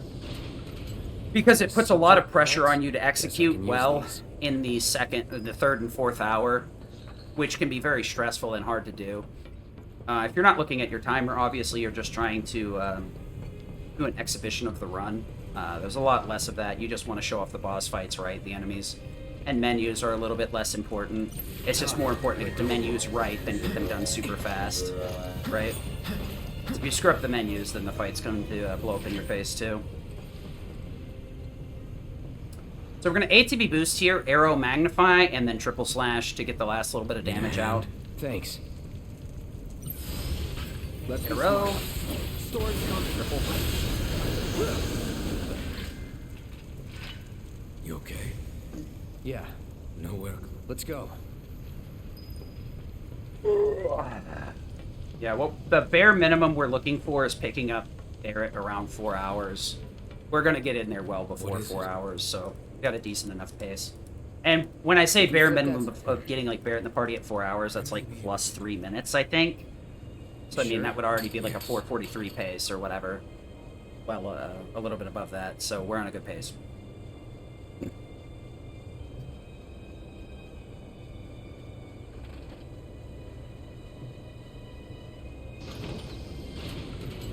Will this do the trick? Obviously, for any given marathon run, I'm most likely going to be have a weaker start because I was being a little bit calculated on what starts I took. Okay, so this right here, this fight's super obnoxious. We need to arrow magnify this one with a barrier and then catastrophe the other one. Catastrophe will break through that other one's magic barrier.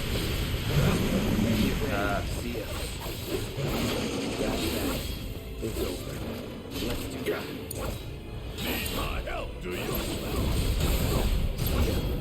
This Thundera. To be boost. We're gonna Thundera twice and then Blade Burst. The reason is because the Moth unit has less HP at that point. Guess we're out. We're not gonna recover as much MP through Thunder MP Absorb. So, like I said before, HP Absorb and MP Absorb are limited by the HP pool of the enemy. It does not matter how much damage you output. If they don't have enough HP for you to withdraw that percentage from them, like even if you would normally get like 8 MP because you hit for 8,000, if the boss has 2k HP, Red, oh my god, Barret pushed him out of the way. Barret, fuck off. I hate that so much. Barret really can lose you time here. All right. Now you're starting to impress me. The AI's pathfinding is pretty pathetic. Alright, so we want wind. Magnify for that. Magnify for that. Iron, wrecking bolt, daughter. And we're doing that whole change out. I gotta remember to give lightning to cloud, though. So we do have a couple of menus in this area. Mainly it's juggling magic up back and forth. I could also juggle first strike, but I really haven't bothered menuing or looking for that just yet, so... Yeah. No need to. I don't see it. Hojo. So right here, we don't actually need to menu for these two just yet. Hey, you think Cloud's doing they're okay? not gonna do any fights He's been just acting yet. really weird lately, more than usual. So towards the end game, Ice Elemental turns into King, especially in Chapter 18. Lightning is pretty good in the lab, though. There's a lot of stuff that's weak to it. Some of the enemies are resistant to it, like the failed experiments. So it's not always the best, but it's pretty close to it because of the blast rays and the moth units, as well as these sledge worms. Cloud, we found the door. Okay, so I need to get ready for a menu after this. This is the last fight with Cloud and Barret before I have to switch everything over. Fiddling with some sort of control panel. All right. Excuse me. We'll make our way to the central terminal. Sit tight until you hear from us. The hell kind of... The cataclysm. I don't give a shit about any of it. Okay. We must first find a passage. We're gonna try and get a little bit A to B here first. We want to wait until Aurora can make contact here. We're gonna Thundera. Sometimes Thundera crits there and you're good. Sometimes Thundera doesn't hit hard enough, and Barret follows up with Thunder. The arrow hitting everything and then double and triple hitting the blast ray is what you're going for. Plus, the arrow magnify hitting 3 enemies triggers Stardust Ray, or Star Shower Ray, whatever, from Red, which does a decent amount of damage and stun locks enemies pretty efficiently. You need to warn the others. Tell them to be careful. Very careful. Alright, time for the biggest menu, the second biggest menu in the game. This one's more convoluted than the rest because we have to change weapons, change it back off, change weapons, change it back off. See you in a bit. Quiet.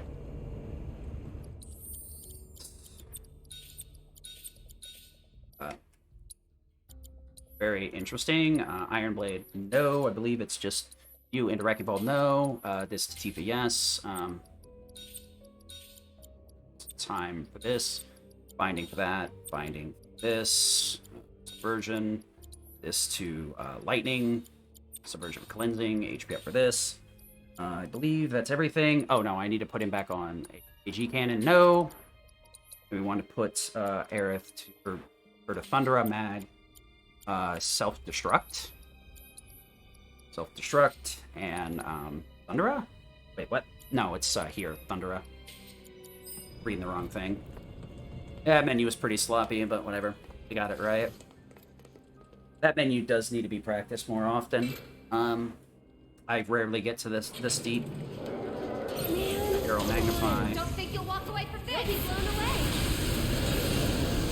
So we're using Arrow Magnify for a couple of different reasons. One, because the failed experiments are resistant to lightning.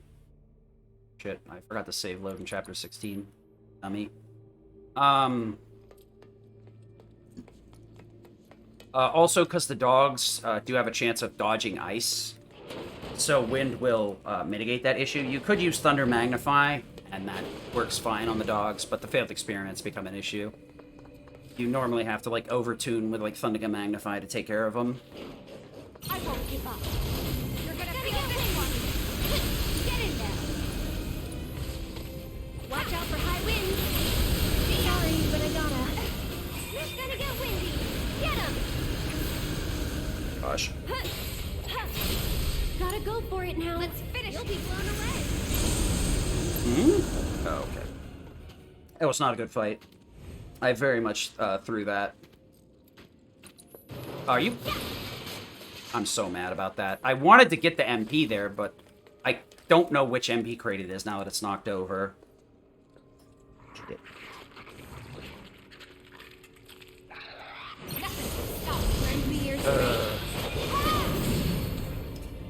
Her MP is going to be at a premium now that I screwed up. That's like 19 MP I just missed out on. That's really bad. If I wasn't going to grab this other crate before, I'm going to have to grab it now for sure. I hope this next fight goes properly, or goes perfectly, or else it'll be in a rough spot. Because right now she'd be at max MP. Let's get across with those.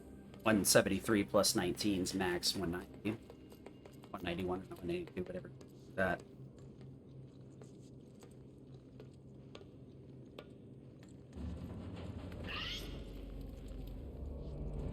Alright, so we're hoping Somersault kills both of these dogs, but my luck, it's probably not going to be the case. This is going to be really obnoxious as usual.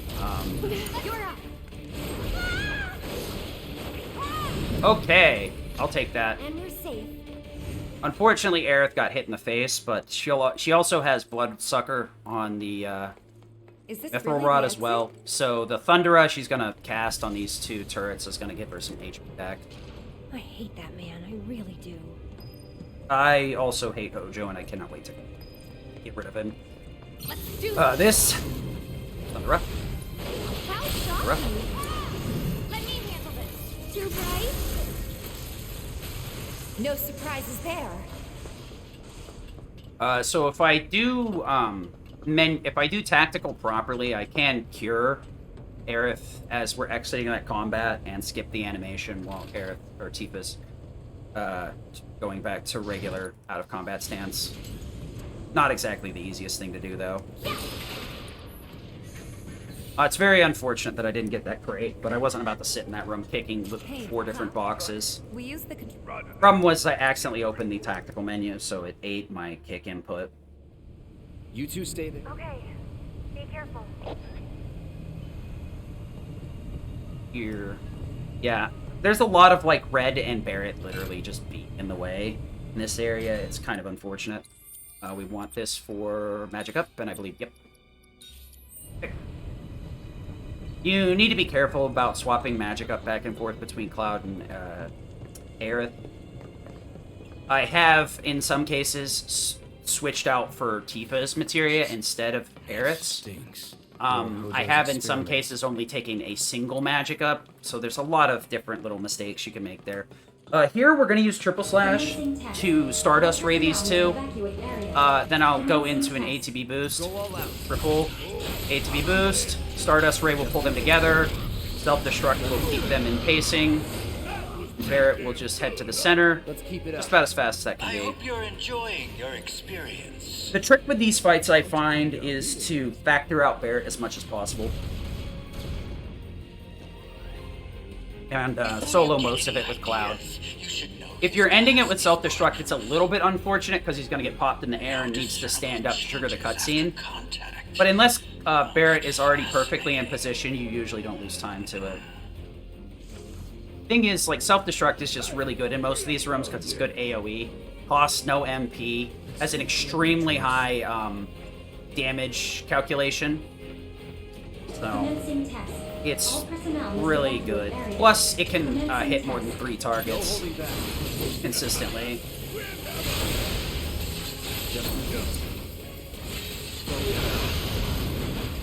Keep it up, man. So we are going to grab the crates before the sledge worms. So this is the one place where crates have more than 10% recovery. The crates that I just skipped, the ones in the next room and the ones after the sledge worms have 10 or 3 shards in them, so they have 30% recovery. Every other crate that could have a Mako shard is 10% only, so it's only 1. I don't know, I guess they figured Cloud and Barret would shoot through their MP real quick here. Just not necessarily incorrect. Overcharge, nice ATB.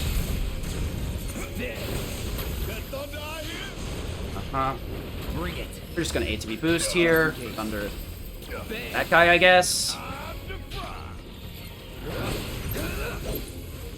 Risk. Got it. Alright. Cloud's ATB was actual trash, and I played that very slow because of how much I disliked his ATB. Cloud will be fine here, though. He's going to self-destruct. Actually, speaking of needing to do things, I need to seal Goddardum Rung for this next area. We're trying to maintain Barrett being at max MP. Shouldn't be a problem now. Cloud's MP is somewhat important in Genova as well. We do need a haste and berserk out of him. So we're going to ATB boost here. Roll in and kaboom. We have to roll in. Cloud would not get close enough otherwise. So we're going to actually swap characters here. And trigger Catastrophe. Now, hopefully this room is not going to be stupid obnoxious like it's been the last couple of times. Sometimes, a couple of the brain pans will stick to the outside of the room and will not get hit by Barrett's Catastrophe. Barrett usually staggers the entire room, so you could fire off a second one, or you could switch to Cloud and use his Cross Slash, because he's most likely going to get hit here too. So you have a couple of different options. The only problem is just SDing into this phase kind of like throws out your ATB gain.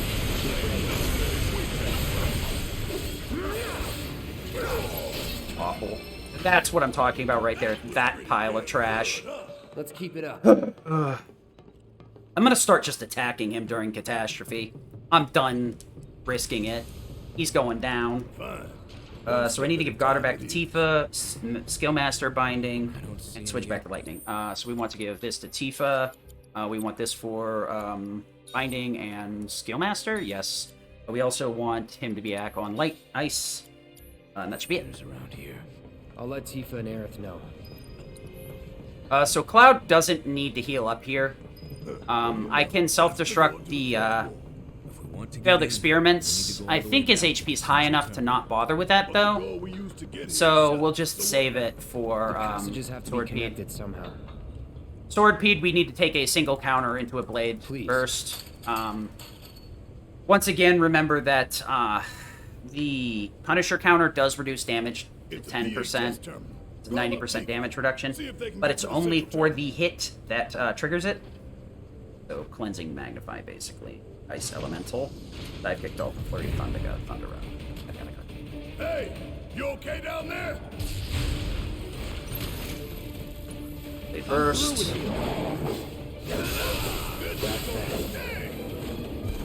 Okay. And that's the end of this part. Now we gotta get Sledgeworm again. What we're aiming for here, or what I'm aiming for here, is a somersault into one of the Sledgeworms and Thundera for the remainder. Thundera is nearly high enough, but since I didn't need to reset anything, that crate didn't respawn. Crates will respawn if you restart fights, but we're not looking to do that if at all possible. That is not what I was looking for. Okay. Thunderer. You jittery? Get him! Okay, good enough. Worked up a good sweat. Alright, so time to somersault.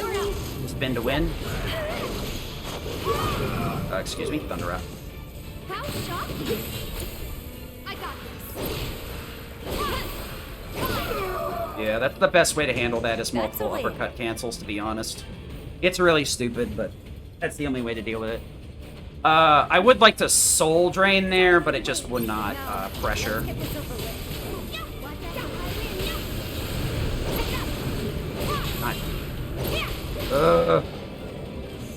Summers. What am I doing? Thundera? Go on. What am I doing? Literally what? Somersault that guy. Full drain. I literally messed that fight up really, really bad. I don't know what the hell happened. Oh, I know what happened. My fucking stomach's telling me I need to go to the bathroom, and I have, like, another 30 minutes of fun lying ahead of me. Off I go. Dive Kick, Dolphin Flurry, Thundiga, Blizzard, Point. So I can also hear Aerith here. Tifa's MP isn't super duper important. Look, an elevator. I do need some of it just in case, frickin' Genova goes really wrong. And it's not moving. The professor still has plans for us, I presume. For the record, I don't like this one bit. All that remains is the fourth ward. We must trust in Cloud and Barrett to see it through. Nothing's gonna stop me. No more games. Yeah, Error will pretty much wipe that entire fight out. 150 MP, that's about what I'm looking at, yeah. Okay, we want to do ice for cleansing, magnify, and we want to go into dive kick, dolphin, Thundaga, and Belizera into point blank. Right? Yep. Yep. Now we're good to go until we go into chapter 18. Is that correct? No, that's actually a lie. I have one more tweak I gotta make before. Oh, I got two. Never mind. I'm full of shit. I have two more menus. They're very small, but they're two more menus. Right. Now we head back to that door. I don't know. It's just honestly, my focus is wing. Stomach's rough.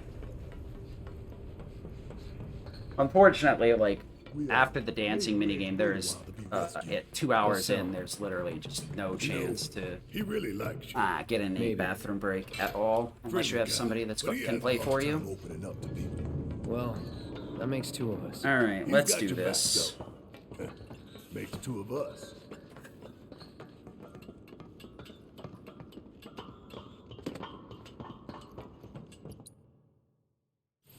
No holding back. I figured that would be the case. Just in case. Thank you, Barrett.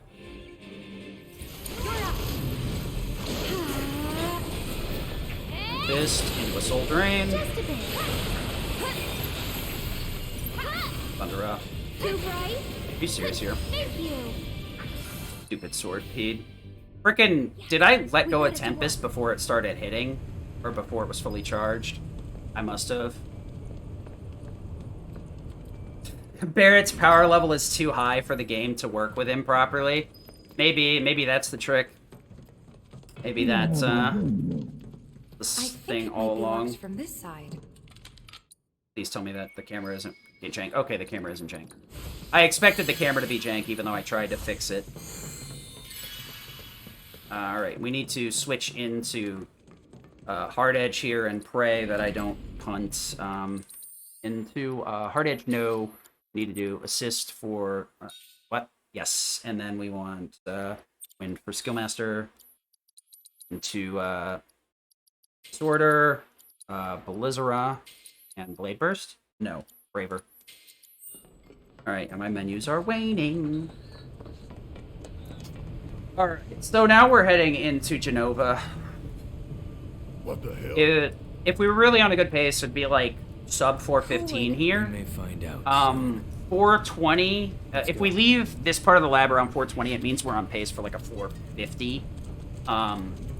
But like anywhere between a 15 to a 420 is on pace for what I would say somewhere between a 40 and a 45. 20 is a very tight window to keep it at a 445. I would have to not mess up any of the boss fights. But with what I have right now, I've got a little bit of flexibility. We're ready. The elevator, now's the time. The problem is Genova is going to be a rough uphill battle. Because it's very input intensive, and you really can't afford to mess up the fight too much. You need to remember to do everything properly, and trying to remember that is pretty hard, honestly. So hopefully we do it. Aerith's MP is pretty shit, so I'll probably Soul Drain during Phase 3. But other than that, we'll be good. Phase 3, I'll get a stagger, so Soul Drain will, instead of getting 6 MP back, will give me 15%, so it'll be like 40 MP, something like that, 30, I think. Wait, so I can hear it'll basically give me a shit ton of MP. Is anybody there?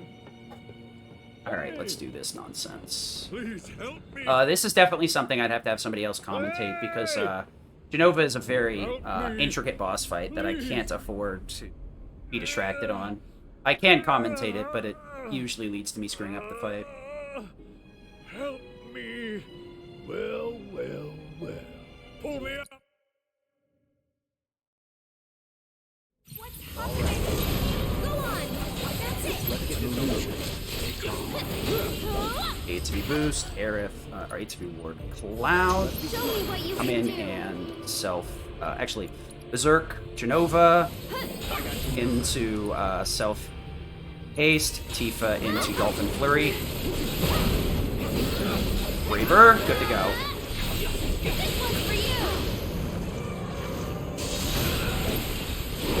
Okay. Alright, Aerith, I need you to get back. Whenever. Into counter stance. Aerith's in a perfect spot here. Switch into Tifa. Uppercut. That. Disorder. Star Shower. Braver. Star Shower. Braver. Star Shower.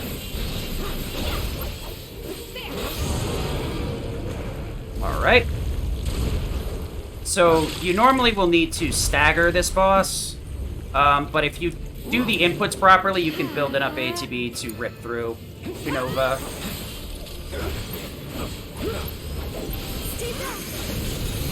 Okay. So we're gonna keep going back to the ATB ward to siphon off ATB. Unfortunately, miss spacing there. Okay. We're gonna have Tifa resist here, and then we're going for a triple.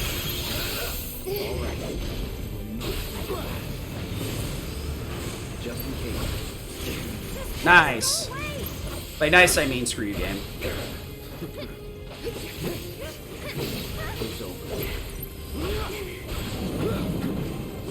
Okay.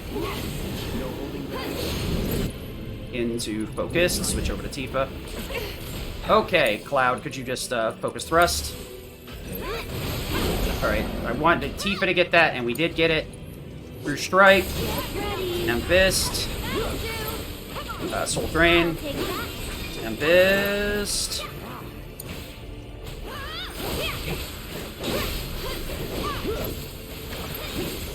Okay. I think Cloud may have actually gotten that. I don't know. It's kind of hard to tell, because the limit here is very, very tight. So, not 100% certain. I'll probably get a lot of limit here anyway, though.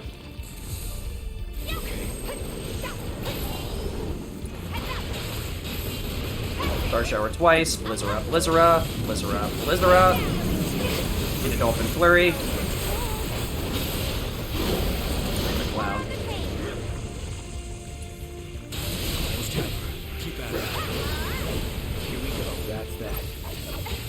Okay, Aerith's HP is fine. Into Pincer. No.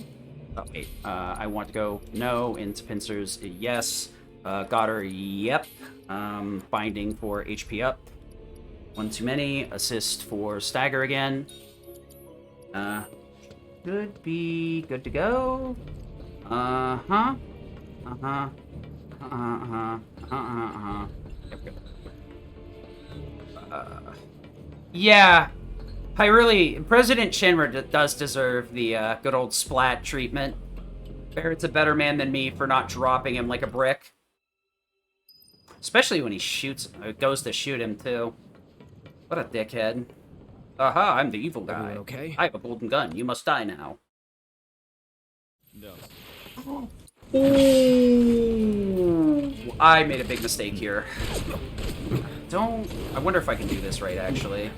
Should be fine here. Let me see. You serious? Okay, we're just gonna restart this fight. Problem is that stupid cutscene keeps you from restarting. Okay?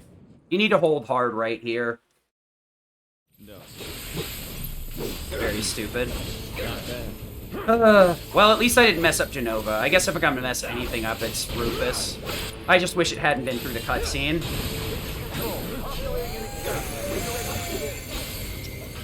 Understood. I think you got my number? The problem is that once if you go to attack immediately, you're going to attack Rufus if you're not holding hard right here. So that is a pretty significant time loss, good 15 seconds. I should have reset right after it. I thought I could retarget towards the dog, but I guess that's not the case. Should be able to kill here without much of an issue. Punisher mode does additional damage. So normally you would use binding here to sleep. You could keep binding on for sleep as a backup, but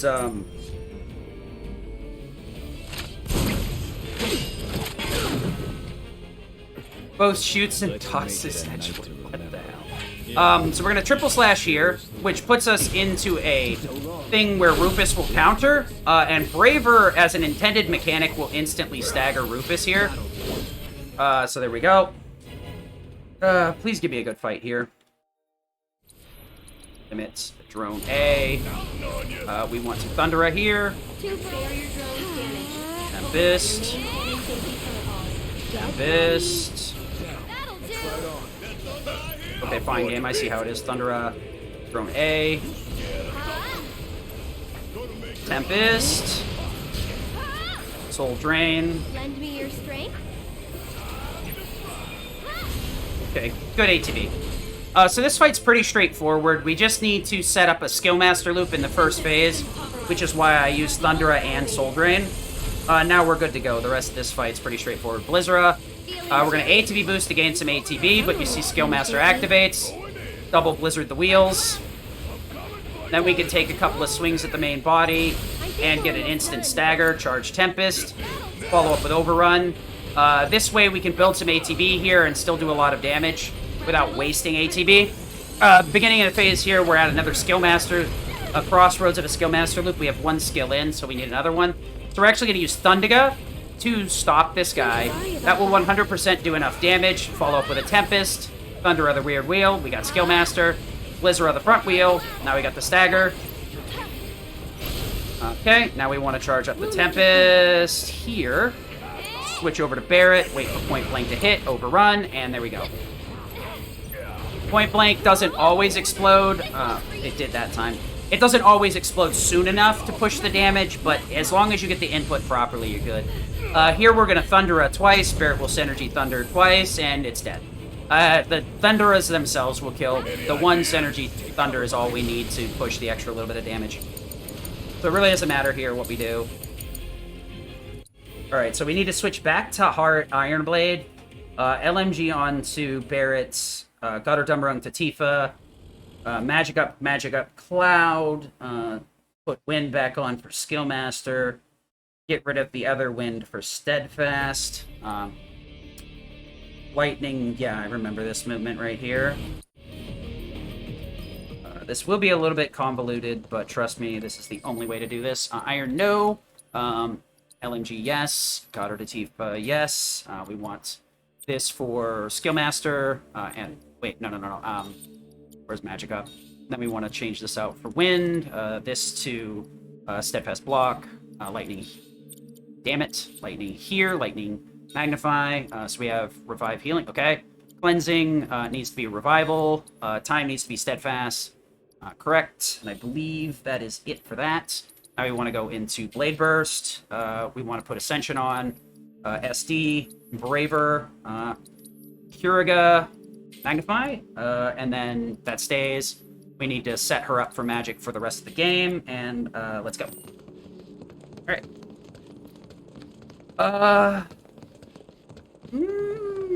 This is, yeah, 42 most likely.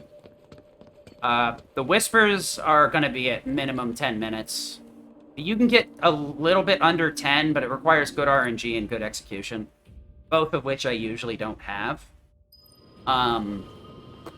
And then Sephiroth, I think, is 3. So, theoretically, I guess could be like a low 40. But I doubt it. It's going to be like a 41 or 42. This ATB is workable. Probably should. You know what? These phases can be so random, I'm actually going to save the ATB boost. I do have ATB boost on Cloud, but this Tense Cloud has what looks to be about 17,000. It is 1,700, excuse me, ATB. We can build enough in this phase without being too much of an issue. Happy to see me? These first phases with these Whispers, they're very slow and take a while to start up. So, we have plenty of time to kick in. So, As long as we don't throw here for some reason, this will probably be the submission I give the ESA. I'll have to look over the other ones and see if they're very fast-paced or whatever, how long I keep up the quick commentary instead of just doing it.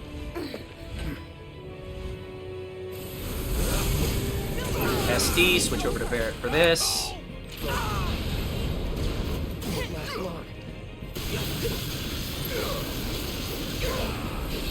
Okay, so we want to switch to yellow here, take his back. Get ready.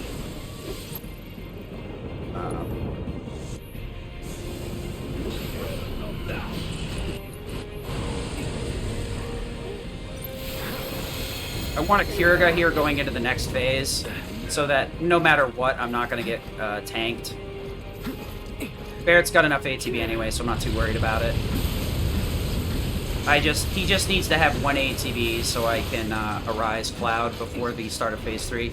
So this phase is usually on a set timer. If we belt out enough damage fast enough, without a bunch of hits and a lot of ATB use, we can start the timer immediately for phase transition rather than the timer for a additional attack by the Big Whisper. Oh, this is fantastic, actually. That's unfortunate. Barrett, I need you to Arise Cloud. We still got a job to do. Okay, whatever. She's gonna have to deal with a bad ATB. Okay. Damn it! The camera here gets really screwy. We'll fix her ATB in the next phase. Burn him? Sure. I gotta be careful about that. The red one actually absorbs fire, so if I burn him, burn that one, he's gonna recover. So right here, we have 2 limits. Our best option is to fire off Tifa's limit. We really can't use it in the first 2 phases, because the limits don't do enough damage fast enough for it to trigger the thing properly.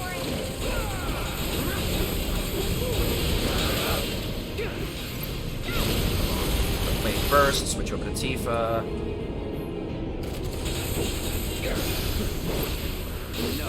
Give him hell, okay? Tifa's HP is fine. I'm not really worried about it. Cloud does have ATB boost, so we're okay there. We do want to self-destruct, maybe. If things work out properly, I can use Ascension to kill both blue and yellow. It's, fortunately, instead of using spells, we can just use Explosion because it's completely neutral damage. So Self-Destruct is really strong here because they're mainly weak to magic. And since Self-Destruct has such a high damage multiplier, it puts out a lot of damage really quickly. And when we can't use a Self-Destruct, we can use a limit. But yeah, normally the red one is immune to fire, weak to ice. Yellow is immune to wind, weak to lightning, and the blue one is immune to lightning and weak to wind. Make that, for all the ones that I said immune, they absorb. They are not immune. So hitting them with that spell will actually actively heal them. So we're going to fire off an Ascension here into a Maximum Fury. That will make it so Barrett is going to stagger the blue one, but that's fine. Nothing personal.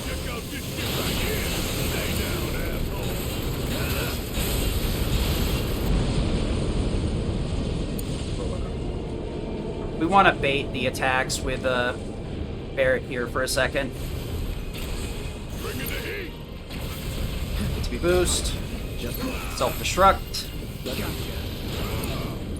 Rise Cloud.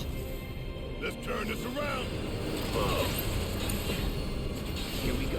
Enough. So right here, that's pretty much the best thing we're looking for. We managed to avoid phase transition. We're going to have to take a bunch of counters anyway. So his Cloud to ATB really isn't that big of an issue right now. To start the next phase, we're going to need to take 3 Punisher counters, and we do take a regular hit, so we're going to lose about half our HP, to be perfectly honest. The problem is Self-Destruct requires your HP to be very low to increase your limit gain. So basically you need to leave your HP at the lowest threshold possible and not have a bunch of HP ups. Staggering, once you understand the mechanic in this game, is so rewarding. And it definitely, like, it makes things a lot easier.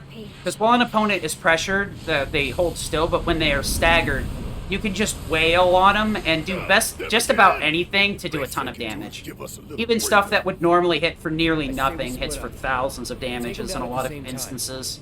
Thousands of damages? 1,000 damage? 1,000 damage? Several thousand damage? Yeah. Yeah, that's how English works. I forgot. Oh boy. Don't let Barrett... Hopefully that's not the... If, depending on who staggers what and kills when, specific enemies, that can, affect who shows up in the Sephiroth fight and win. Okay, we're gonna actually, cure a Cloud here. Tifa's gonna have to cast Thunder anyway, so she's gonna need to be in the, spell menu anyhow. We are going to ascend Bahamut here with, Cloud. Uppercut once with Tifa, and then throw a Tempest with Aerith for a bunch of damage. Oh, where am I facing? We're gonna wait for Cloud to connect here. Tifa into uppercut mode. Switch over to Aerith. Wait for him to land. Drop it. Start shower. So we want to make sure Bahamut is killed by Tifa. There we go. Not something you normally need, but good enough. So we're gonna Blade Burst now before this gets any worse. You gotta be very careful about that. Blade Burst. I think... Okay. Not quite sure what I'm dealing with here. Okay, I need to... Braver. Okay. So blue is at very base HP. That's fantastic. So I need to make sure Tifa is the one that kills Bahamut and the Big Whisper, because Aerith gets twice as many points as everyone else. Her point gain is doubled, since she's only available in this final phase. So I need to make sure Tifa kills specific things and Aerith kills as little as possible. And it's killing the big ones, staggering the Whispers. Cloud staggered red, so, where's shower?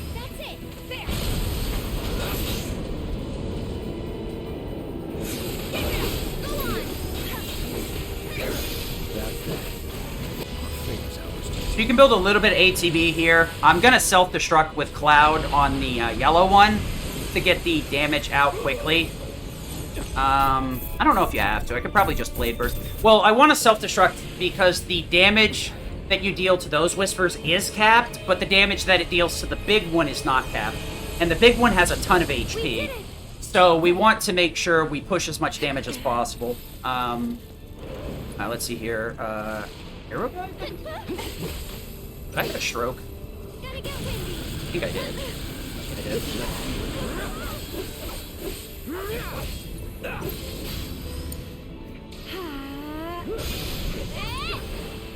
Not to go. Yeah, okay. I'm really dumb and did that in a stupid way, but whatever. I forgot what spell I was supposed to be casting. Oops. I don't think that's going to be enough of an issue with my MP. That was just really slow and stupid. Remember how I said they absorb a specific element? I forgot yellow is wind. So sue me. We want to just Thunder Big Boy here. And that will shift our phases. We are going to get the menu and then skip here. Into Hard Edge. Nope. Magic up for HP up in Skill Master. Boost for Assist. And we're just going to do Cloud here with Disorder. Focused, Braver, and Lizera. Alright. Let's go. Fate is not to be taken lightly. Calling ice. Minutes. Going in. Let's get this over with. Alright, phase 1 should be on track as long as I don't have a stroke here. The counter will put him in a weak state. Lizera is enough to follow up with a pressured attack. You're done. Might have to stance change. Okay, didn't. So, that's actually good, because Aerith gets double points, and Tifa killed Bahamut, Big Boy, and another one, staggered 2. So Tifa should still be showing up here. Okay, I was worried for a split second there, but that additional 3 spells, 100% Barret is not showing up in this fight ever. Not with this setup. You know it. So we're gonna disorder, switch back stances, get out of the way, and manually Dolphin Flurry here. I don't know what it is, but this guy is really weird. Okay, we want the Mass Mutant waiting, that's great. Let's do this. Into the air you go. Clown mode go. Upper, downer. So we're heading into the final phase here. Strike hard and fast. You're up. Okay, so I wanted to make sure to build Tifa's ATB for this part. This will make my life a lot easier having her at full ATB. So Aerith does have first strike, so if I screw up casting the spell here, I'm going to get punished very hard. Yeah, we're going to be plucking something soon here. Thank you, Aerith. I was 100% certain she was going to show up since I cast Aeroga and 2 Thundigas. I'm more worried about her MP running out than anything. Let's go. Alright, what do we got here? Right. We've got Wind Infusion, so we need Thundiga. Get ready. Anytime now. Blizzara. Gonna be a little bit slow here, but fine. A little bit more. Into Infinity End. Thundiga.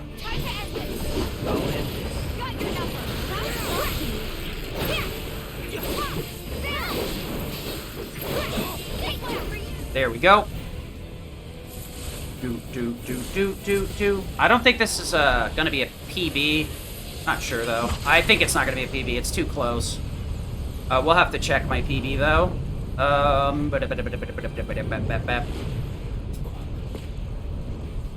Cloud into limit. Thundiga. Star shower. Nice autocorrect, idiot. Okay. I really thought that the star shower was gonna screw me over there. Welcome back.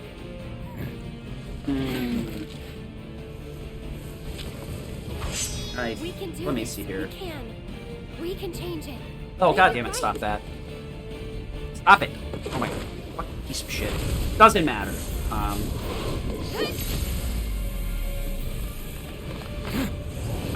That's why I hate global hotkeys sometimes. So that was 14 seconds off of PB. Alright, I guess I know what we're sending over to the Marathon Judgment Board of Judgments.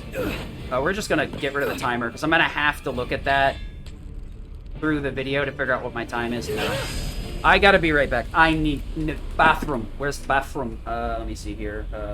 This. There we go. My god. See you guys in a minute. Enjoy the ending.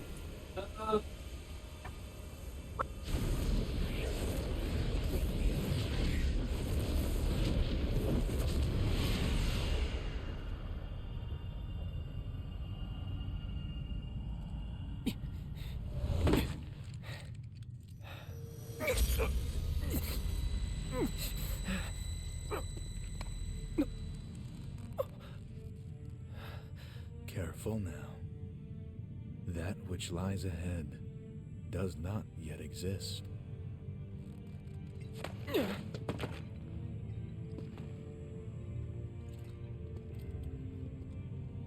Our world will become a part of it one day, but I will not end. Nor will I have you end. This is... the edge of creation. Cloud, lend me your strength.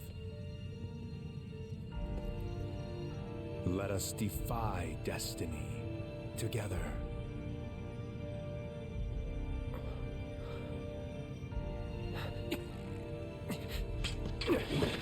Never.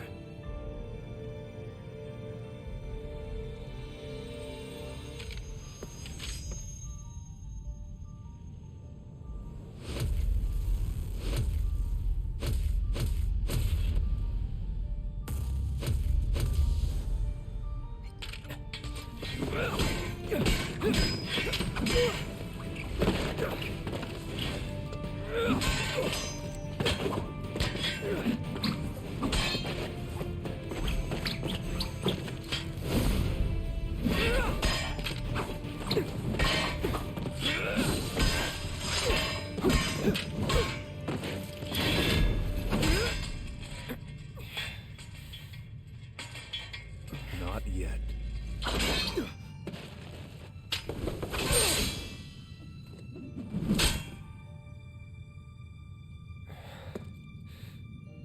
Seven seconds till the end.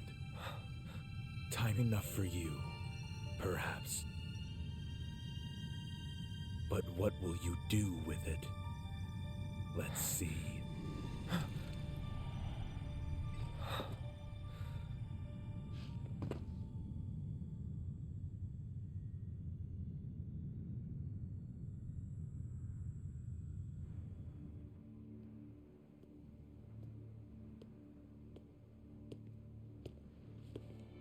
Mr. Vice President.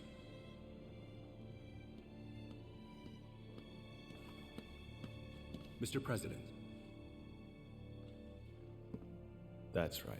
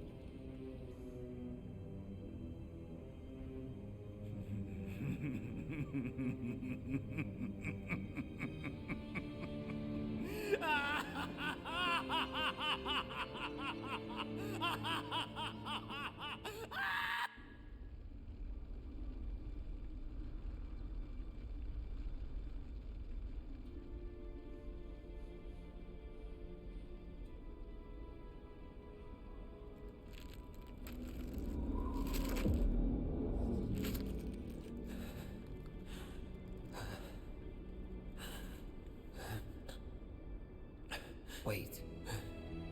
Was that all of them?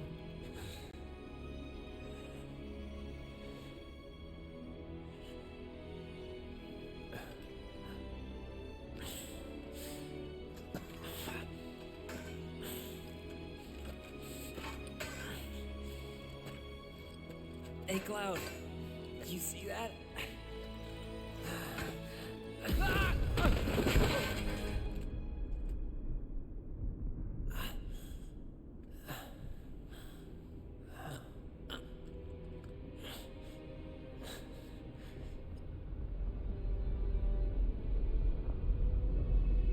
Hey, sorry guys. Frickin'. I spent the last 2 hours with my stomach going, use the restroom. Use the restroom. I'm going, no, please. No, please. I needed to sit. Go use the restroom. So that's like 10, 15 seconds off PB. Like I said, for a marathon, that probably won't happen. I'd say you'll probably see around a 41, 42, 43, somewhere in there. I seem to be consistently sub 45, though. Since I am being picky about my starts, I'd say 45. Between a 43 and a 45 is most likely. Because usually, the first 2 hours I'll throw away a run if it's over like 2 minutes. So that's what you're looking at. My marathon commentated runs have been varying anywhere from 41 to 42. Low. That was a low 41. And then the other ones were a higher 41 and a low 42. Yeah, it's a little bit off my PB, but like I said, I've done 3 of these. For the most part, 45 is probably the worst you'll see. Runs pretty consistent, like I said early on. Very few like major time losses. You saw even how I screwed up some of the boss fights, and you know, I could keep chugging. Really, the only thing that would have been a problem is like if I did Valkyrie and everybody got wiped out. If Tifa had died as well, but she has enough HP to tank that laser. Genova is really the one where you can get kind of wiped out. The Whispers can also be pretty vicious. Sephiroth, your main issue there is if you reset, you got to make sure you don't reset to the first one, or else you got to fight the Whispers again. That's 10 minutes. That's a mistake you do not want to make. But most Sephiroth fights are recoverable. There's plenty of donation incentives. Soft lock I can show off in the first minute. Language, which would be at the beginning, so English, Japanese, French. If I'm a marathon finisher, I could do Super Boss exhibition. Also, Stairs versus Elevator in Chapter 16 is a thing we can do. I'll come back. Also, if I can get one of the other runners, if he is available, we could also do an exhibition of glitchless versus glitched. There's not many active, or people that have a lot of time to be active running. So my schedule is usually good to do anything any day. But I think what would be a really neat exhibition, would be doing a mixed category race. Sephiroth. More so to like show off what a glitched run looks like and a glitchless run at the same time. Still out there. Because there are some down points in the regular category, no major glitches, where glitched has like an interesting glitch to show off, or glitch has some like out of bounds movement that's not super duper interesting. It's just a lot of parrying and switching back and forth between characters and stuff. We will. Meanwhile, there's a combat going on in the glitch category. It is about a 30 to 40 minute time difference. A good glitched run that hits all the glitches the first time could be 40 minutes faster, but the problem is you have to get a out of bounds setup, null space disable, and sometimes it just doesn't get triggered properly. An enemy of hers. So you have to like reset to a certain point to re-enable it, and then try to skip again. But this itself has plenty of actual donation incentives. There's also a good cutscene in Chapter 14 I'd be willing to show off. Stairs versus Elevator would be like a 7-minute time swing on the stairs, so it would definitely go over 45. There's nothing I can do about that. I can't just make up 7 minutes magically.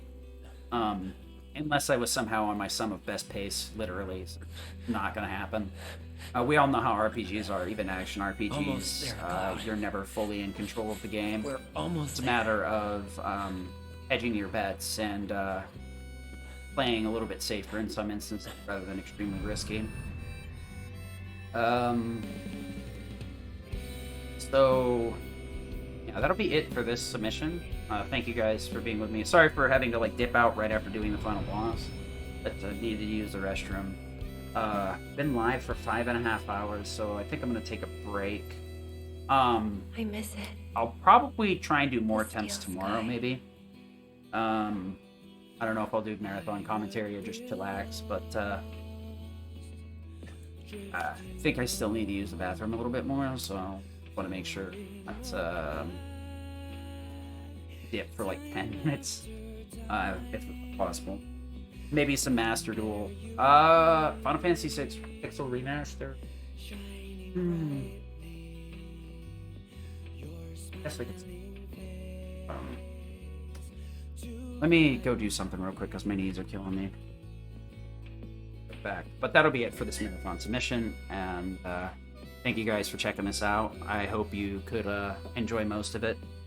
Like I said, I think the marathon commentary can hold them mostly for the first 3 to 4 hours. There's a lot of stuff to talk about. Towards the end game, I kind of lull out because there's a little bit less to talk about and I need to focus a lot more because the combat's a lot more punishing when you make a mistake. And it's very hard to go over the combat as you're doing it because you're micromanaging so many inputs. You need to like say it in your head, not speak it out loud. But I can get commentary, I'm pretty sure. But anyway, thanks for your time, and I hope this fits your marathon. Thanks for watching, and hopefully I'll see you again or talk to you later. Bye.